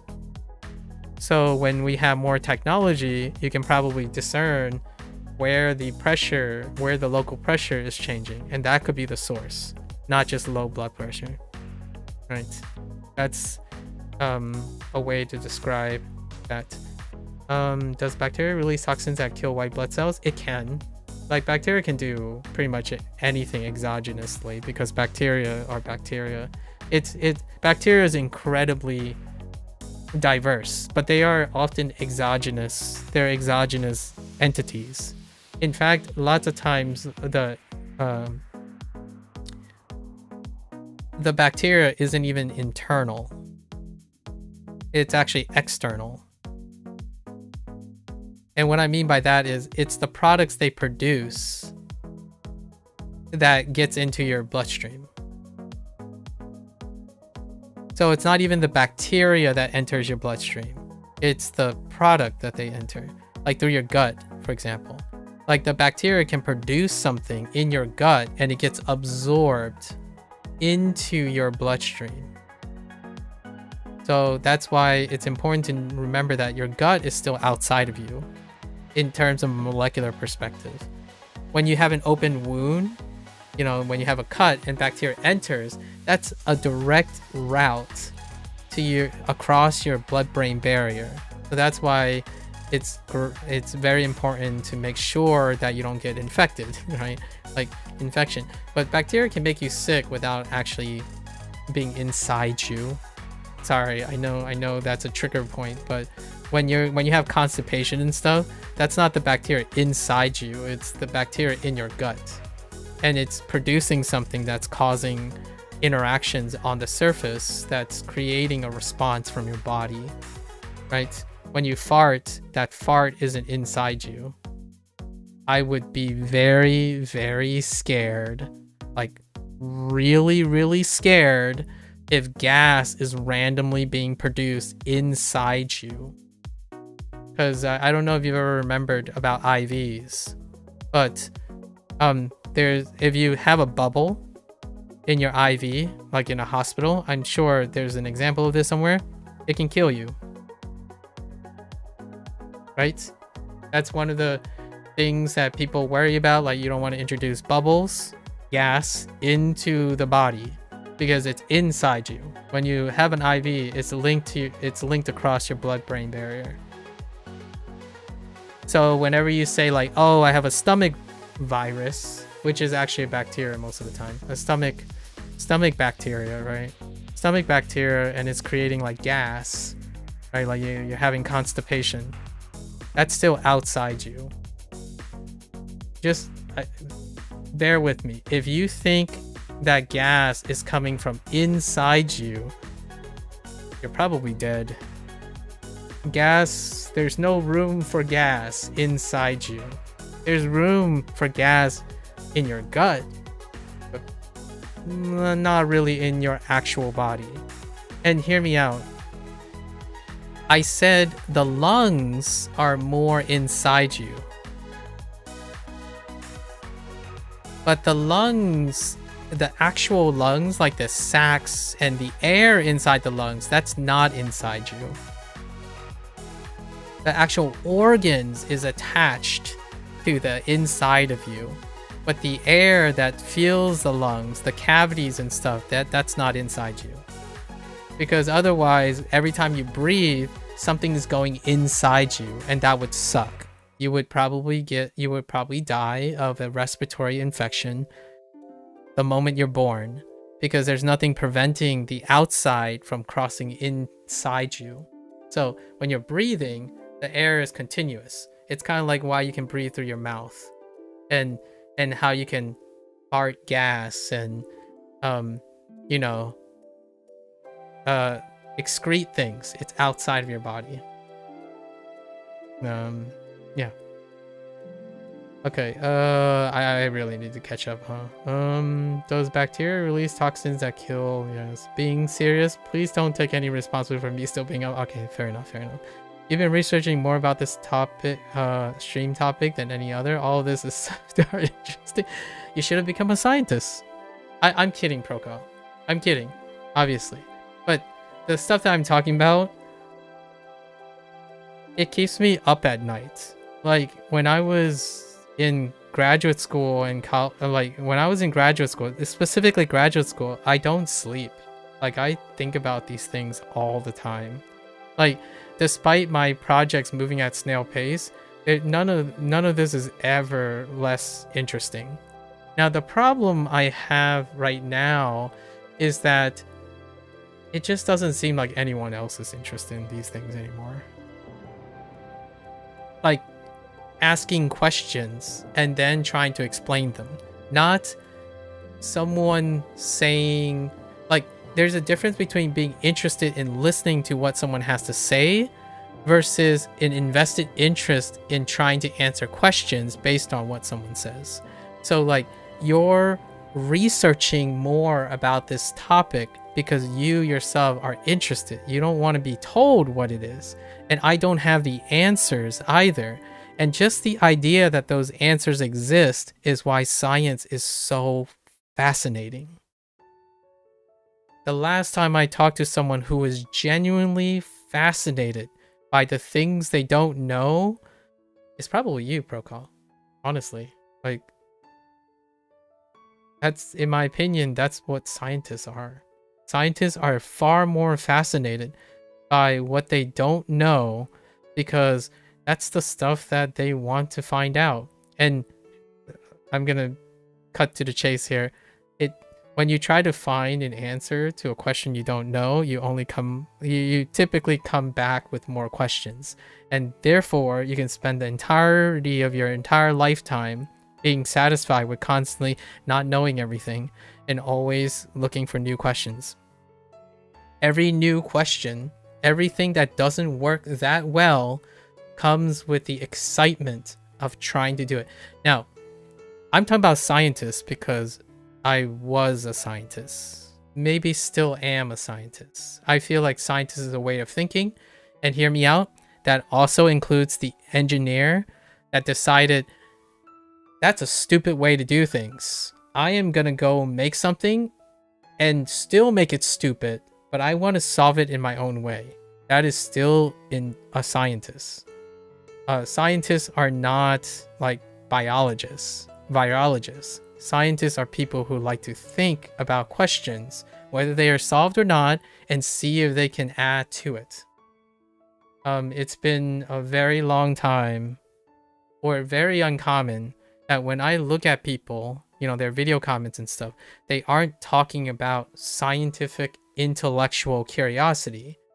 They are regurgitating memorized facts or constantly linking facts that are real and true, probably, but they are not genuinely interested in using that thing to encourage people to be intellectual about it. So there's no thinking, in my opinion, involved a lot of times. Now, there's a big asterisk because there's emotional thinking. And I focus on emotional thinking nowadays because I think 99% of the time it's emotional thinking. This is the whole unconscious intuitive thinking. So I don't ask, can you explain this to me right away? I ask, how do you feel about this? What are the reasons why you feel like this? Why are you upset that this person is cheating when you are not? And then proceed to explain and think about the questions that you want to answer. Because ultimately, there are going to be questions you answer because most of it is unconscious and intuitive. Like, oh man, I don't like this guy. I'm suspicious about this guy. Okay, is being suspicious of a person a bad feeling or a good feeling? Can you tell me more about the bad feeling or the good feeling? And can you answer those questions? In my opinion, when you are intellectually a scientist, in my opinion, you want to answer these questions. So the moment you get someone to start questioning the stuff they take for granted is the moment you can probably have a chance to get them interested, in my opinion, in themselves. Because most of the time, it's about someone's feelings, right? Like, so this person's like, oh, I'm so upset that I screwed up on the exam. It's like, okay, how does that make you feel? What parts make you feel the worst? What parts do you think is responsible for most of your feelings? And then now tell me the nature of that question. Describe the nature of that question. And then I no longer have to ask anything else. Because in my opinion, humans will like to solve questions and problems if they spend time thinking about them. And that's kind of why I feel like people don't do research anymore. Because they don't really research with the intent of learning from it. They research for the intent of being correct. Right? When someone says, oh, just go Google this. Just go Google this. It's like, that's for the intent of being correct. You did not internalize that information. When someone asks me, oh yeah, I go on Duolingo, but it's garbage. Learning a language. Yeah, because you don't have the intent of using it. Like, you're not going on Duolingo because you want to. You have a reason, and like you can think of ways to use the information. You didn't apply it or anything. You're looking at it as, oh, it is responsible for telling me how to use it. And I get where this is coming. They can explain what is common and native. That doesn't explain to you how to use it. Like how you're going to use it. Or how you're going to imagine yourself using it. You can get examples of it though. You can do imitation. And that's where most people learn nowadays. I think internet, you learn through imitation. To me, imitation goes only as far as the source of motivation. And that could be sufficient for someone to get to a goal. But it pales, in my opinion, and I'm very biased, it's paled to self-motivation.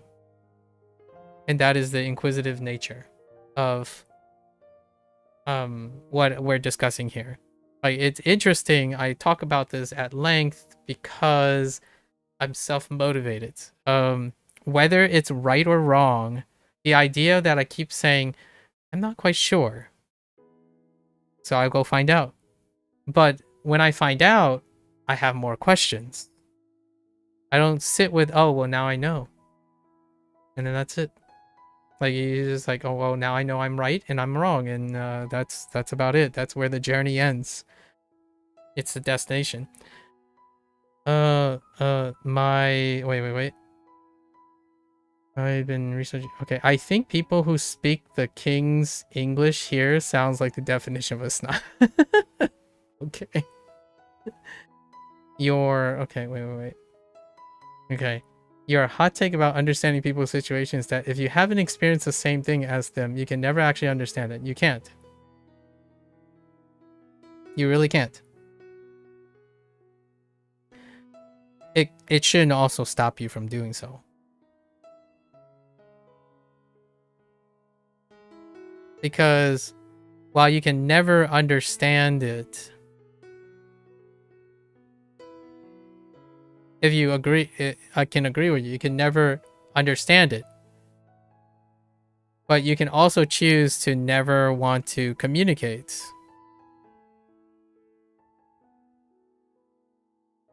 You can also choose never to share an experience.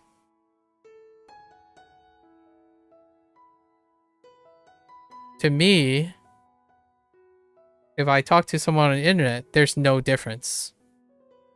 This is just noise. No difference between these three. There's no difference between sharing an experience, communicating, and understanding. If you're never going to understand another person, you don't have to share experiences or communicate with them. It's not worth your time. And this is the same as everyone is an introvert, in my opinion. Because this is not my words. I don't think everyone's an introvert. I actually think this leads to the idea that everyone's an introvert. Most people are slimy. I can't talk.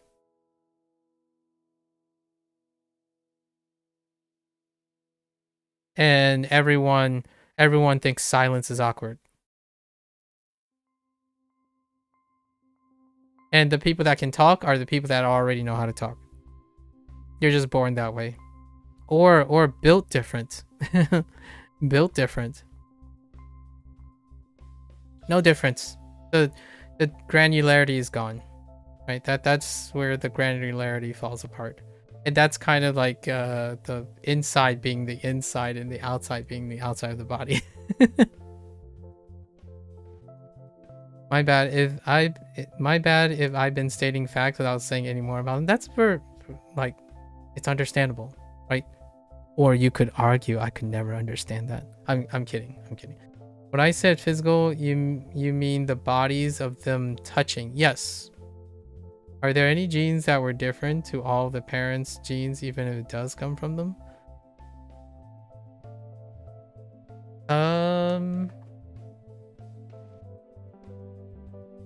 There's got to be a list, right?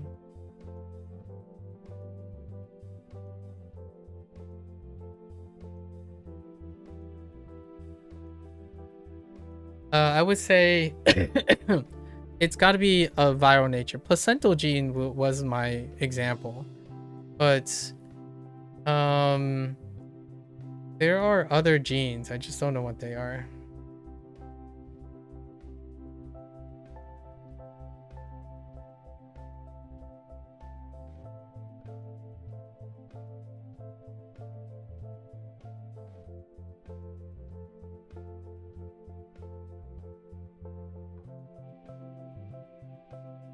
Okay, I kind of agree with this. Instead of being able to list a specific gene, I will tell you a percentage, right? I think this is fairly reasonable. I'm going to say less than 8% of the human genome is of exogenous origin. And I'm saying less than 8% because I think 8 is kind of... I don't actually know the percent, but the point is it's greater than 1. It's greater than 0. It's greater than 0% of the human genome. And you know what's crazy about this number? And that's why I'm a little concerned. Remember that little fun fact about like what's the difference? What's the difference between like a pig? The genomic difference between a pig and a human? Or like a monkey and a primate? It's less than this. So to appreciate, like for example, that's also that mother thing. The mother contributes more genes, like more genetic material. This is what I mean by that. When you can appreciate how much 8% or even something greater than 1% is, it can be like an entirely different species of mammals or an entirely different genus of mammals. And I would say this is okay, 8%. I'm not entirely sure what the number is, but it's significant. A significant part of the genome is exogenous from the human genome. Like there's like, I'm not saying it's for a fact, I don't know, but when it comes to like sequencing or like the genome itself, it's very hard to place these in any evolutionary. So there's like some sort of exogenous element, and a lot of it is viral. It's a viral nature. If not most of it is from viral origins. So a virus contributed these genes. Some sort of vehicle contributed these genes. Which is super interesting. I don't study this. I don't study evolutionary, like, yeah, I don't study like evolution or lineage, like gene lineage or anything like that. Yeah, and those visible bodies are as touching as possible. Would the new gene mean it can't properly react with the other genes? That's a funny... Would the new gene mean it can't properly react with the other genes?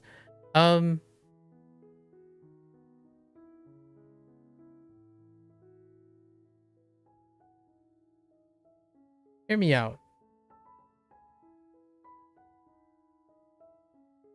For the most part, sometimes genes don't have to react, if you know, to be kept in a way. But oftentimes there's usually a selection pressure for the gene function. Sometimes it's usually a negative pressure, so then the gene gets lost. But if the gene don't react, it also kind of gets lost. And if it's positive, it gets selected for, you know, like that type of stuff. But if the new gene doesn't react,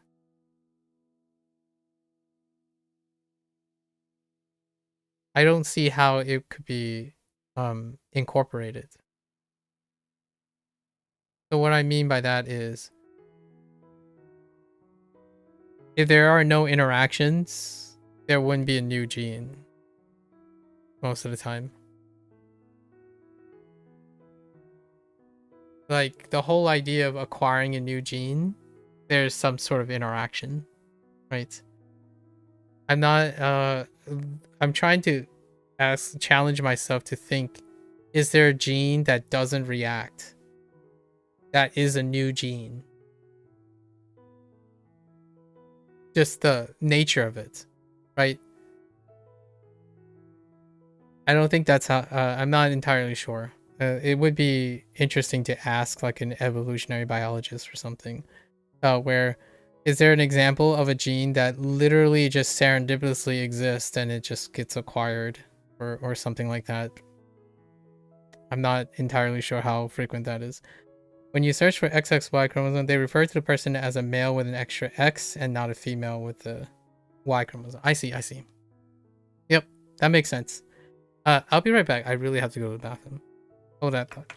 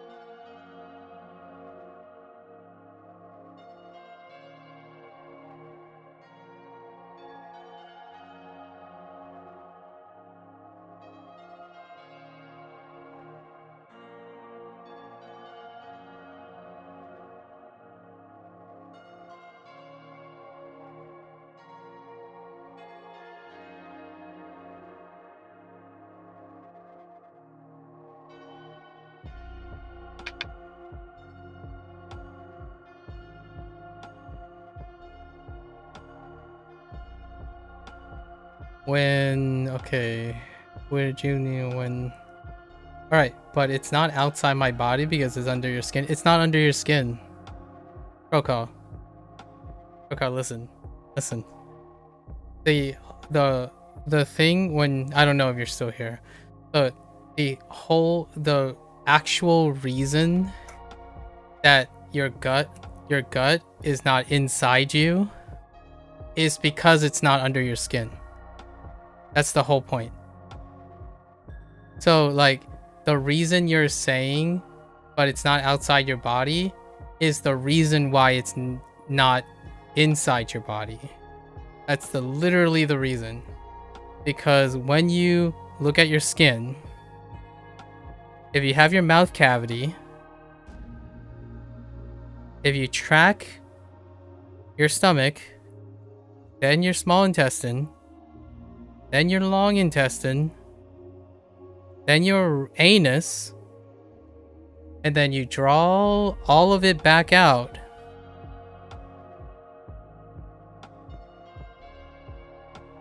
it's never under your skin.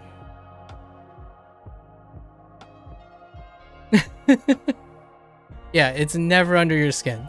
That's what makes this important. The reason why I say this is because this is the epithelial. And it's a really important thing to know because in skin cancer or in skin labs, I was part of a skin lab in after my college. Between college, I had 2 years in a skin cancer lab. All this skin is technically still the epithelial. So a lot of times skin labs, what they do is they study everything with skin cells or epithelial cells. And that's what makes it the difference between inside and outside. Whenever you get under the skin, it's inside your body. Yeah. So no matter what, when you're going through your lungs, like through your nose and through your lungs with all these like little ripples, you know, like the pockets, all the pockets in your, that one entire skin, that's one entire skin, is one entire continuous epithelial. Yeah. So you're right that I totally, it is correct. The logic is correct that whatever is not under your skin is outside your body. And it's exactly the reason why your whole GI tract is not inside your body because it never crosses the skin. Or in what's underneath the skin is the blood-brain barrier. So, you know, under the fat, the connective tissue, eventually your blood vessels run along your epithelium. So it never crosses. That's an excellent way to think about it. Yeah. It's also why the skin is very, very important. Like when people talk about skincare, right? Right? And I'm not talking about for vanity. Your epithelium, if here's like a skin cancer, like a skin lab bias, what is the most important barrier? Defense. Barrier against, defense against exogenous pathogens. It's not your immune cells. Not your white blood cells, technically. It's actually your skin. Your skin is your epithelium is one of your strongest and ever-present guards. So, the vast majority of why your gut bacteria isn't destroying your body all of a sudden is because you have an epithelium. And the epithelium technically doesn't stay exactly the same because your gut's epithelium has like crypts and different types of like architecture. So you're one, like I always imagine, hear me out, this is gonna be a little gross. If you de-skinned a human,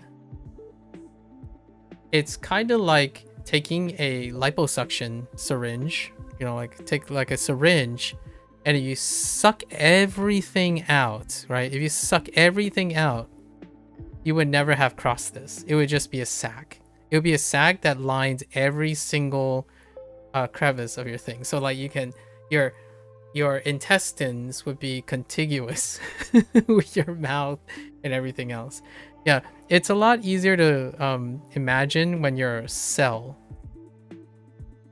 Like, what happens is eventually cells come together and then they form like a big bolus, and then this bolus then starts to divide down the middle, and this middle thing that eventually becomes your mouth, and it becomes your anus. So when it was dividing, you know, like lots of more cells proliferate and it becomes smaller and smaller and smaller, the cell literally folds on itself. So it folds around this this little, it's, I forgot what it's called. It's like a furrow or something, like a notochord. And then that chamber is still the outside of your body. Like this little fold that eventually becomes a tube around your body, that's still in contact with your mother. Your mother's like placental fluids. So yeah, this little thing, your throat, through your gut, through your anus, has never been inside you. Ever. It has never been inside you. It folds around, and cells fold around this cavity. So all your guts and stomach and stuff was the folding of your cells around it to create the cavity. Yeah, it's wild. Obviously there isn't like a time lapse. You can only get so much resolution. Like you would have to grow a person in a, like, as far as I know, I don't think there's an like artificial way, like an artificial out of the body, like ex vivo way of growing a fetus. But from the cell to the fetus, yeah, your throat and your like all down the line, and your lungs have always been contiguous with the outside whatever environment that you have. It's so beautiful, like how biology works. I'm just saying, if that doesn't pique your interest, maybe gross some people out. It's crazy, and it's not even my field. Like I think it's even more interesting. Like here's a little grain of salt. It's interesting to me because I know so little about it. Like so the things I'm describing is something that someone should know. But if you ask a developmental biologist or like a embryogenesis, right? A developmental biologist that specifically specialized in embryogenesis, that stuff, they're like, oh, you don't know the first thing about that. It's like, I don't. And yet it's so fascinating. It's the most neatest part.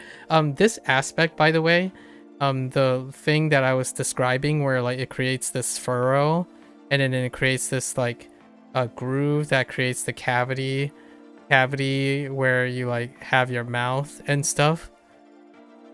There are other organisms, you know, there are other organisms that don't have this property. They don't do this. There are organisms where the mouth, this is gonna be weird, but the mouth and the butt is the same thing. So there's an organism, you know, that like it would track around and it would come back out the same thing. So the mouth and the anus is in the same place. So it goes through the system, you know, interacts across the barrier, right? Whatever it is, and it would come back out. Come back out to the other end.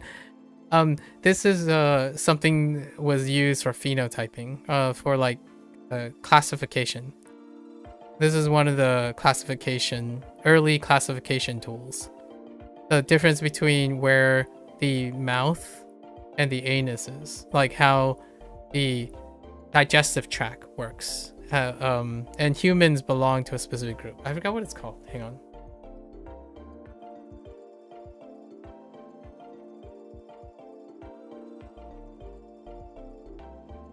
I think echinoderms are a great example. I think that's like starfish. Echinodermata has like one entry, and I forgot what they're called, like deuterostomes or something. But there's names for these. Segregations of names. Yeah, deuterostomes. Deuterostomes are the ones that are different from oh no, deuterostomes is the other way around, where the mouth is the entry point, and they would flip them. It would be in reverse. The anus is where it's complicated, but some of these early things, when you look at them in development, it's a way to separate them. It's a way to classify the different the different animals in kingdoms, right? Besides your traditional, like, oh, is this a plant? Is this a mammal? Is this a fungi? Right? Besides your classical, like, phenotypes, there's also developmental ones. Developmental ones are very early on as well, like where the mouth and the butt is developed first, and then if they have one mouth or one entry point, that kind of thing. And then there's others like circulatory system. Circulatory system is a one that people can appreciate. Like an insect's circulatory system is very different from like a reptile's circulatory system versus like a mammal's circulatory system, right? And then we have like the other classification, which is reproduction, various idiosyncrasies in reproduction. Those are like the early taxonomical classifications. There are some really weird ones. If you're interested in this stuff, there are some weird ones. And of course, I was way after this time. So my form of classifications deal with genetics. So most of the time when I'm talking about classifications, we're talking about genetic distance. And that's kind of like estimating like the nearest neighbor situation.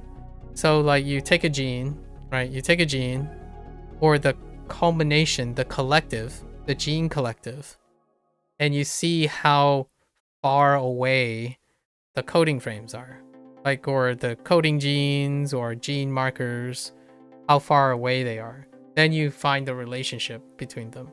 So like, how do you know that a red panda, I use red panda because back in the day, you might think a red panda kind of looks like a raccoon. Are they related? Well, it's called a red panda, so aren't they related to a giant panda? And then because of genetic testing, they are too far away from either. So they are in their own group. If you use taxonomical classifications, it would be very difficult. It would be far more difficult to evaluate this. Kind of like how rabbits are not rodents. That's kind of a new common thing. Rabbits are not rodents, but they were once considered rodents because of the taxonomical, like how taxonomy was done. But rabbits are not rodents, or not necessarily rodents, right? I think the red panda thing is pretty interesting. Despite like nomenclature and their appearance and all that stuff. There was another one. I mean, we also have like dolphins, right? Dolphins. Dolphins are not fish. However, there was this funny study about taxonomy with genetics that it's become accepted now that dolphins, however they used it, I don't know how they measured it because I only read it on a highlight, like a news report, so I don't actually know. That this is not my field expert. But dolphins are at a point of no return. They passed a critical juncture. according to probabilistic models, they pass a critical juncture, so they are now permanently not mammals. And what I mean by that is, because of their genetic drift and the mutations that they have, they are unlikely to suddenly become like land creatures again or something like that. Like have the characteristics of mammals online. So dolphins and whales maybe like in another 100, 10 generations, people will probably see them as fish. I don't know. It's semantics. Taxonomy is, in my opinion, if you want a hot take, do a little feel free, explore how taxonomy works. Right? The history of taxonomy, even. And then go back and look at how internet jargon works. And there's a historic lesson there. That's social commentary. So right now, the early taxonomy history, like evaluating people on how they look, or evaluating organisms on how they look without nuances for other things, but you can still observe and see that there are more things than just the physical appearance and the reproduction, but there's a lack of information, right? This is what the internet is like now with jargon, with categorization jargon. But in the future, it might not be the same anymore, right? It might mature into what now is like genetics and whatnot. But until then, this is where the internet is. When someone says something is unhealthy, it's like saying this thing has a lot of sugar. Eventually, it's going to be type of sugar. And then eventually, it's going to be type of consumer.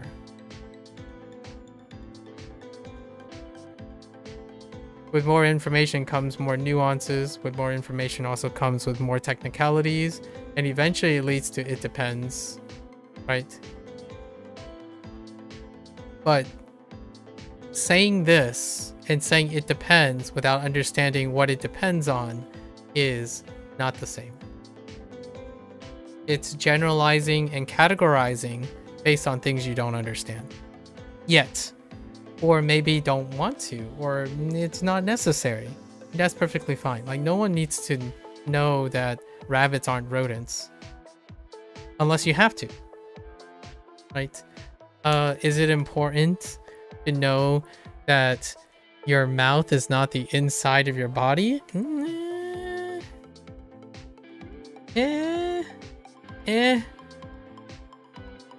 Anyways, thanks, Broquel. I hope you get some rest and sleep. I would love to hear what you guys end up talking about on your ride, but if you sleep on the whole ride, that sounds like a win-win in my opinion. Maybe not for your pops. I bet you're gonna end up talking the whole time anyway. In my opinion. Great conversation. Who needs sleep when you're having great discussions or conversations? Alright, so I'm gonna go and try to finish this. Chill days are wonderful days. I don't have like things I need to do outside of doing these lessons. So I have so much extra time to yap. Alright. Let's see if we can settle back into our lesson here.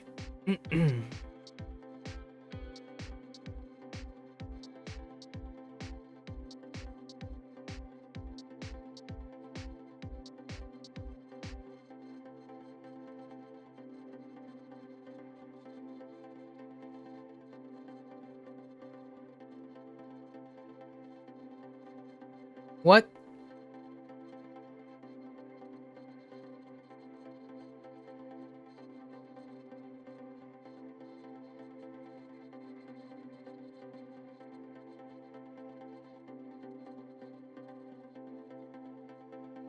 Done. Done.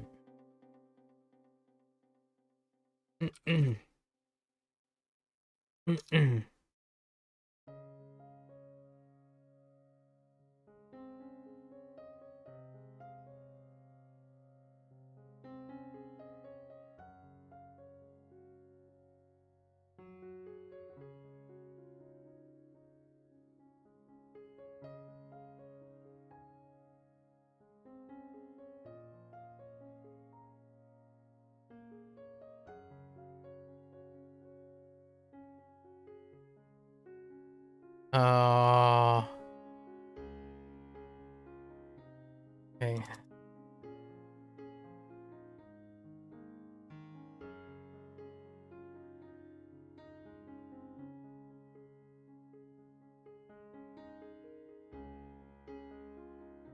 Heck.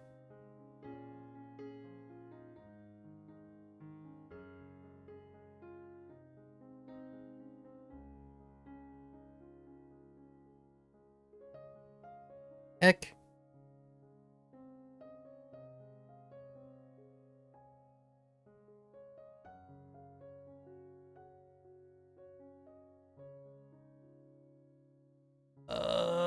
Why do I keep thinking like Vermilion? Oh no, no, no, no, no. Not. Wait, was I using Chinese as an offset for this? What would Chinese be?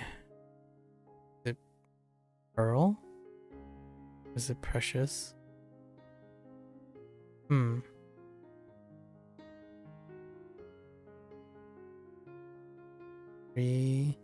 Jet. Oh.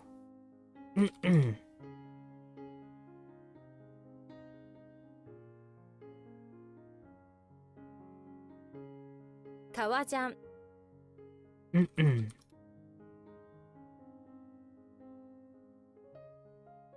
Aida? 間 Aida. Middle is fine.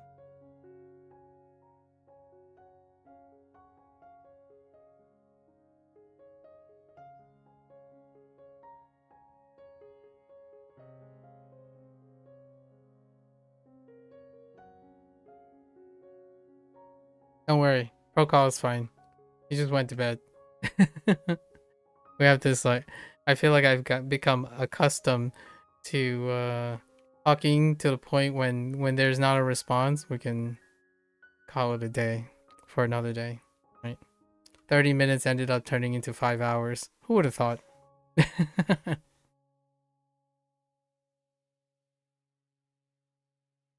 I'm gonna try to say a little bit less. My voice is kind of rough.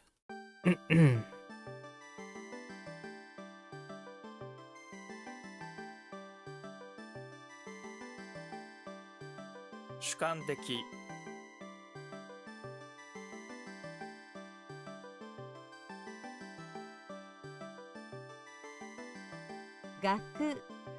Good thing.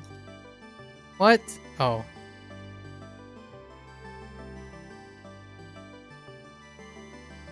呼ばれる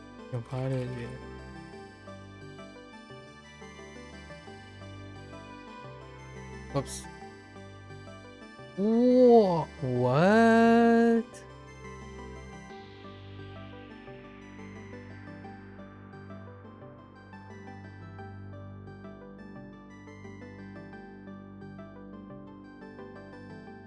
Hmm.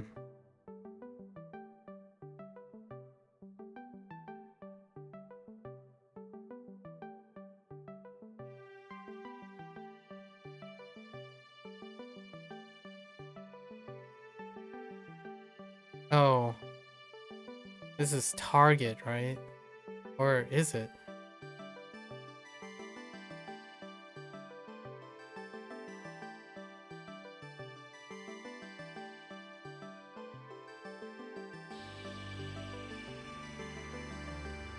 Yeah, this is target.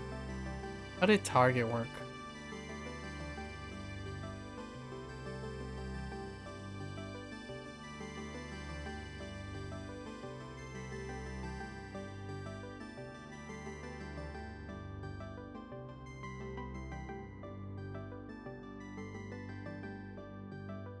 Heck. Heck.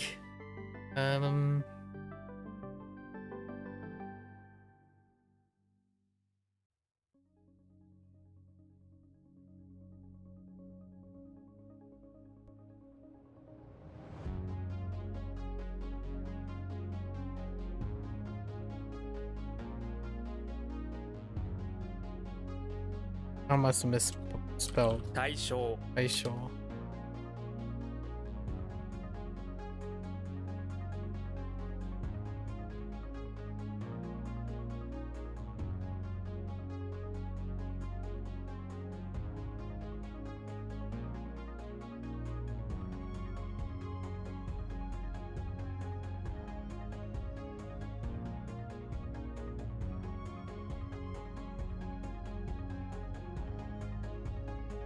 Uh,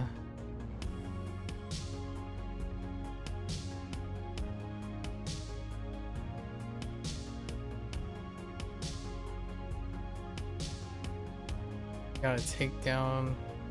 Oh. 下ろす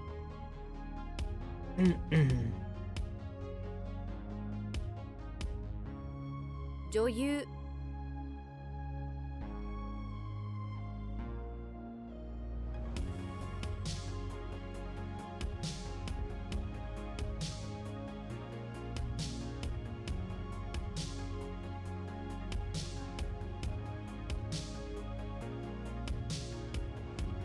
What?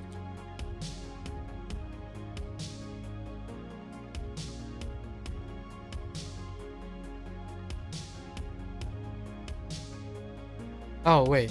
Screwed up there. 副大統領 Come on, voice. Oh, I spent some time. Yesterday, this was the weakest, right? What was the weakest?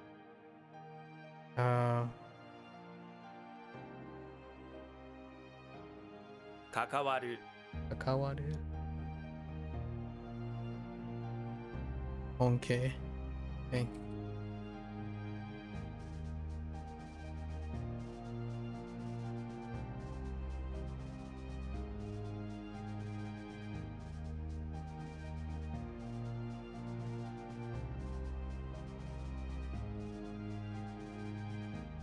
輸送 You saw.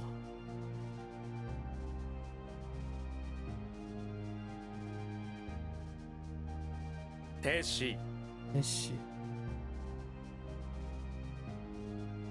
過ぎ Sugi.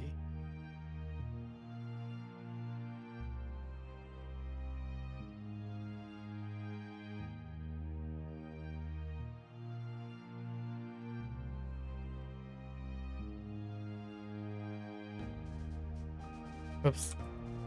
年配 Nenpai.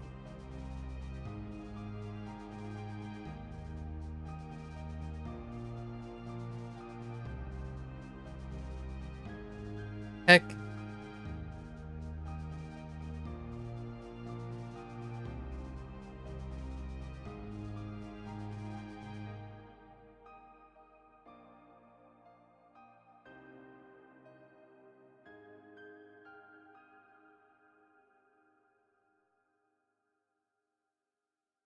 担ぐ Okay.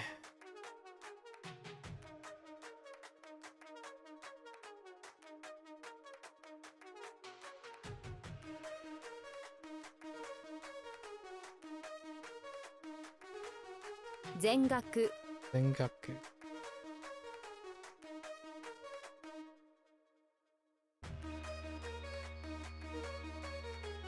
肩こり Oh, cool. I got stuck on this a little bit yesterday.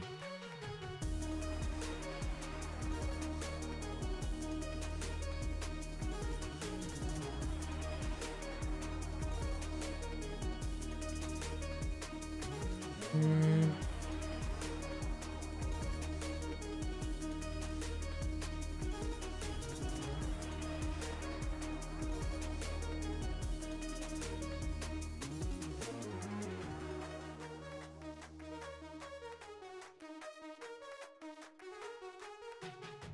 月額 Okay.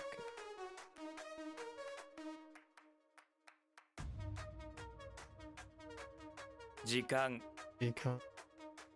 Ne?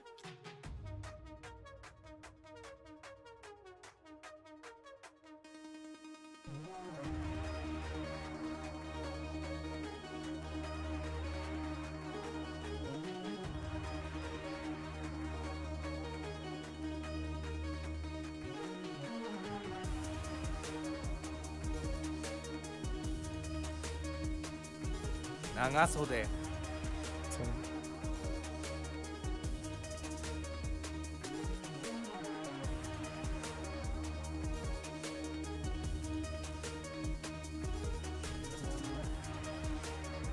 大量 大量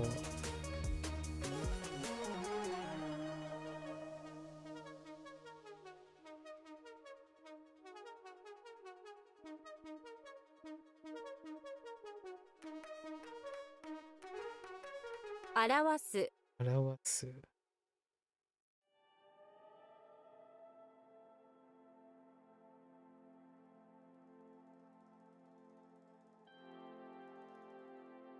輸出う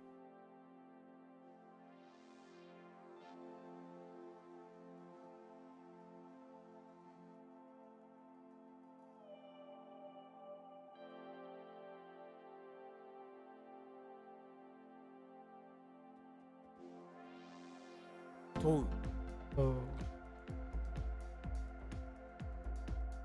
Magure. I don't know what magure is again. Wait. Hold up.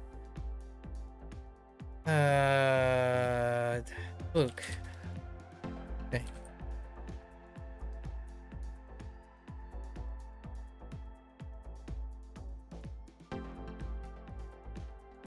Heck.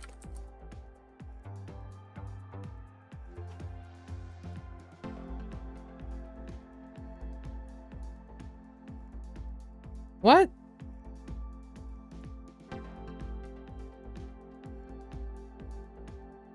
What?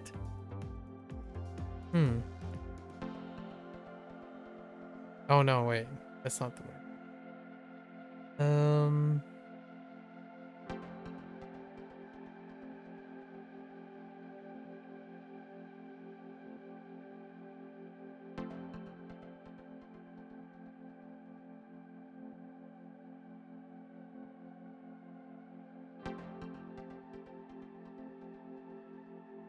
What do you loiter with a weapon? This is like actively working, right? Like Genji, the yak farm is working at the Eki. 現役 Genji.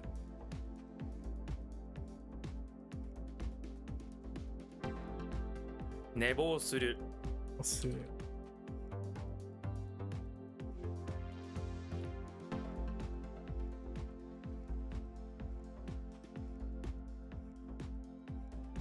Second salary.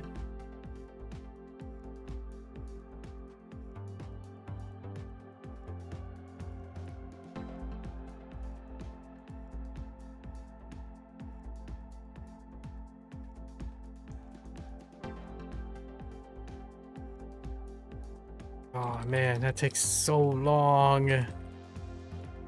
Okay. Fine. 木製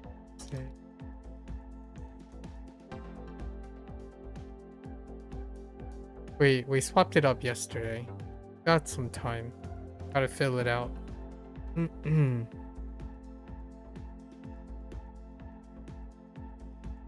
規則正しい 正しい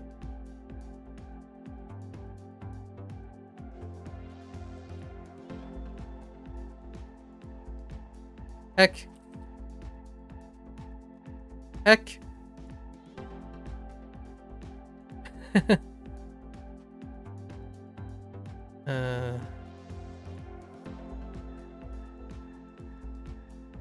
Oops. 比較 Okay.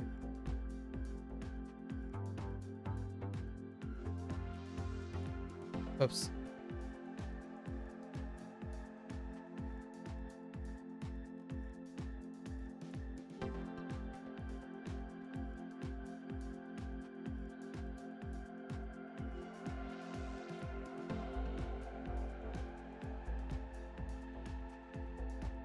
高値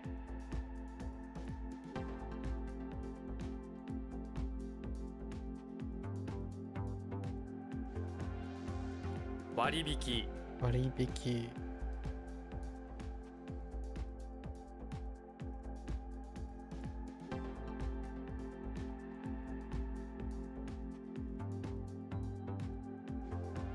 Heck. 割引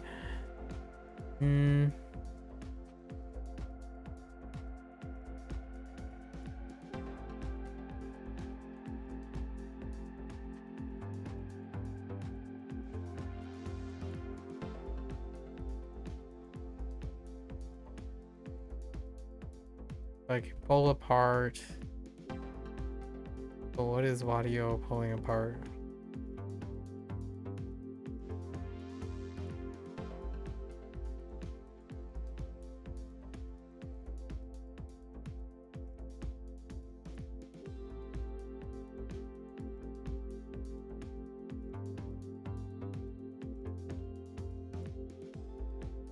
What do you be?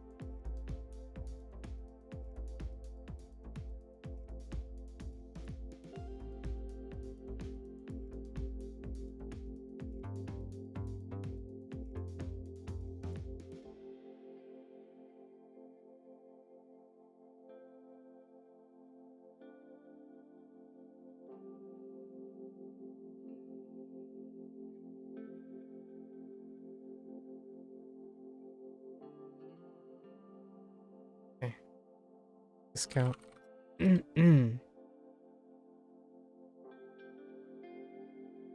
Uh, 防火 got.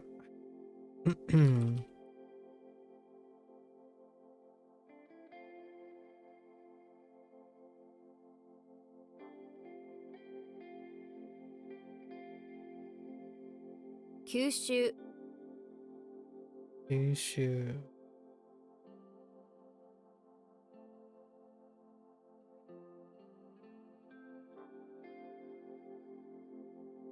定量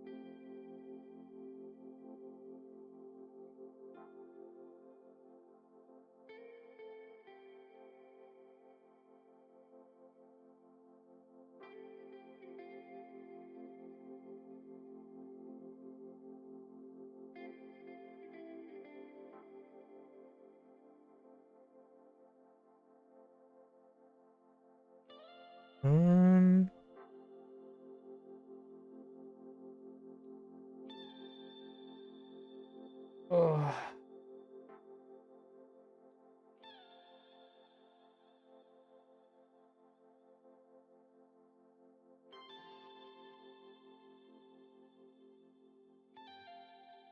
気づく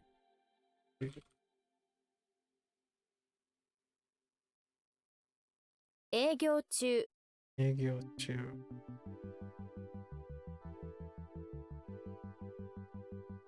置き場今。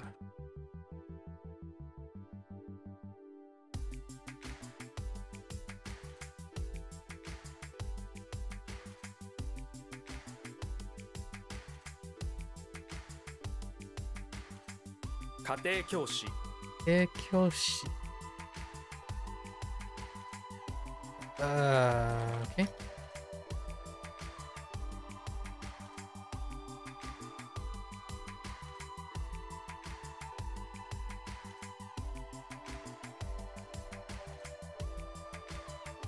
What?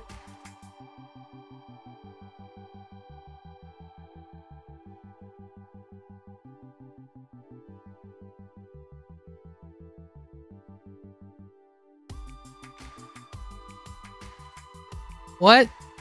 Wait, hold up. Oh.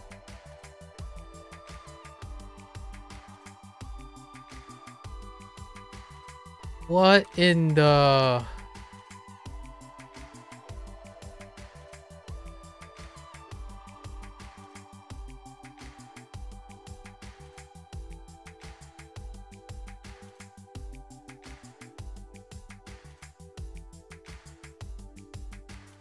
Oh, e? Aku.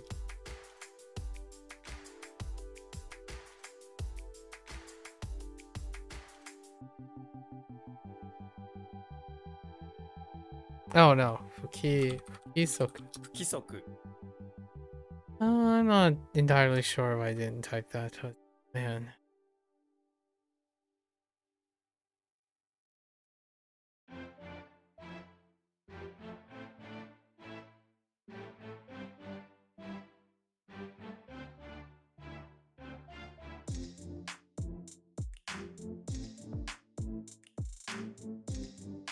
Um...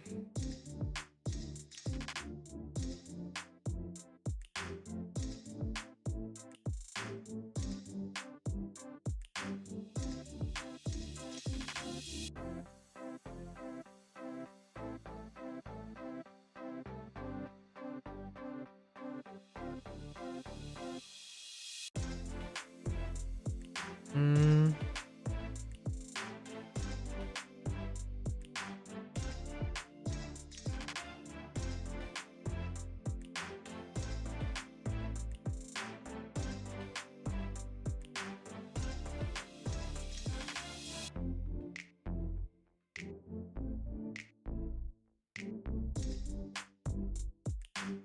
What? Oh man, I really thought it was. I really thought it was Saku. No, wait. Oh no, this is like piercing. I mean, つく good. Like suddenly stab. Twice. Oh no, that's just stab. Huh. Wasn't this stab? Oh, it was stab.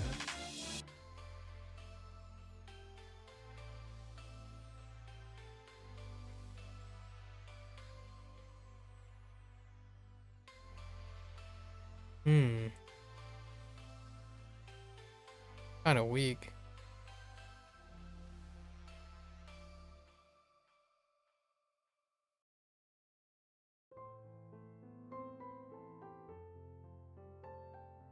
That's a little concerning.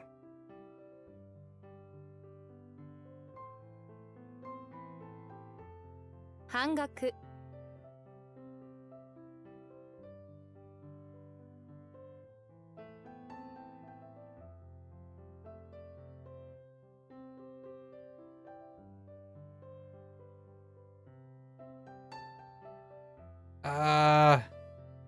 It's like feathers. Makes sense. Cover the body.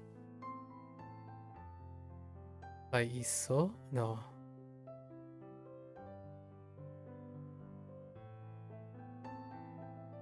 Like koromo. Yeah, koromo and hime. No. Yes.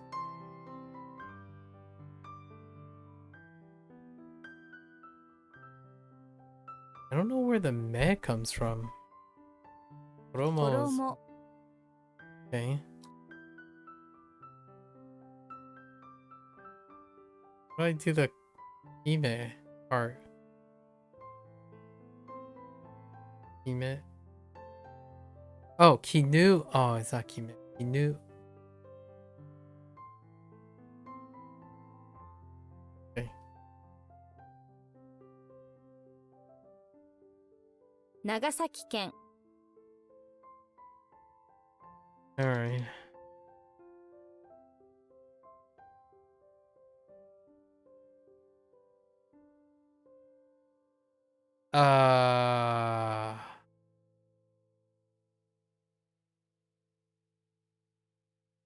Oops. 東方 Oh.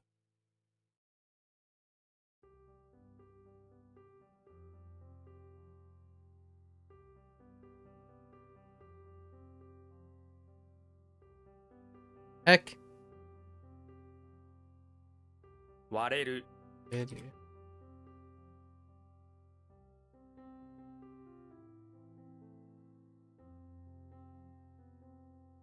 燃料 Yo. 吸血鬼 Yuketsuki.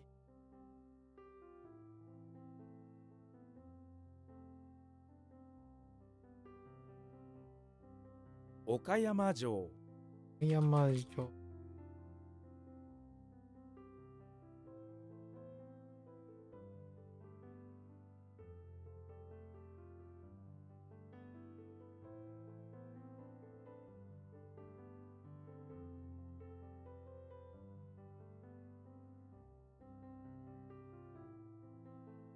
誕生日 Enjoy.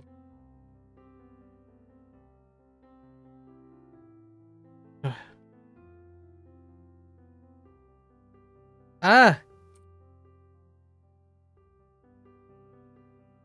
中国製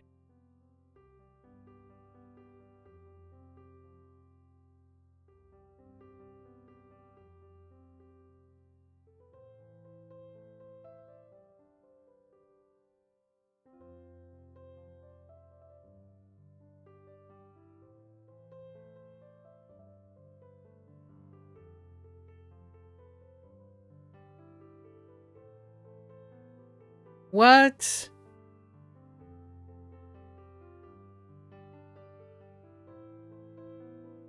That not it?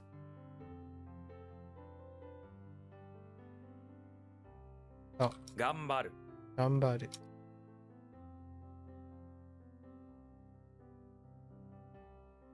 Typo. 革命 Akume.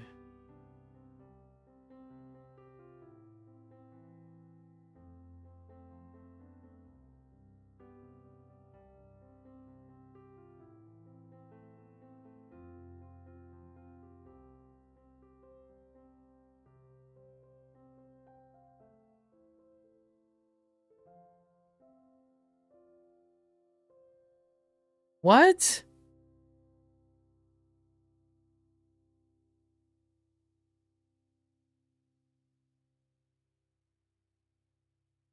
Oh, 吸収する issues.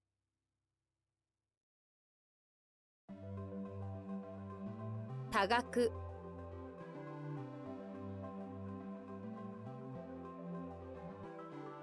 違う You know.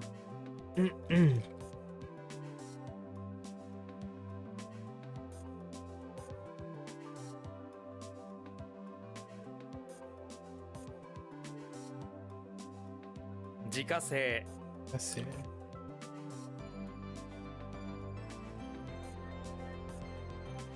輸血 I think I skipped 2, right? 文化 Unka.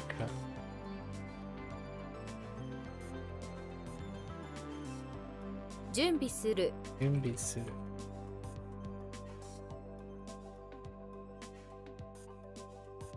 Oh, I skipped 1?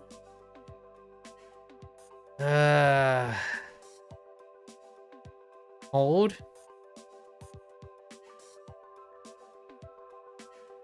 Soul. The soul.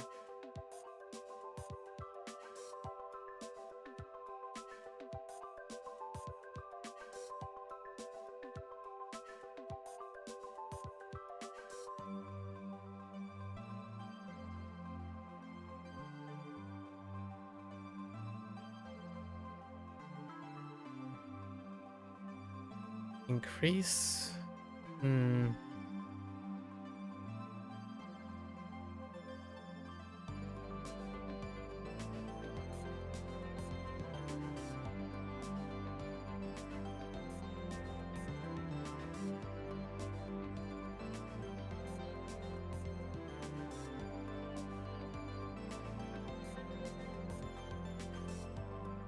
Hmm.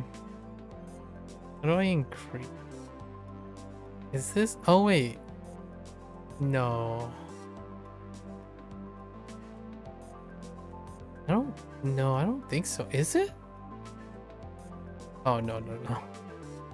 No, no, no.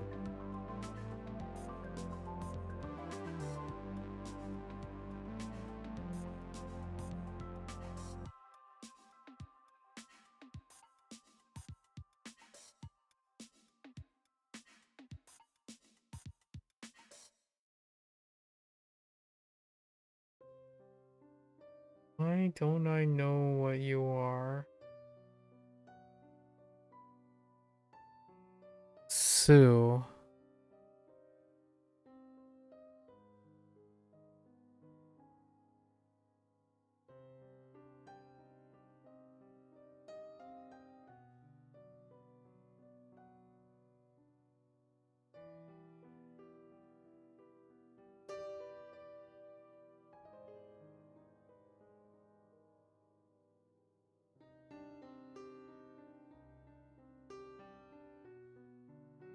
Add?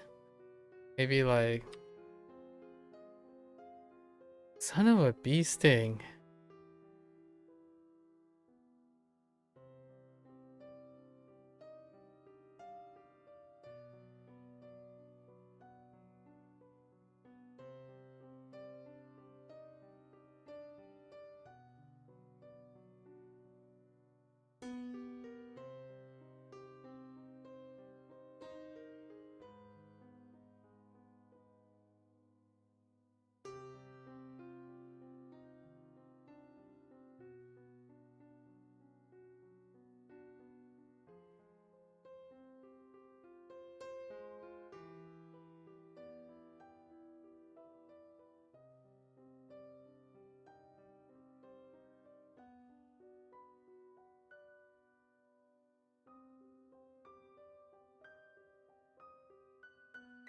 How do I not know what you are? Please.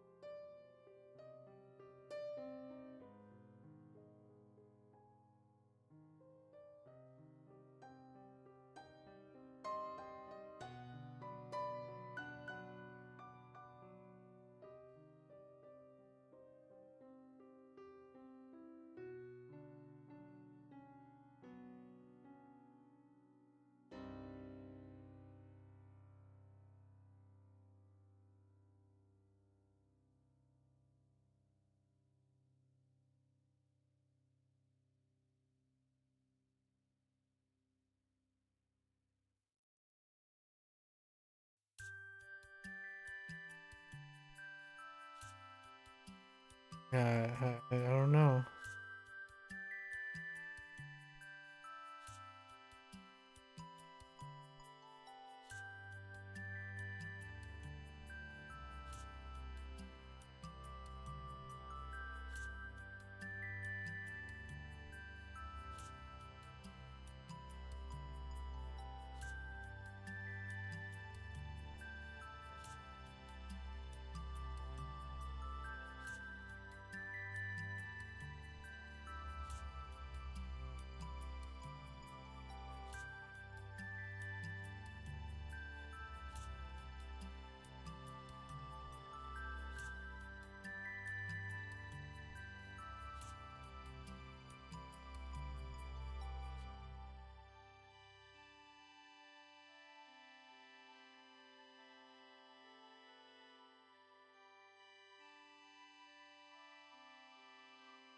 Alright, well, let's try to write something for this. I still got reviews from... Still got more reviews later. So, what is it? Increase... And... Yeah, what? Goal... Pretty sure.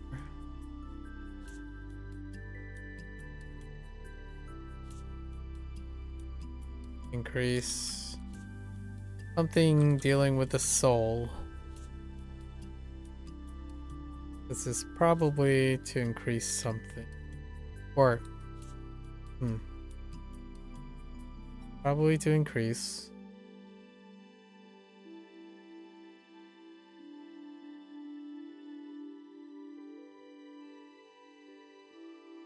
Ma? Why is it Ma? Probably Masu. マス Masu.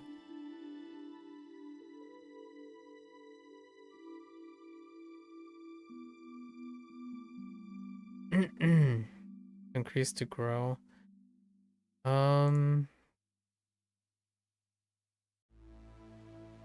Ooh. Yeah, that's pretty good. Masu. Actually don't know.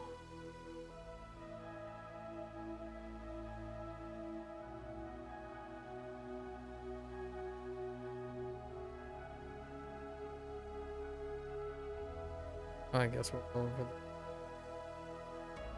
Masu. Hmm. And what was the other one? What was based on? Is there another Ma? Not entirely. No. I think this is the only Masu.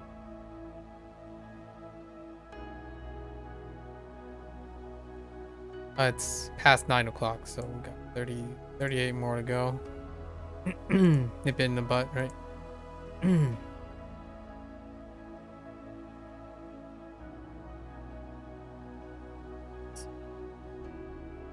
応援団 Going done.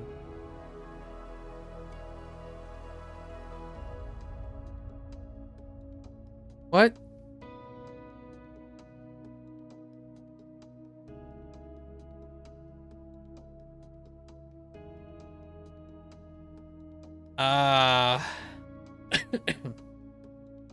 This is like weather, right?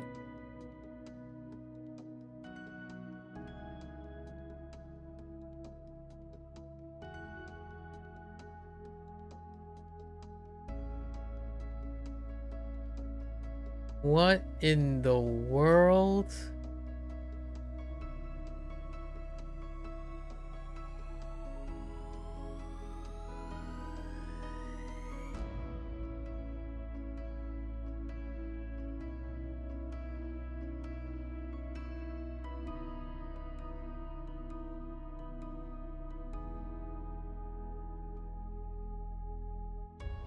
How's that not Kiesel?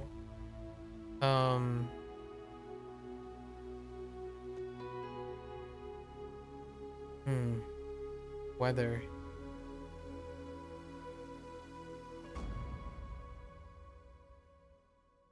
I find this a little upsetting.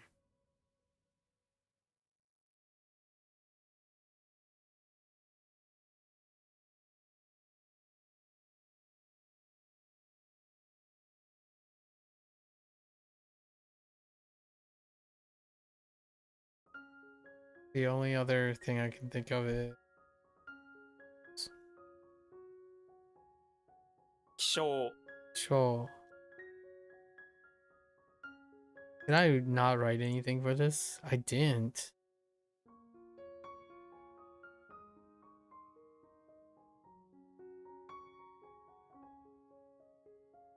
Why didn't I think of show first? Because it's a secondary reading.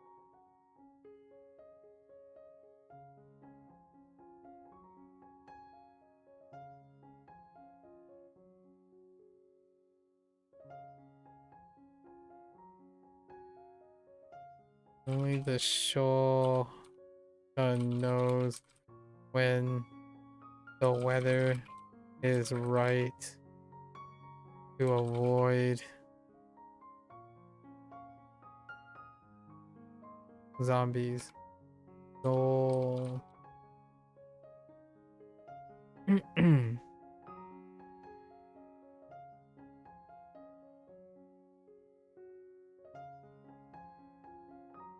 the key?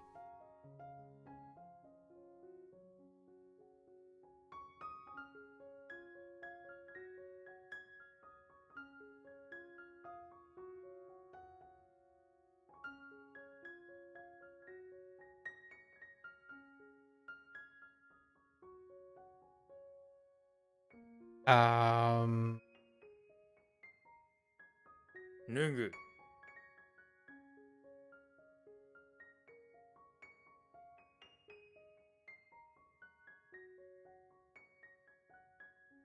伝統的 伝統的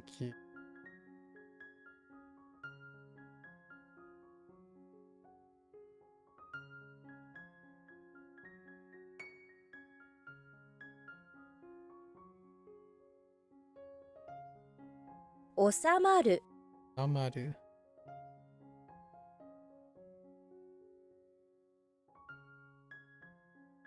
Oh, excuse me.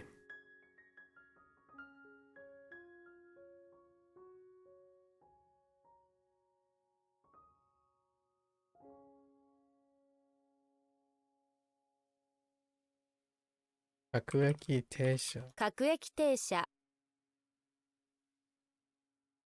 Oh,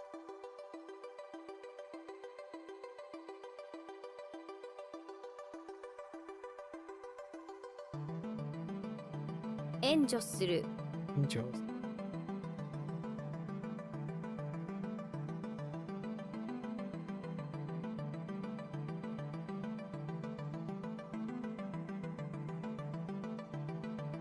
What? Oh, wait. 指導 Chido.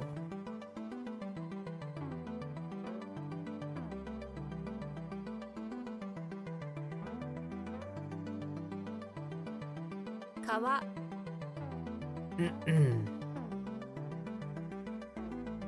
Miki Nikki.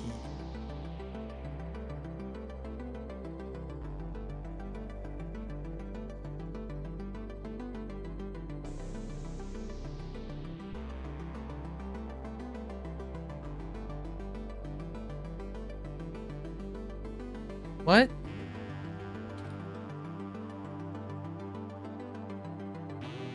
Oh, oh, I see it.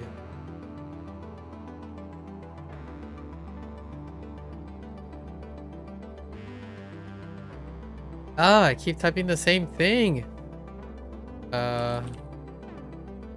領収書領収書.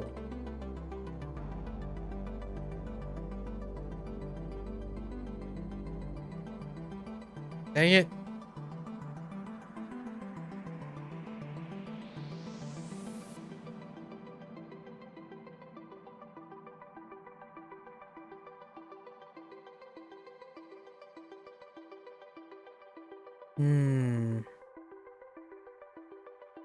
YOLO?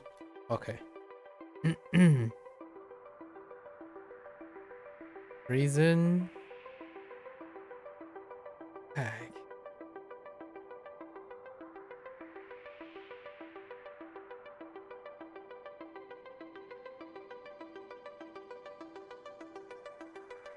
Reason and flag.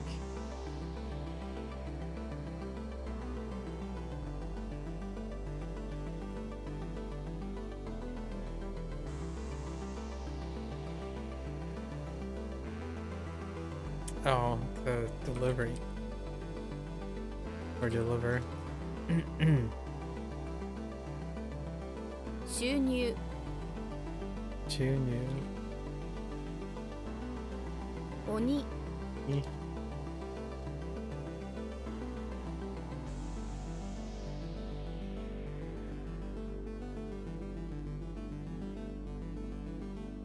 新幹線 Income.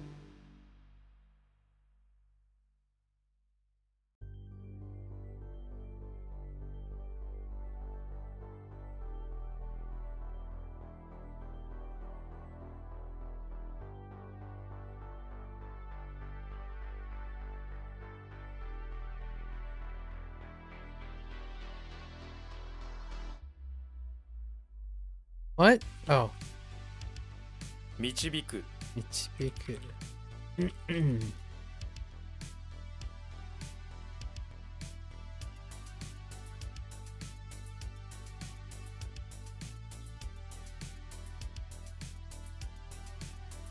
支援する Yansuru.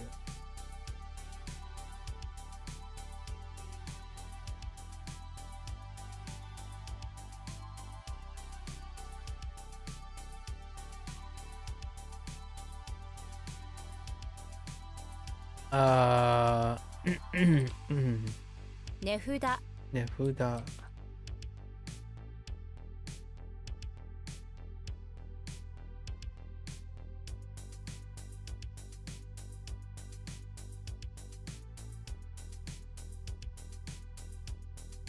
YOLO?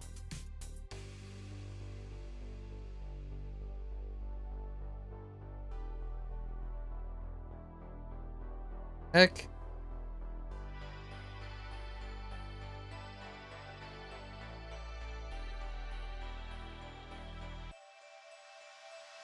半袖 Ode.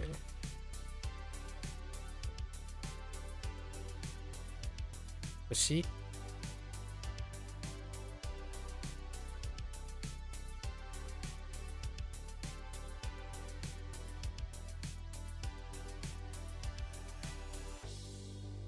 Tatemono Lemon.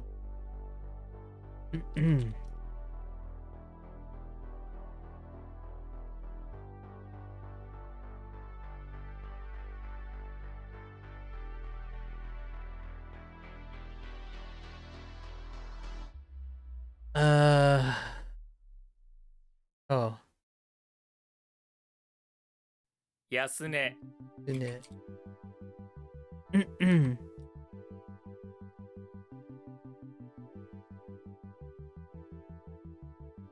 減少 Gensho.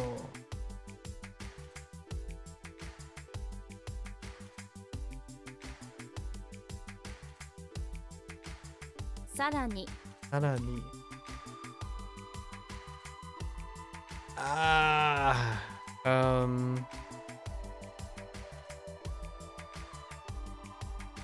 Sarani.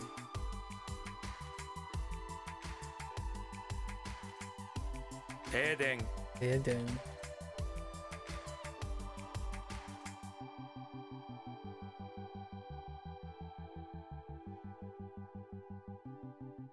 What the 営業する Egyo suru? To fund a business? Okay, we did a pretty decent recovery there. What is tomorrow going to look like? Wow, 11 p.m. Oh yeah, I went way too late. So tomorrow we might do a burnout day tomorrow. Yeah, we skipped too much. Too hard. We digress way too hard. So tomorrow, oh no wait, if I do a burnout day then we'll hit the new review.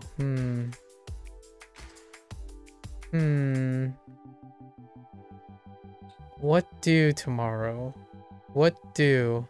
Because this is the 107 for the current unit. What do tomorrow? Actually, what time is it? I mean, what day is it? Saturday now? Saturday just started? Ooh. I could just start really early. Maybe start at 2 and make the time limit 2 hours. And then just have a buy on it. Probably what we're gonna do. So let's go over this. So sometimes when the day goes a little long, we would move between day 4 and day 5. So tomorrow will be our burnout day, which isn't too bad. Oh, does that mean level up day would be the day after? I have to do something on Sunday. Oh no, it's Monday. We'll see. P5X version 2.1 is happening either Sunday or Monday. Gotta double check. Guess I'll find out. I'll find out tomorrow. Capital for tomorrow.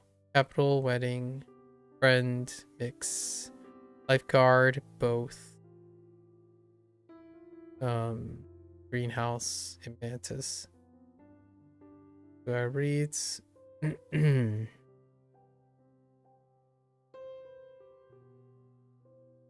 Yen. Yo. Gan.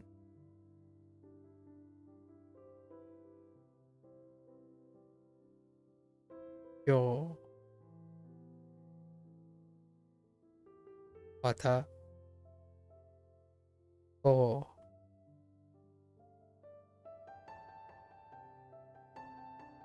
Yo. So.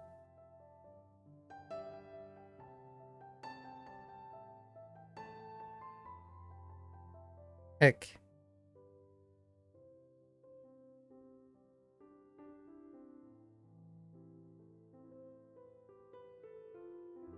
Yo.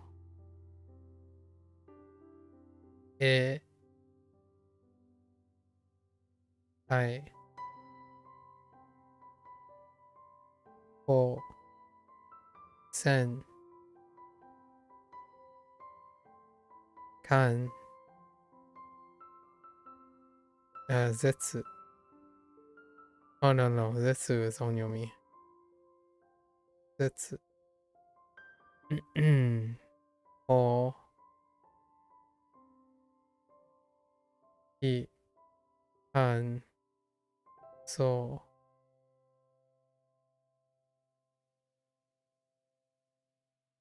Heck.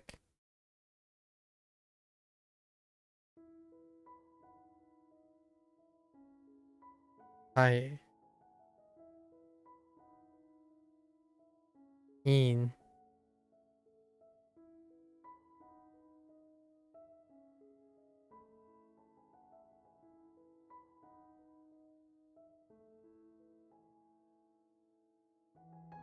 Heck. Takes me so long.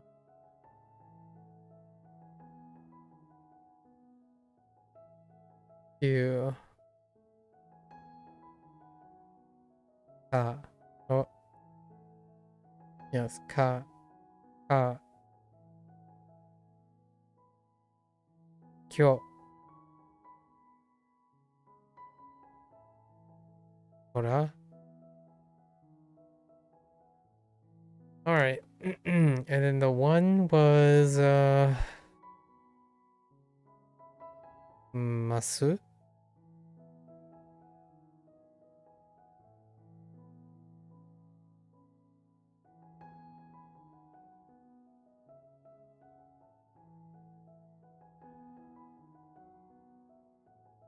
Oh no.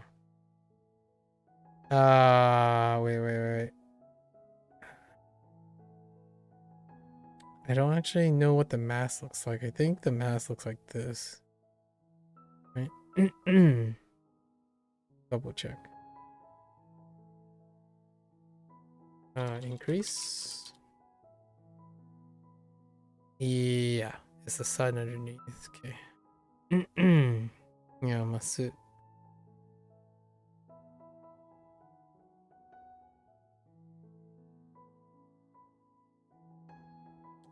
Increase.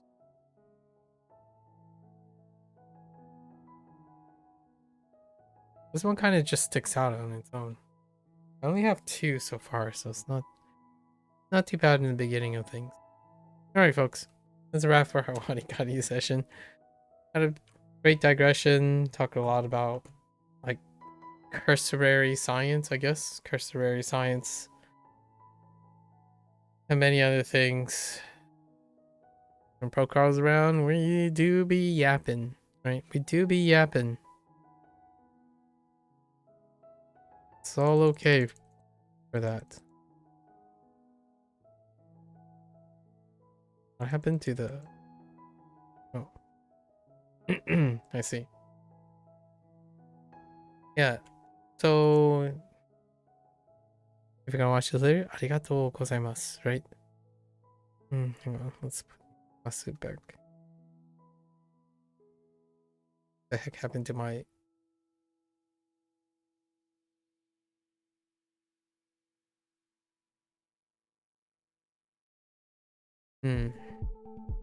Feel free to follow along. WaniKani, give it a try for yourself, right? And you're always welcome to come on by. We can do some yapping. Enter some deep discussions about stuff. Always make time for it, right? Always feel free, share some candid remarks, reflect on things, exchange some ideas. Definitely be prepared to explain things, right? Maybe double down on certain things. Always nice to invigorate each other, talk, tax, share, keep each other motivated. Until then, those who are only interested in WaniKani, minasan mata ne, mite kurete arigatou. Right? See you guys next time. Thanks for watching. I'm gonna get up, walk around, stretch a little, stretch a bit, and I'll be back for my HanziHero session. Thank you.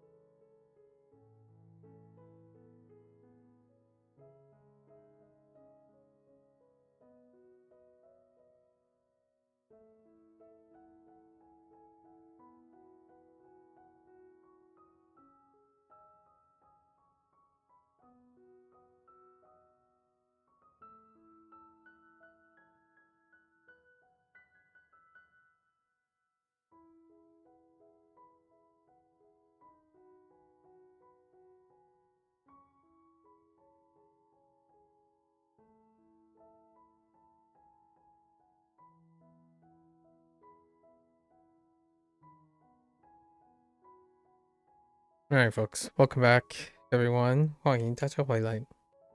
今天是第250天50天. It is day 250. We gotta book it. Gotta do our lessons before. I think it's like 2 o'clock. We're late. We're in the night midnight hours, burning the midnight oil hours.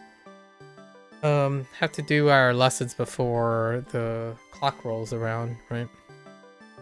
It's already happened once, which was also the same reason. Had a great discussion. Let's see. We had 2 things run yesterday. Yesterday went really well. Yi Mian. Let's see. Yi. Mian.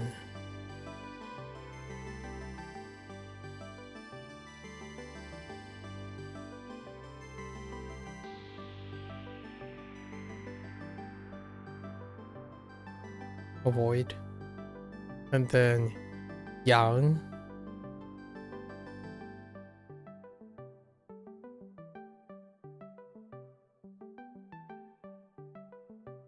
Ocean. Alright. Get into it. Try to truck along. Be a little brisk. Voice is a little aware, so we're gonna try to avoid a little bit. Saying too much.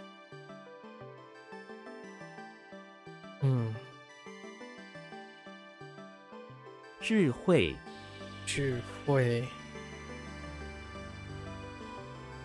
智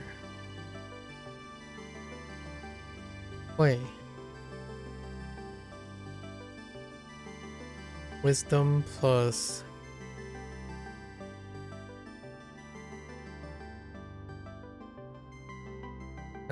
intelligence. I see.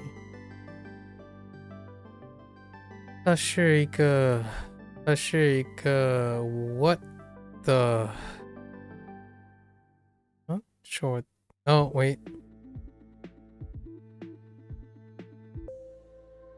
elbow pads and legs. Maybe Chong. Yeah, Chongman.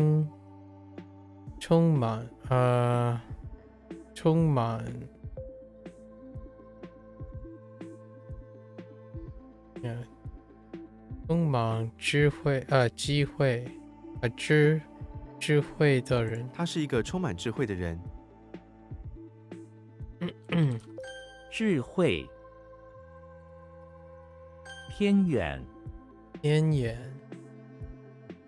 lean 远 distance. To lean distance. Will describe something that's not merely distant, but also seems to lean away towards from you and everything else. Oh, I see. 他住在一个边缘的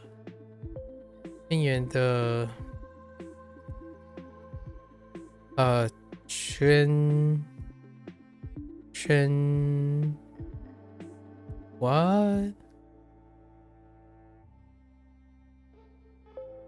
I don't know. 他住在一个偏远的村庄。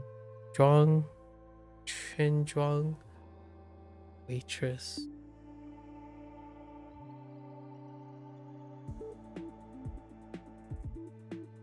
Oh wait, no.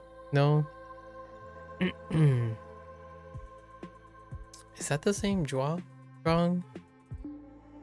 attire? No, it's not. It's not. Something else.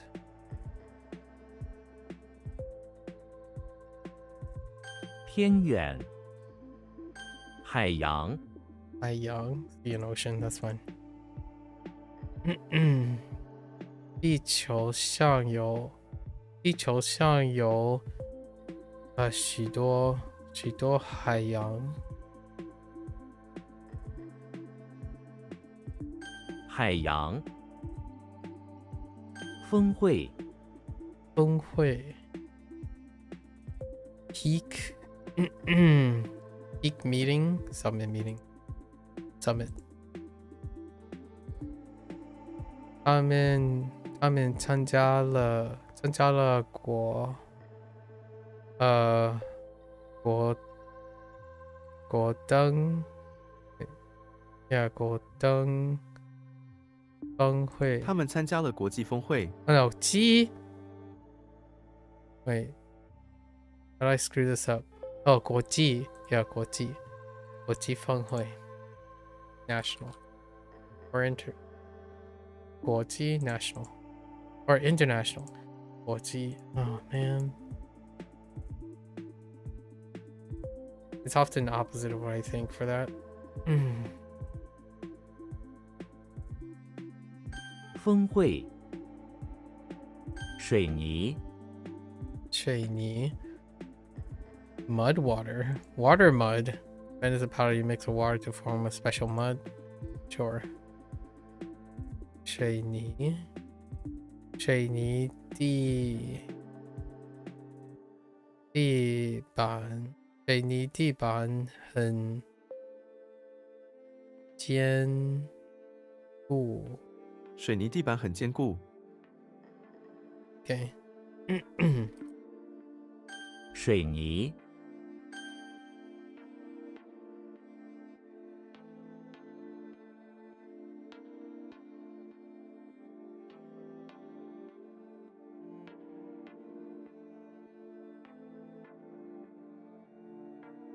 智慧。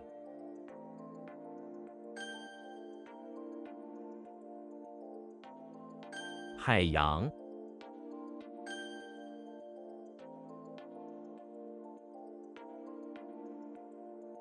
What? What did I mistype there? 峰会。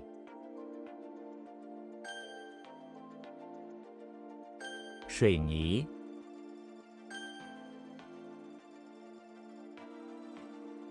Oh. No? Oh,对. Oh.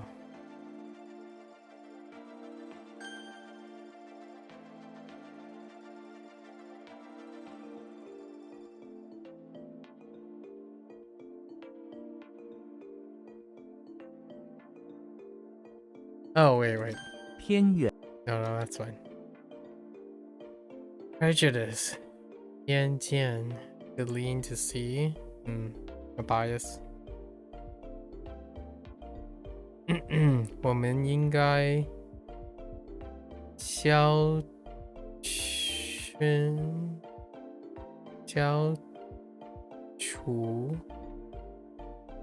除对他人的偏见。我们应该消除对他人的偏见。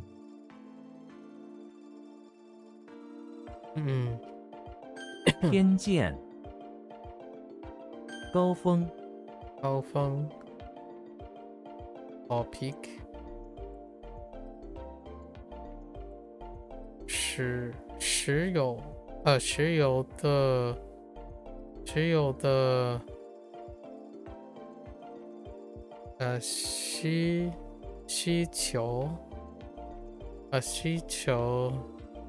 一定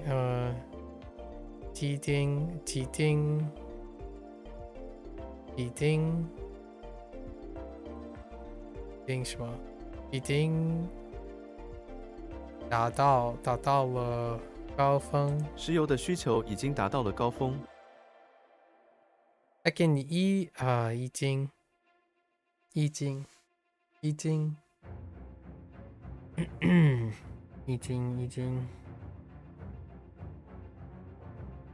或者是已经。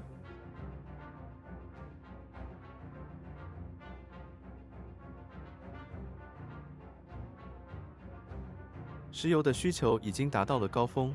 已经。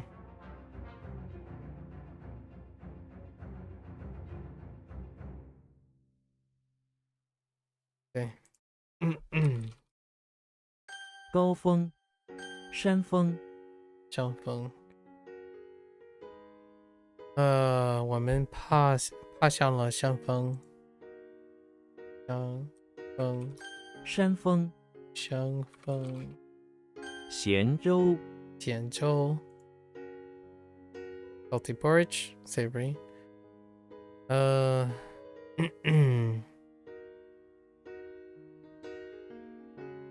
I just realized. One. That's supposed to be ude? No. Just kidding. 这碗鲜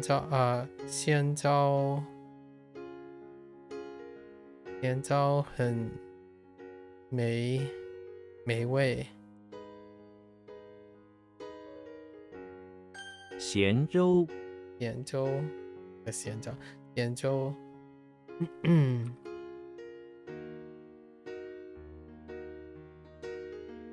若是，若是 if. So we have 若 which is as if. 若是 okay. Supposing. 若是下雨我们就不去 If it rains then we won't go. 若是， If it rains. 偏见，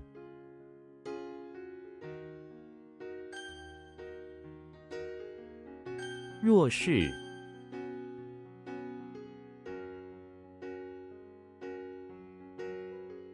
高峰，山峰，咸粥，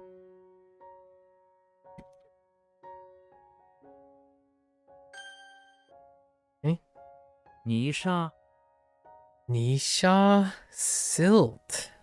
Ooh. Silt is the sand-like substance that is often found within mud. Sediment. Silt. 泥沙 That can be a problem.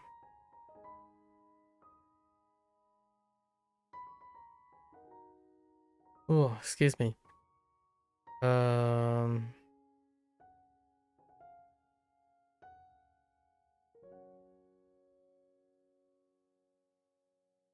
Is that 河有河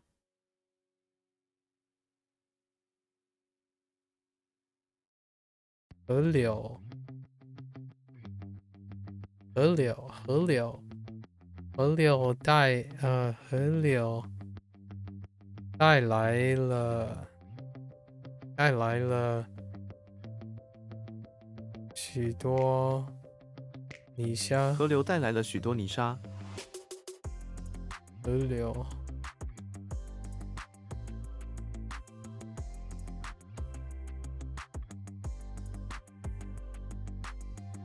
泥沙，退伍， Okay, retire from the troops or military. Okay. 他去年退伍了。退伍，田州， Yep. 他给我做了一碗甜粥。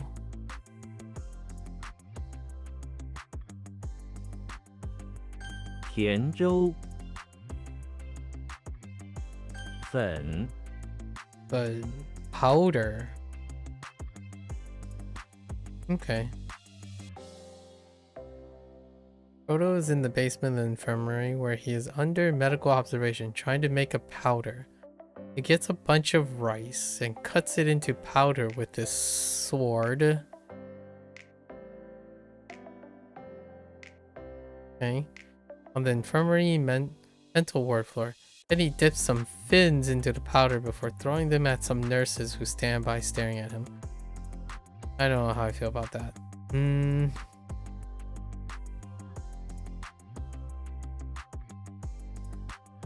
I think we're gonna use fun as part.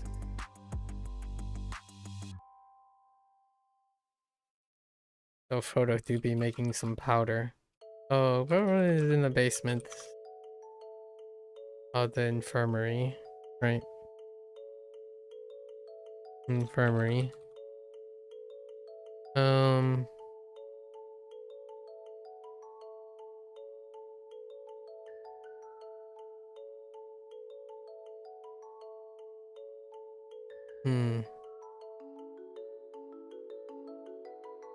Let's say recovering.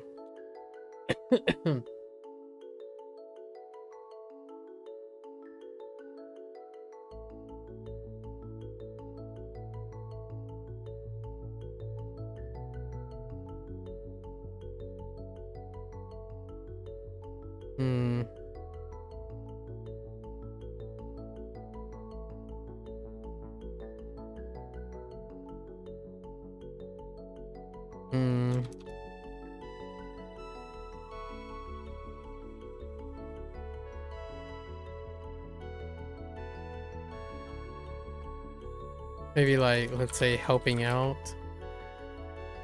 Go to the basement infirmary, helping out. Looking for, oh man, but this can line up with Kermit.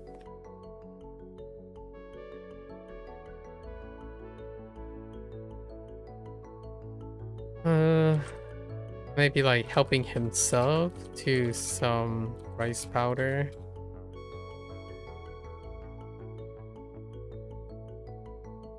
That is lying around in parts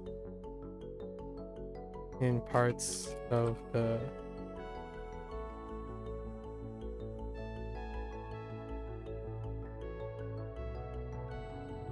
helping himself to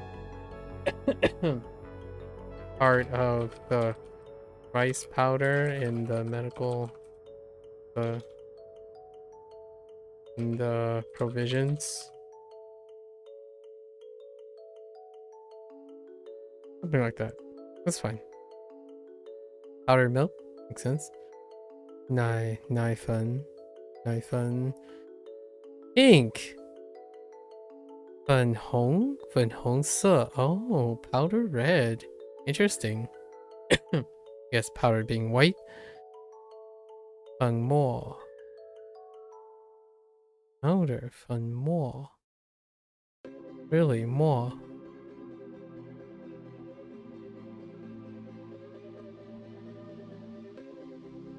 That's supposed to be last. Interesting. Starch. 淀粉. 淀粉. 粉庄 Oh boy. Oh, there's Zhang. Oh, it means village. Oh, really? Zhang, okay. That certainly doesn't look like Mori. Or does it?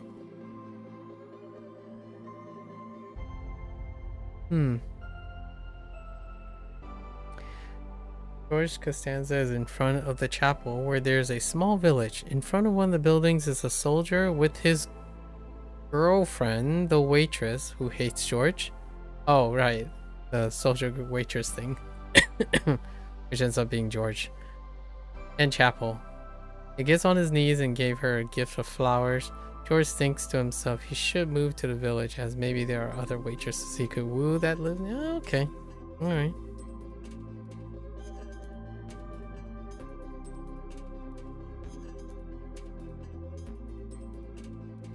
The soldier gave it, not George. Crops, okay. Crops? A village? Oh, okay. Something else. Yeah, some other job. And then there's village. Binjuang. 庄粉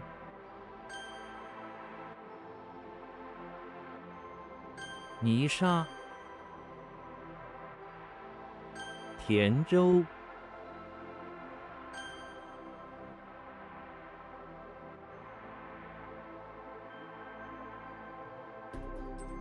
退伍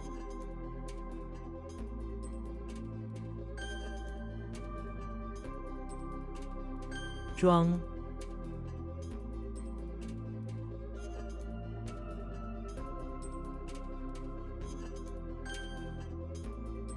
Okay.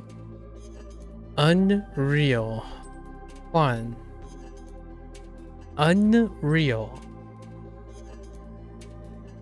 This is gonna be a tough one. The Hulk is in the bathroom of the pawn shop where he's feeling a bit strange. Suddenly the door opens and an unreal scene unfolds. A cape made of a dense layer of cocoon floats through the door and towards the Hulk. He stands up from the toilet and punches it, but it goes around because it's actually unreal.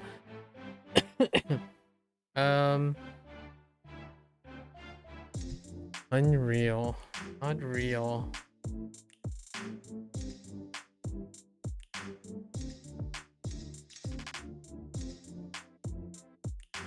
What did I say almost as unreal? I'm thinking of more like Doctor Strange cape at this point. Might as well. Hallucination. Oh wait, this is gun again. Budget. Fantasy, yep. 幻想. Okay. 换 One. 恩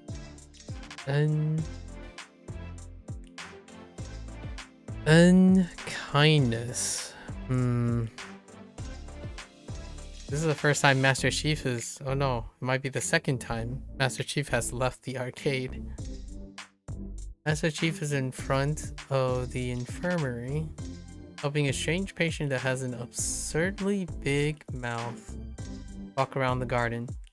Touched by his kindness, the big mouth patient rips out, of course, Luckily, his patient has 2 big hearts, so he won't die from giving kindness.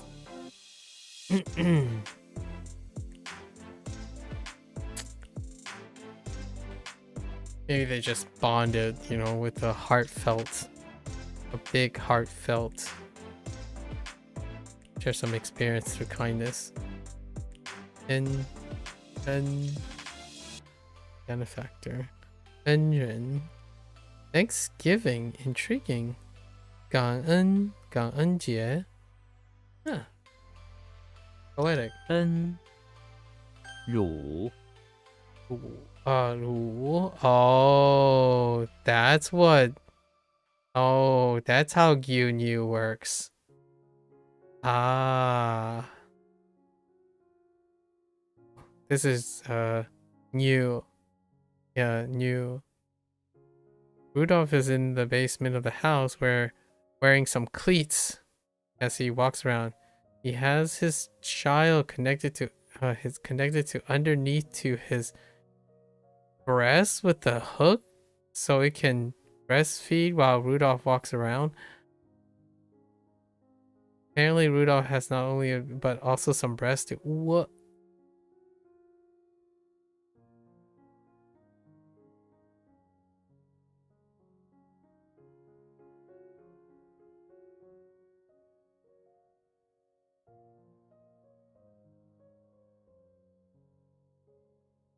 We're just gonna go with like breast milk, right? But what does that have to do with hook and cleats?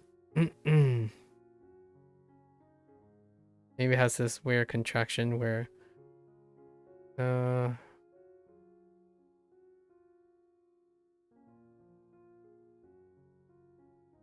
basement. That's gonna suck. I don't. We'll work on this. Yeah, milk. Rutol. Yeah, rutol for nipple. Muru. Breast milk. Sense. Breastfeed. Uru.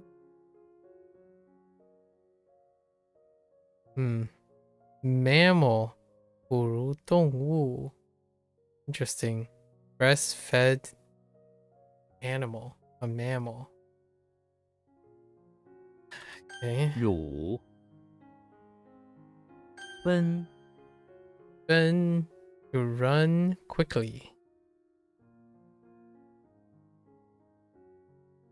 Okay. It's not great. Then, okay. Our Simpson is in front of the infirmary using a big cross to smash the fence that surrounds an infirmary vegetable garden. Some nurses and doctors run quickly out of the infirmary to chase after him, but he similarly runs quickly away before they get near. I guess. Maybe he like took off the big red cross, smashed the fence. Need something to put in infirmary. Ben Pao. Dong Ben Xi Zao. Really? Dong Ben Xi Zao. Oh, east west. Oh, I see. East west running quickly. Okay. Quick run. Okay. 奔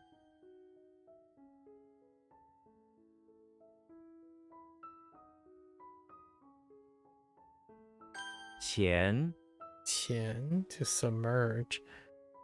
Ooh-wee. Ooh-wee. Qian.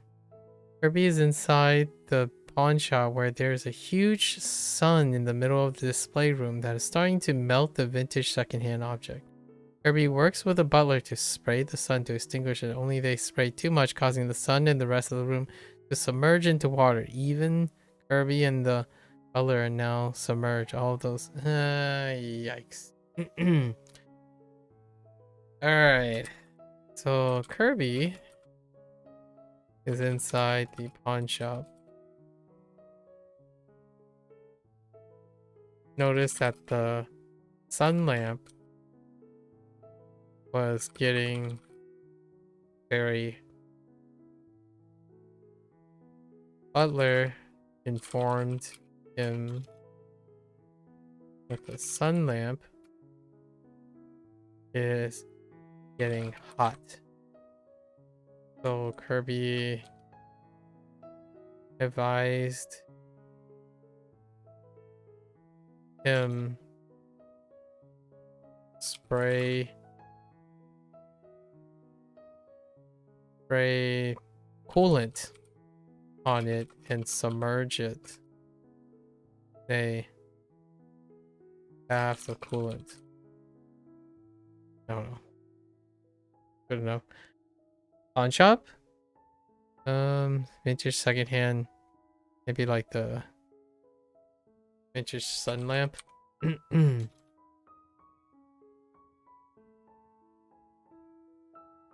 It's kind of difficult to know it's Kirby though. Maybe it's too hot for him to inhale. I don't know. Man. Kind of rough.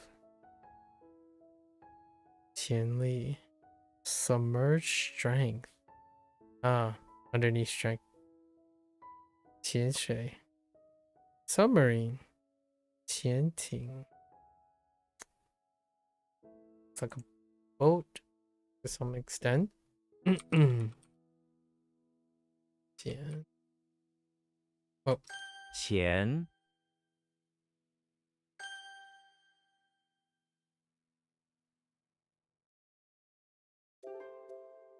Oh my gosh, that is awful. That's gonna be so awful. Okay.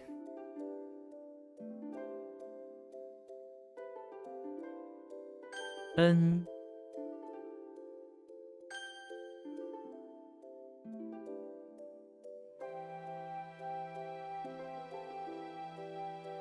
Where is he even? Like, yeah, there's no question about it. We need like a vintage cape or something. Okay. Hulk. Bathroom. Pawn shop. An antique. Vintage something unreal. A sentient antique cape woven from cocoons.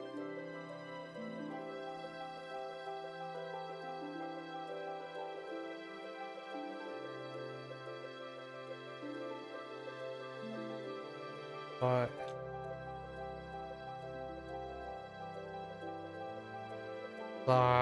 flew in and greeted him.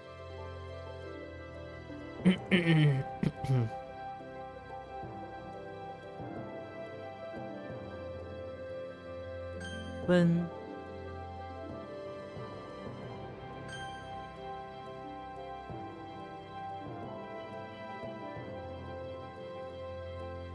前，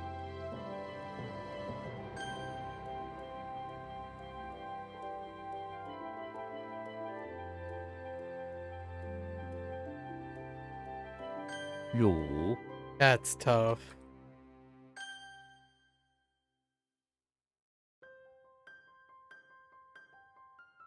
换， All right. All right. Let's try to lock in here.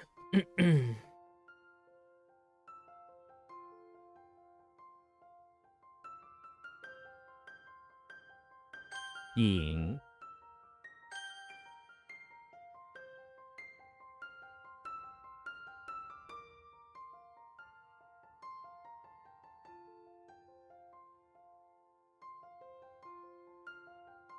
Heck.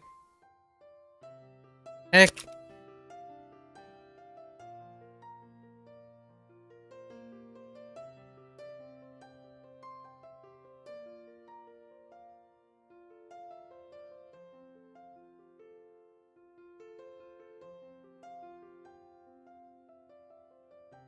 大蕉”香蕉跟大蕉很像。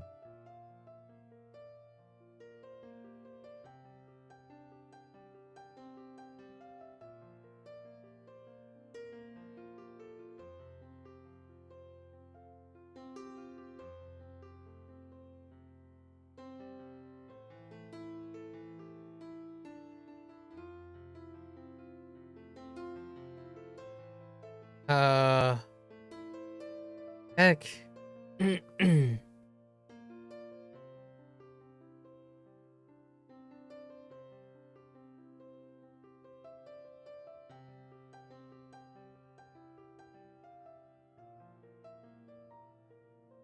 Oh, this is plantain. 细，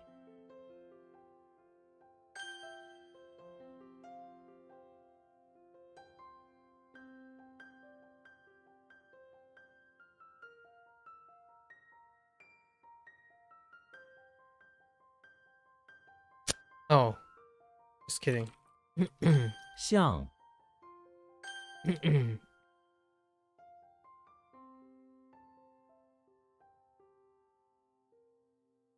What? Excuse me? What should I type there?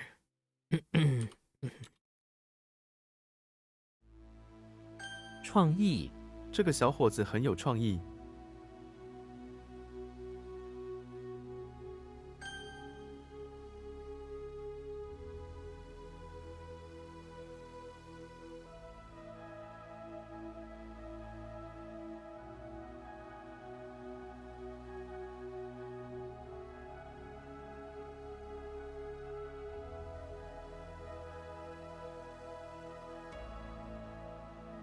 措辞， 你可以改变标题的措辞吗？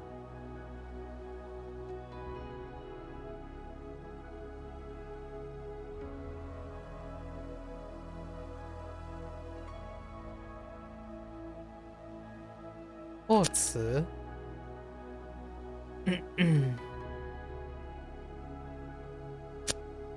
What?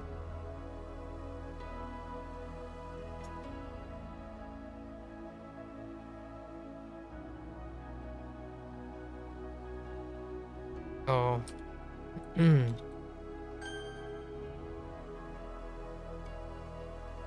议题， 讨论议题。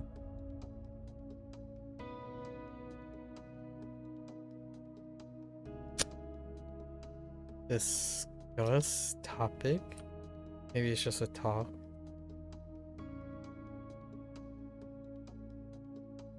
明星， 电影明星。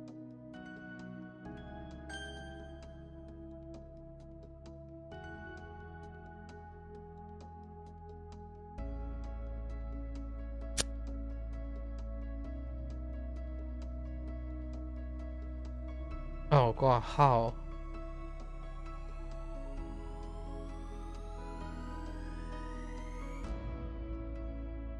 Heck，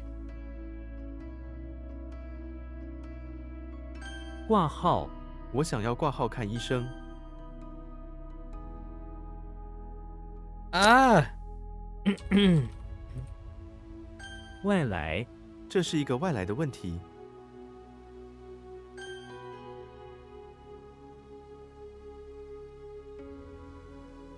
遭，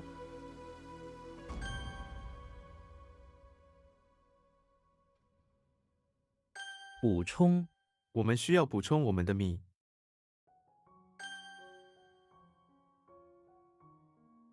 之一，这是我最喜欢的一本书之一。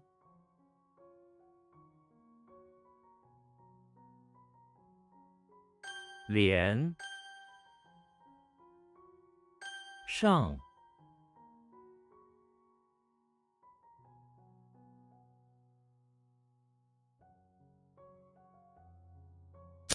，Heck，Heck。What? I don't understand. 福， I don't understand.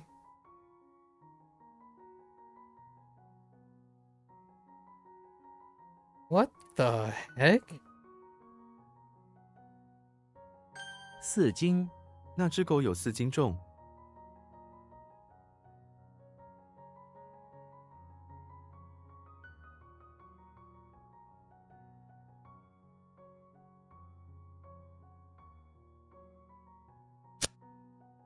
4 grams?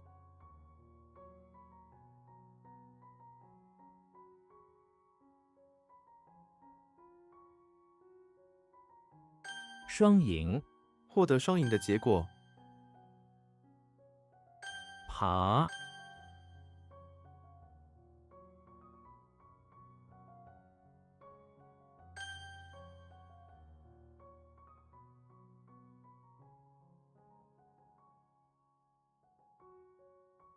提供，我们提供免费咖啡。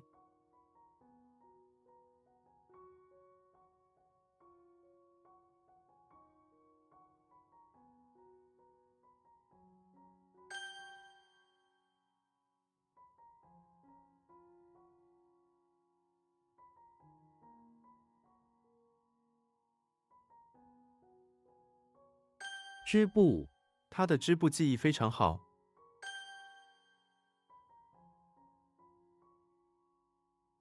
陪伴，我的狗喜欢陪伴我。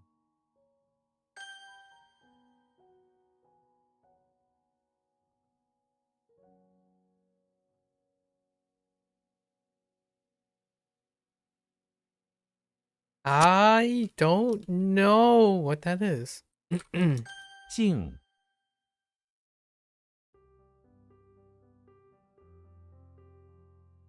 What the heck? What the heck? How's that not mirror? Hmm. 贵宾，贵宾座位在前排。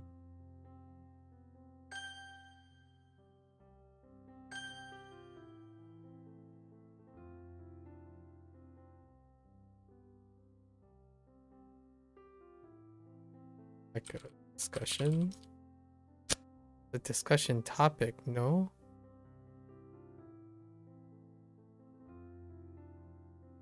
Raise, maybe a notice? Hmm.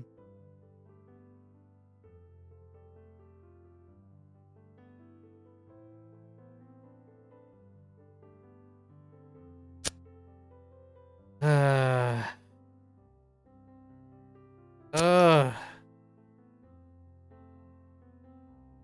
Maybe issue?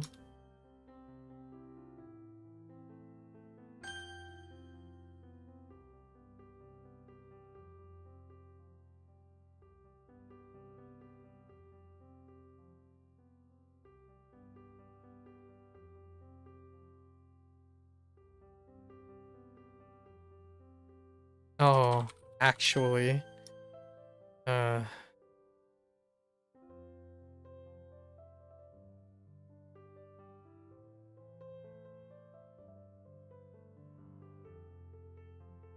呆，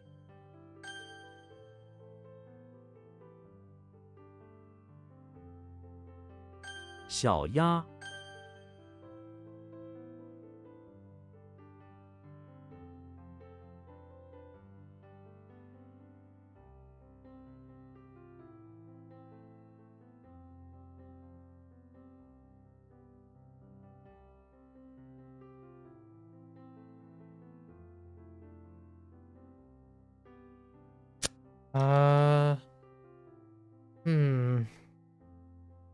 文献，这些文献对研究有帮助。集，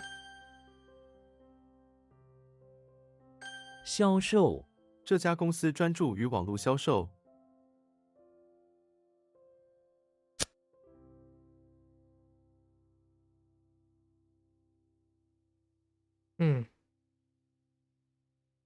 Interesting.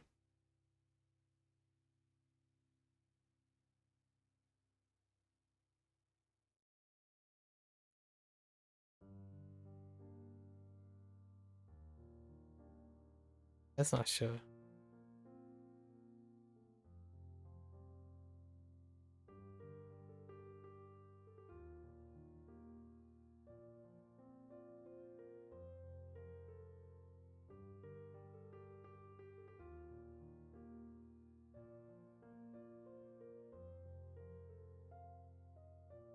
讨厌，我真讨厌这个噪音。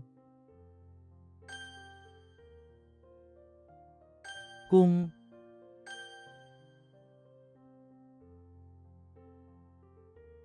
交，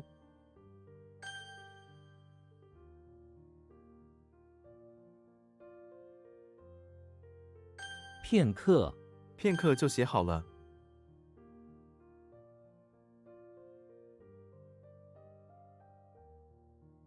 傻瓜，只有傻瓜会那样想。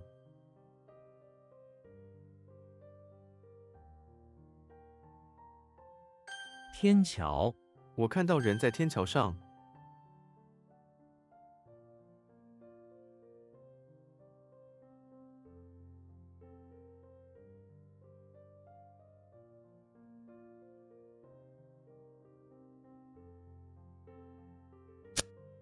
Or Chinese pounds? Do I have to write Chinese pounds? Or Chinese pounds or Chinese ounces? I think it's Chinese pounds. Ah. 扭，喂，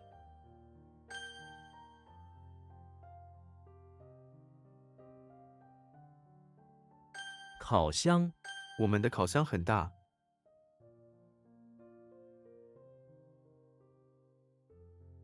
零下，温度降到零下20度。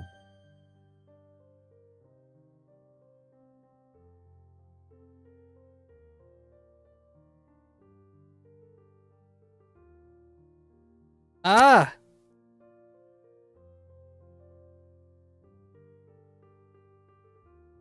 饭，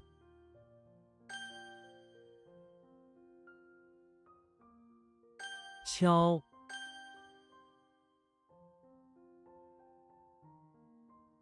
彼时，彼时他刚开始工作。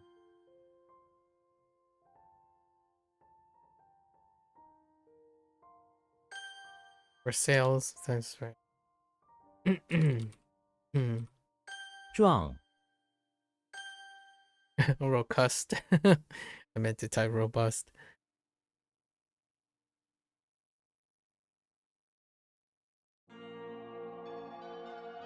罚款，违规停车要罚款。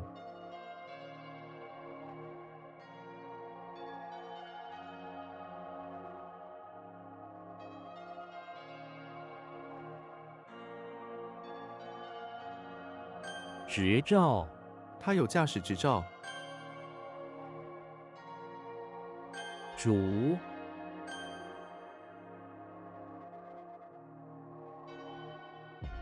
，What? Oh.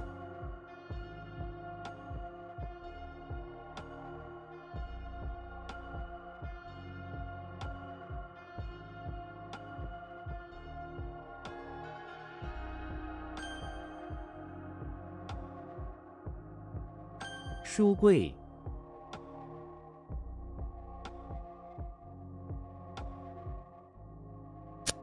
Heck? Oh, I missed the end.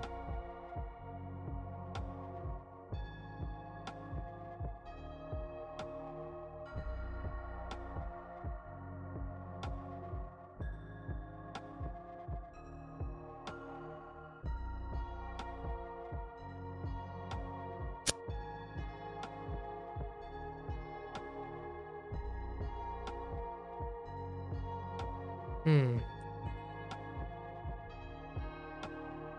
多余、 这份文件有一些多余的资讯。 是、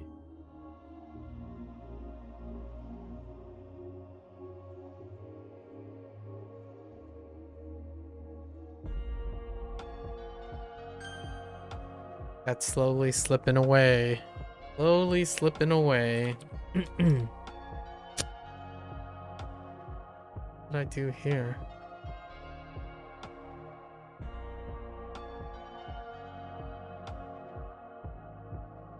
What?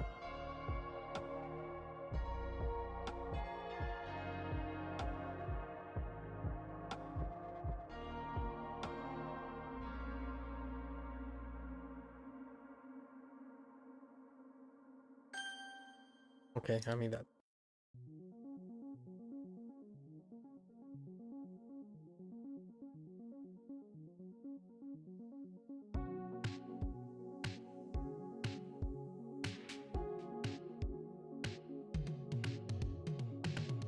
“慌忙”、 他在慌忙中忘了带钥匙。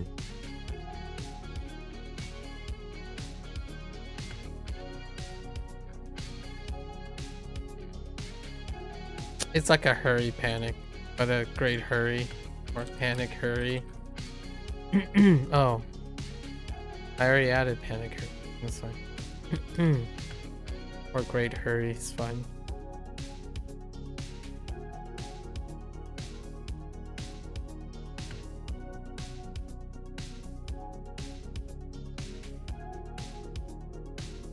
“习”、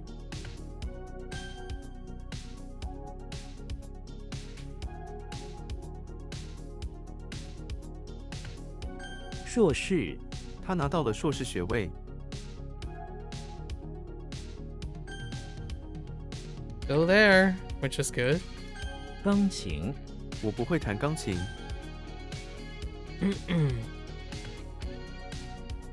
昌、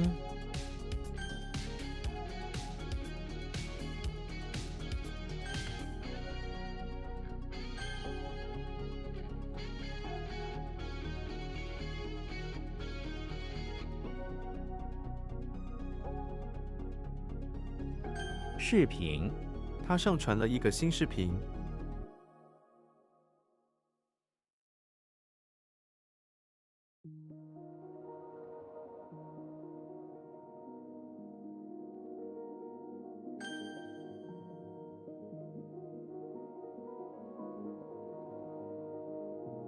镜子、 他从镜子里看到了你。 容、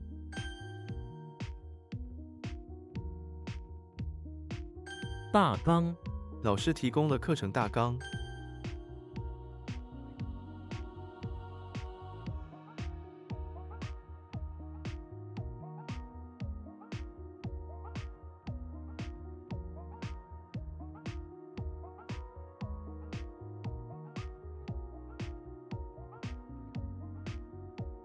What is going on there?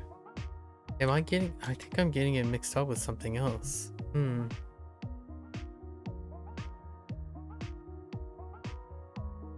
Oh no.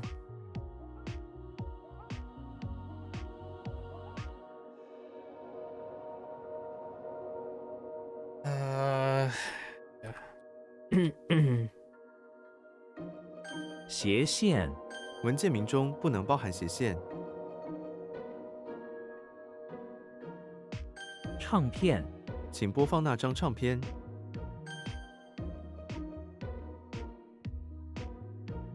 Oh. 负、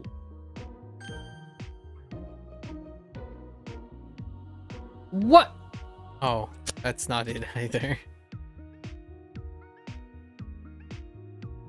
频道，他们开了新的频道。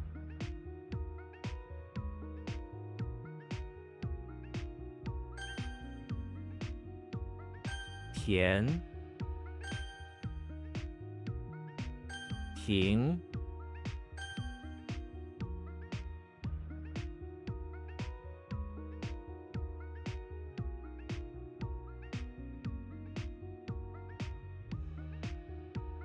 晚安，晚安，明天见。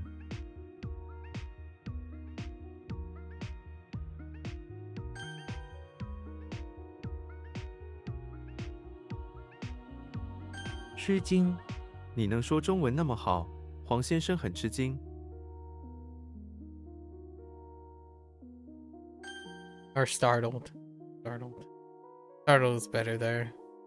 In that sentence. 垃圾，这里到处都是垃圾。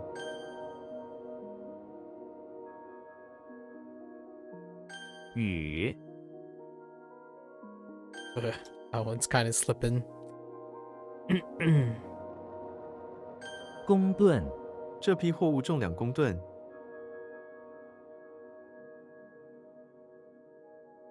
Heck.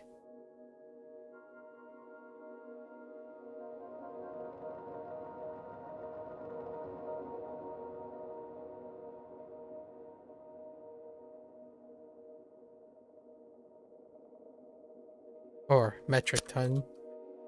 Metric ton is good. 吐出，婴儿吐出了奶水。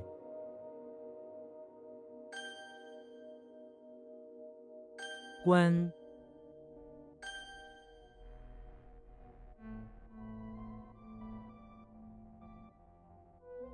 Oops, that's wrong.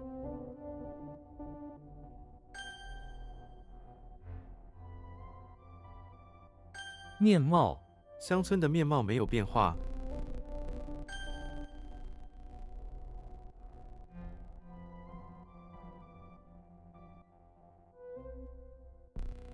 Heck.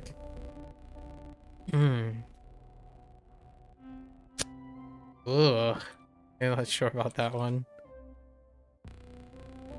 吓一跳，狗突然叫，让我吓一跳。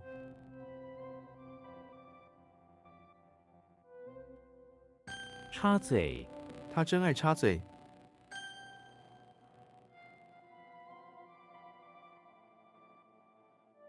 炸弹，炸弹是非法的。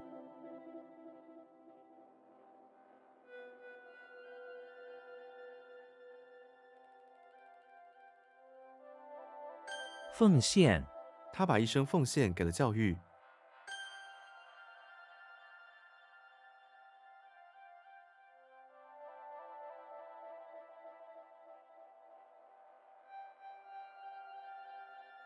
允许，他的父母不允许他喝酒。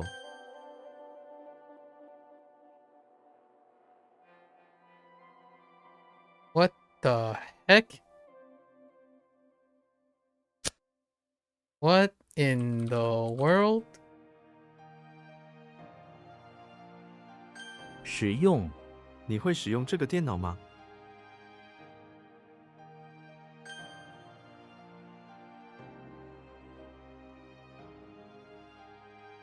Oh, wait.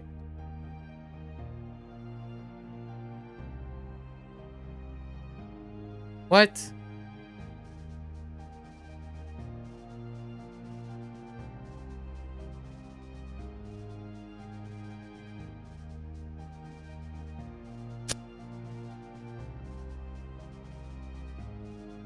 Hmm.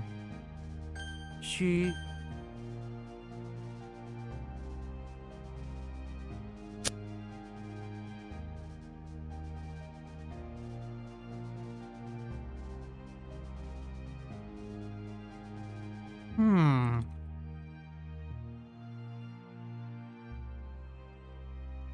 消耗，汽车开动时消耗油料。耗时，制作这道菜非常耗时。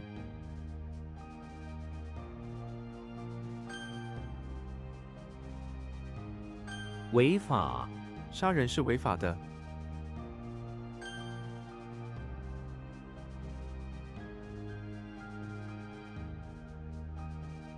What? Oh. That's Cold War. 网，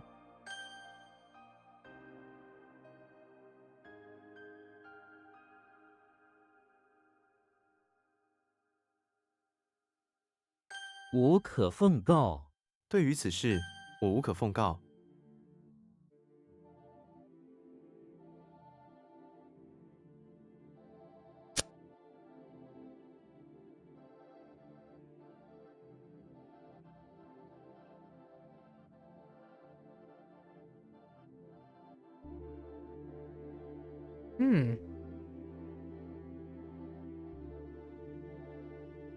忘记，这家餐厅旺季时需要预订座位。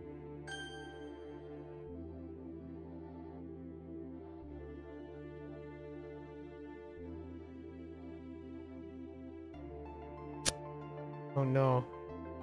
What is this supposed to be? I thought it was a shack. Did I not type shack? Oh, did I type shake? I think I typed shake instead of shack. Okay, that makes sense. 冷战，这是一部关于冷战的电影。 边， Okay, that's fine. Or border.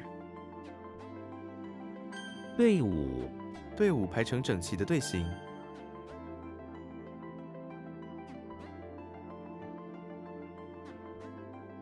铁轨，工人在维修铁轨。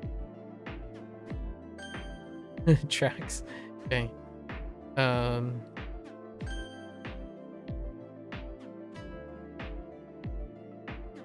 反，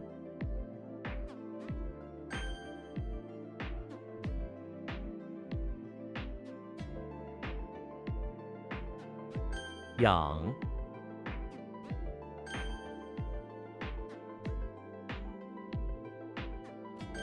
户，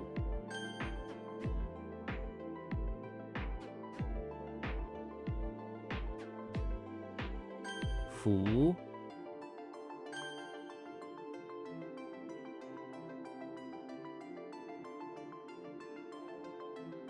盐，荤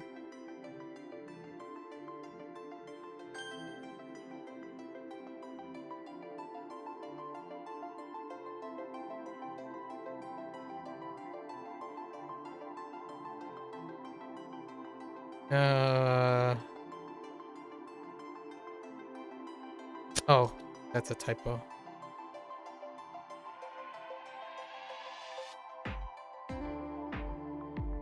想，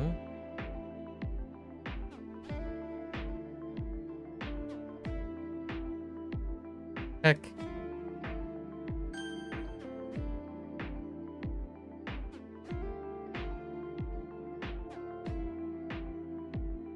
特邀，我特邀教授来参加。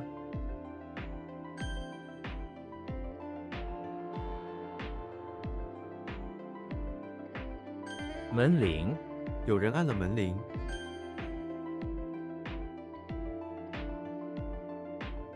能耗，你每天的能耗是多少？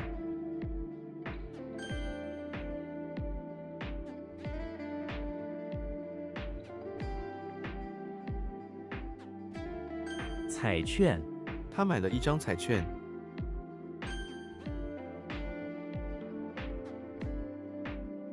扰，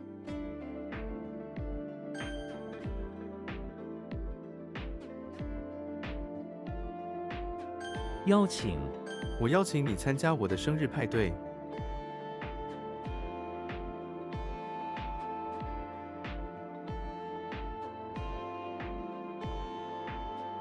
自怜，自怜只会让事情更糟。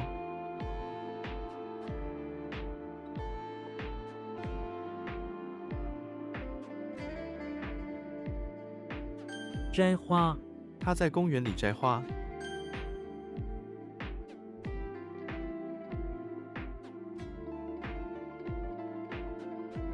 拼音汉字英雄帮助你记住每个字的拼音。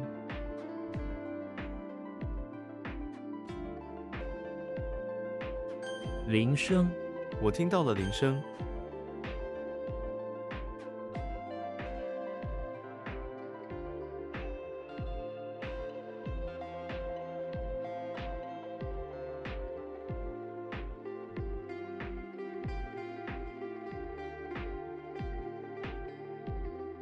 Thought it was source, right?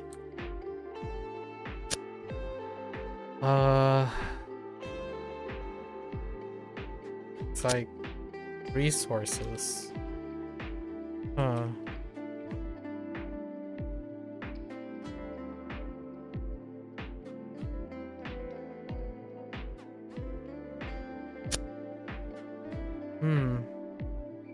Something's not. Something. I backtracked. 宿舍宿舍的窗户很大。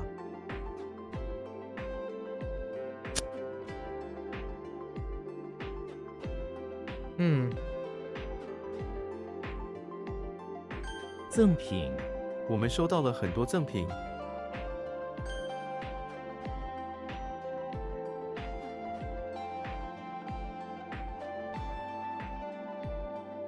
炸药这个炸药很危险。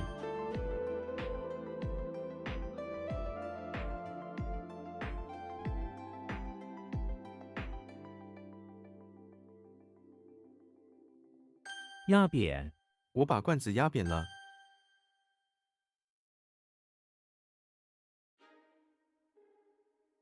瘦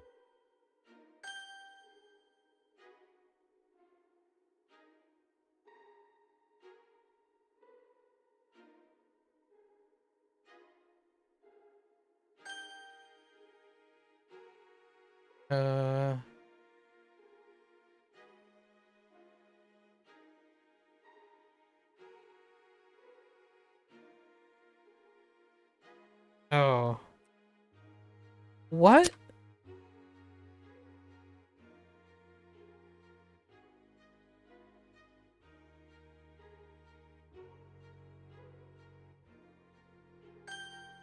Yeah, resource.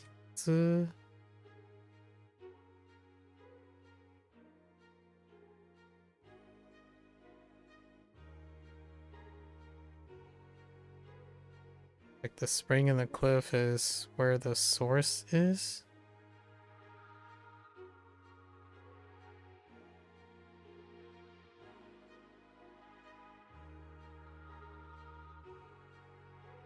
资源水是最重要的资源。It was really good today, actually. Actually, to pretty much everything was good. Actually, one of the few days. This hasn't happened in a while, actually. Nice. Neato. Very nice.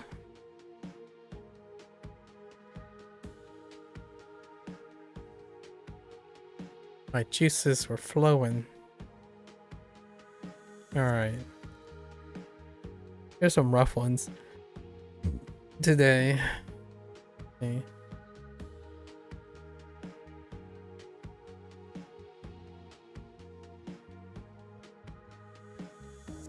Hoang.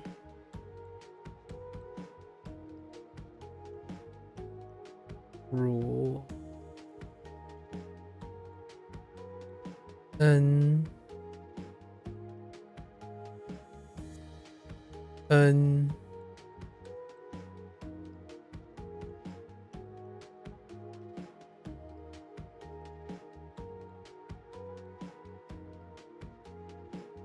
前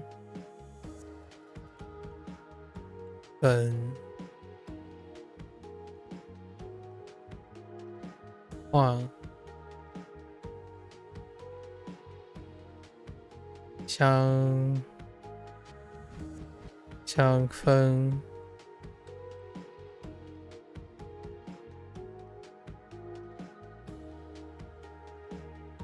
智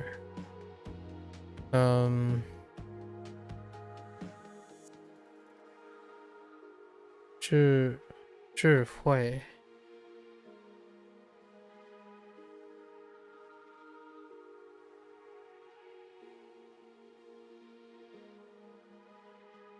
偏偏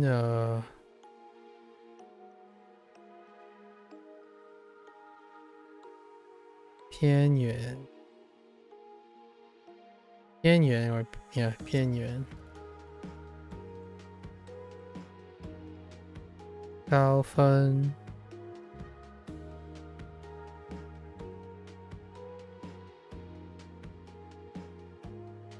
显州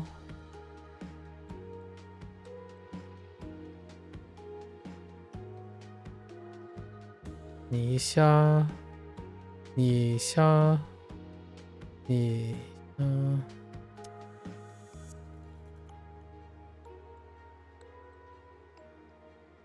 队伍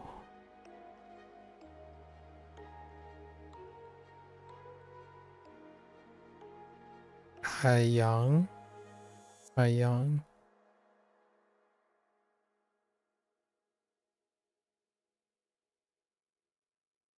弱势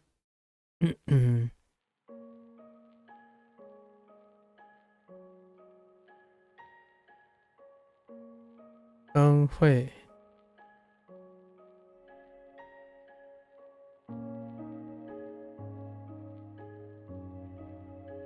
扁舟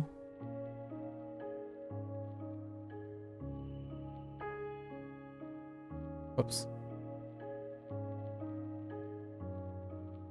水泥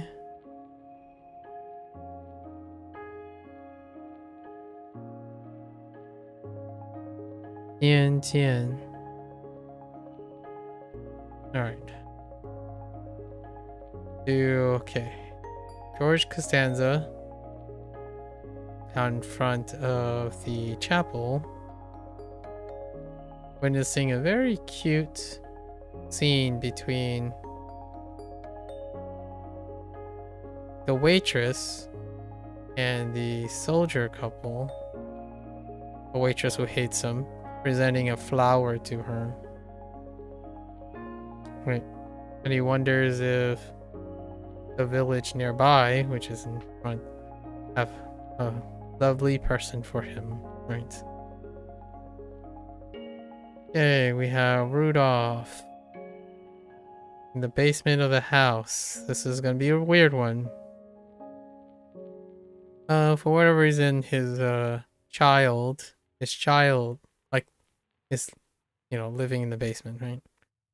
Living in the basement, and I guess he's wearing cleats for whatever reason. Maybe it's a fashion thing. And the child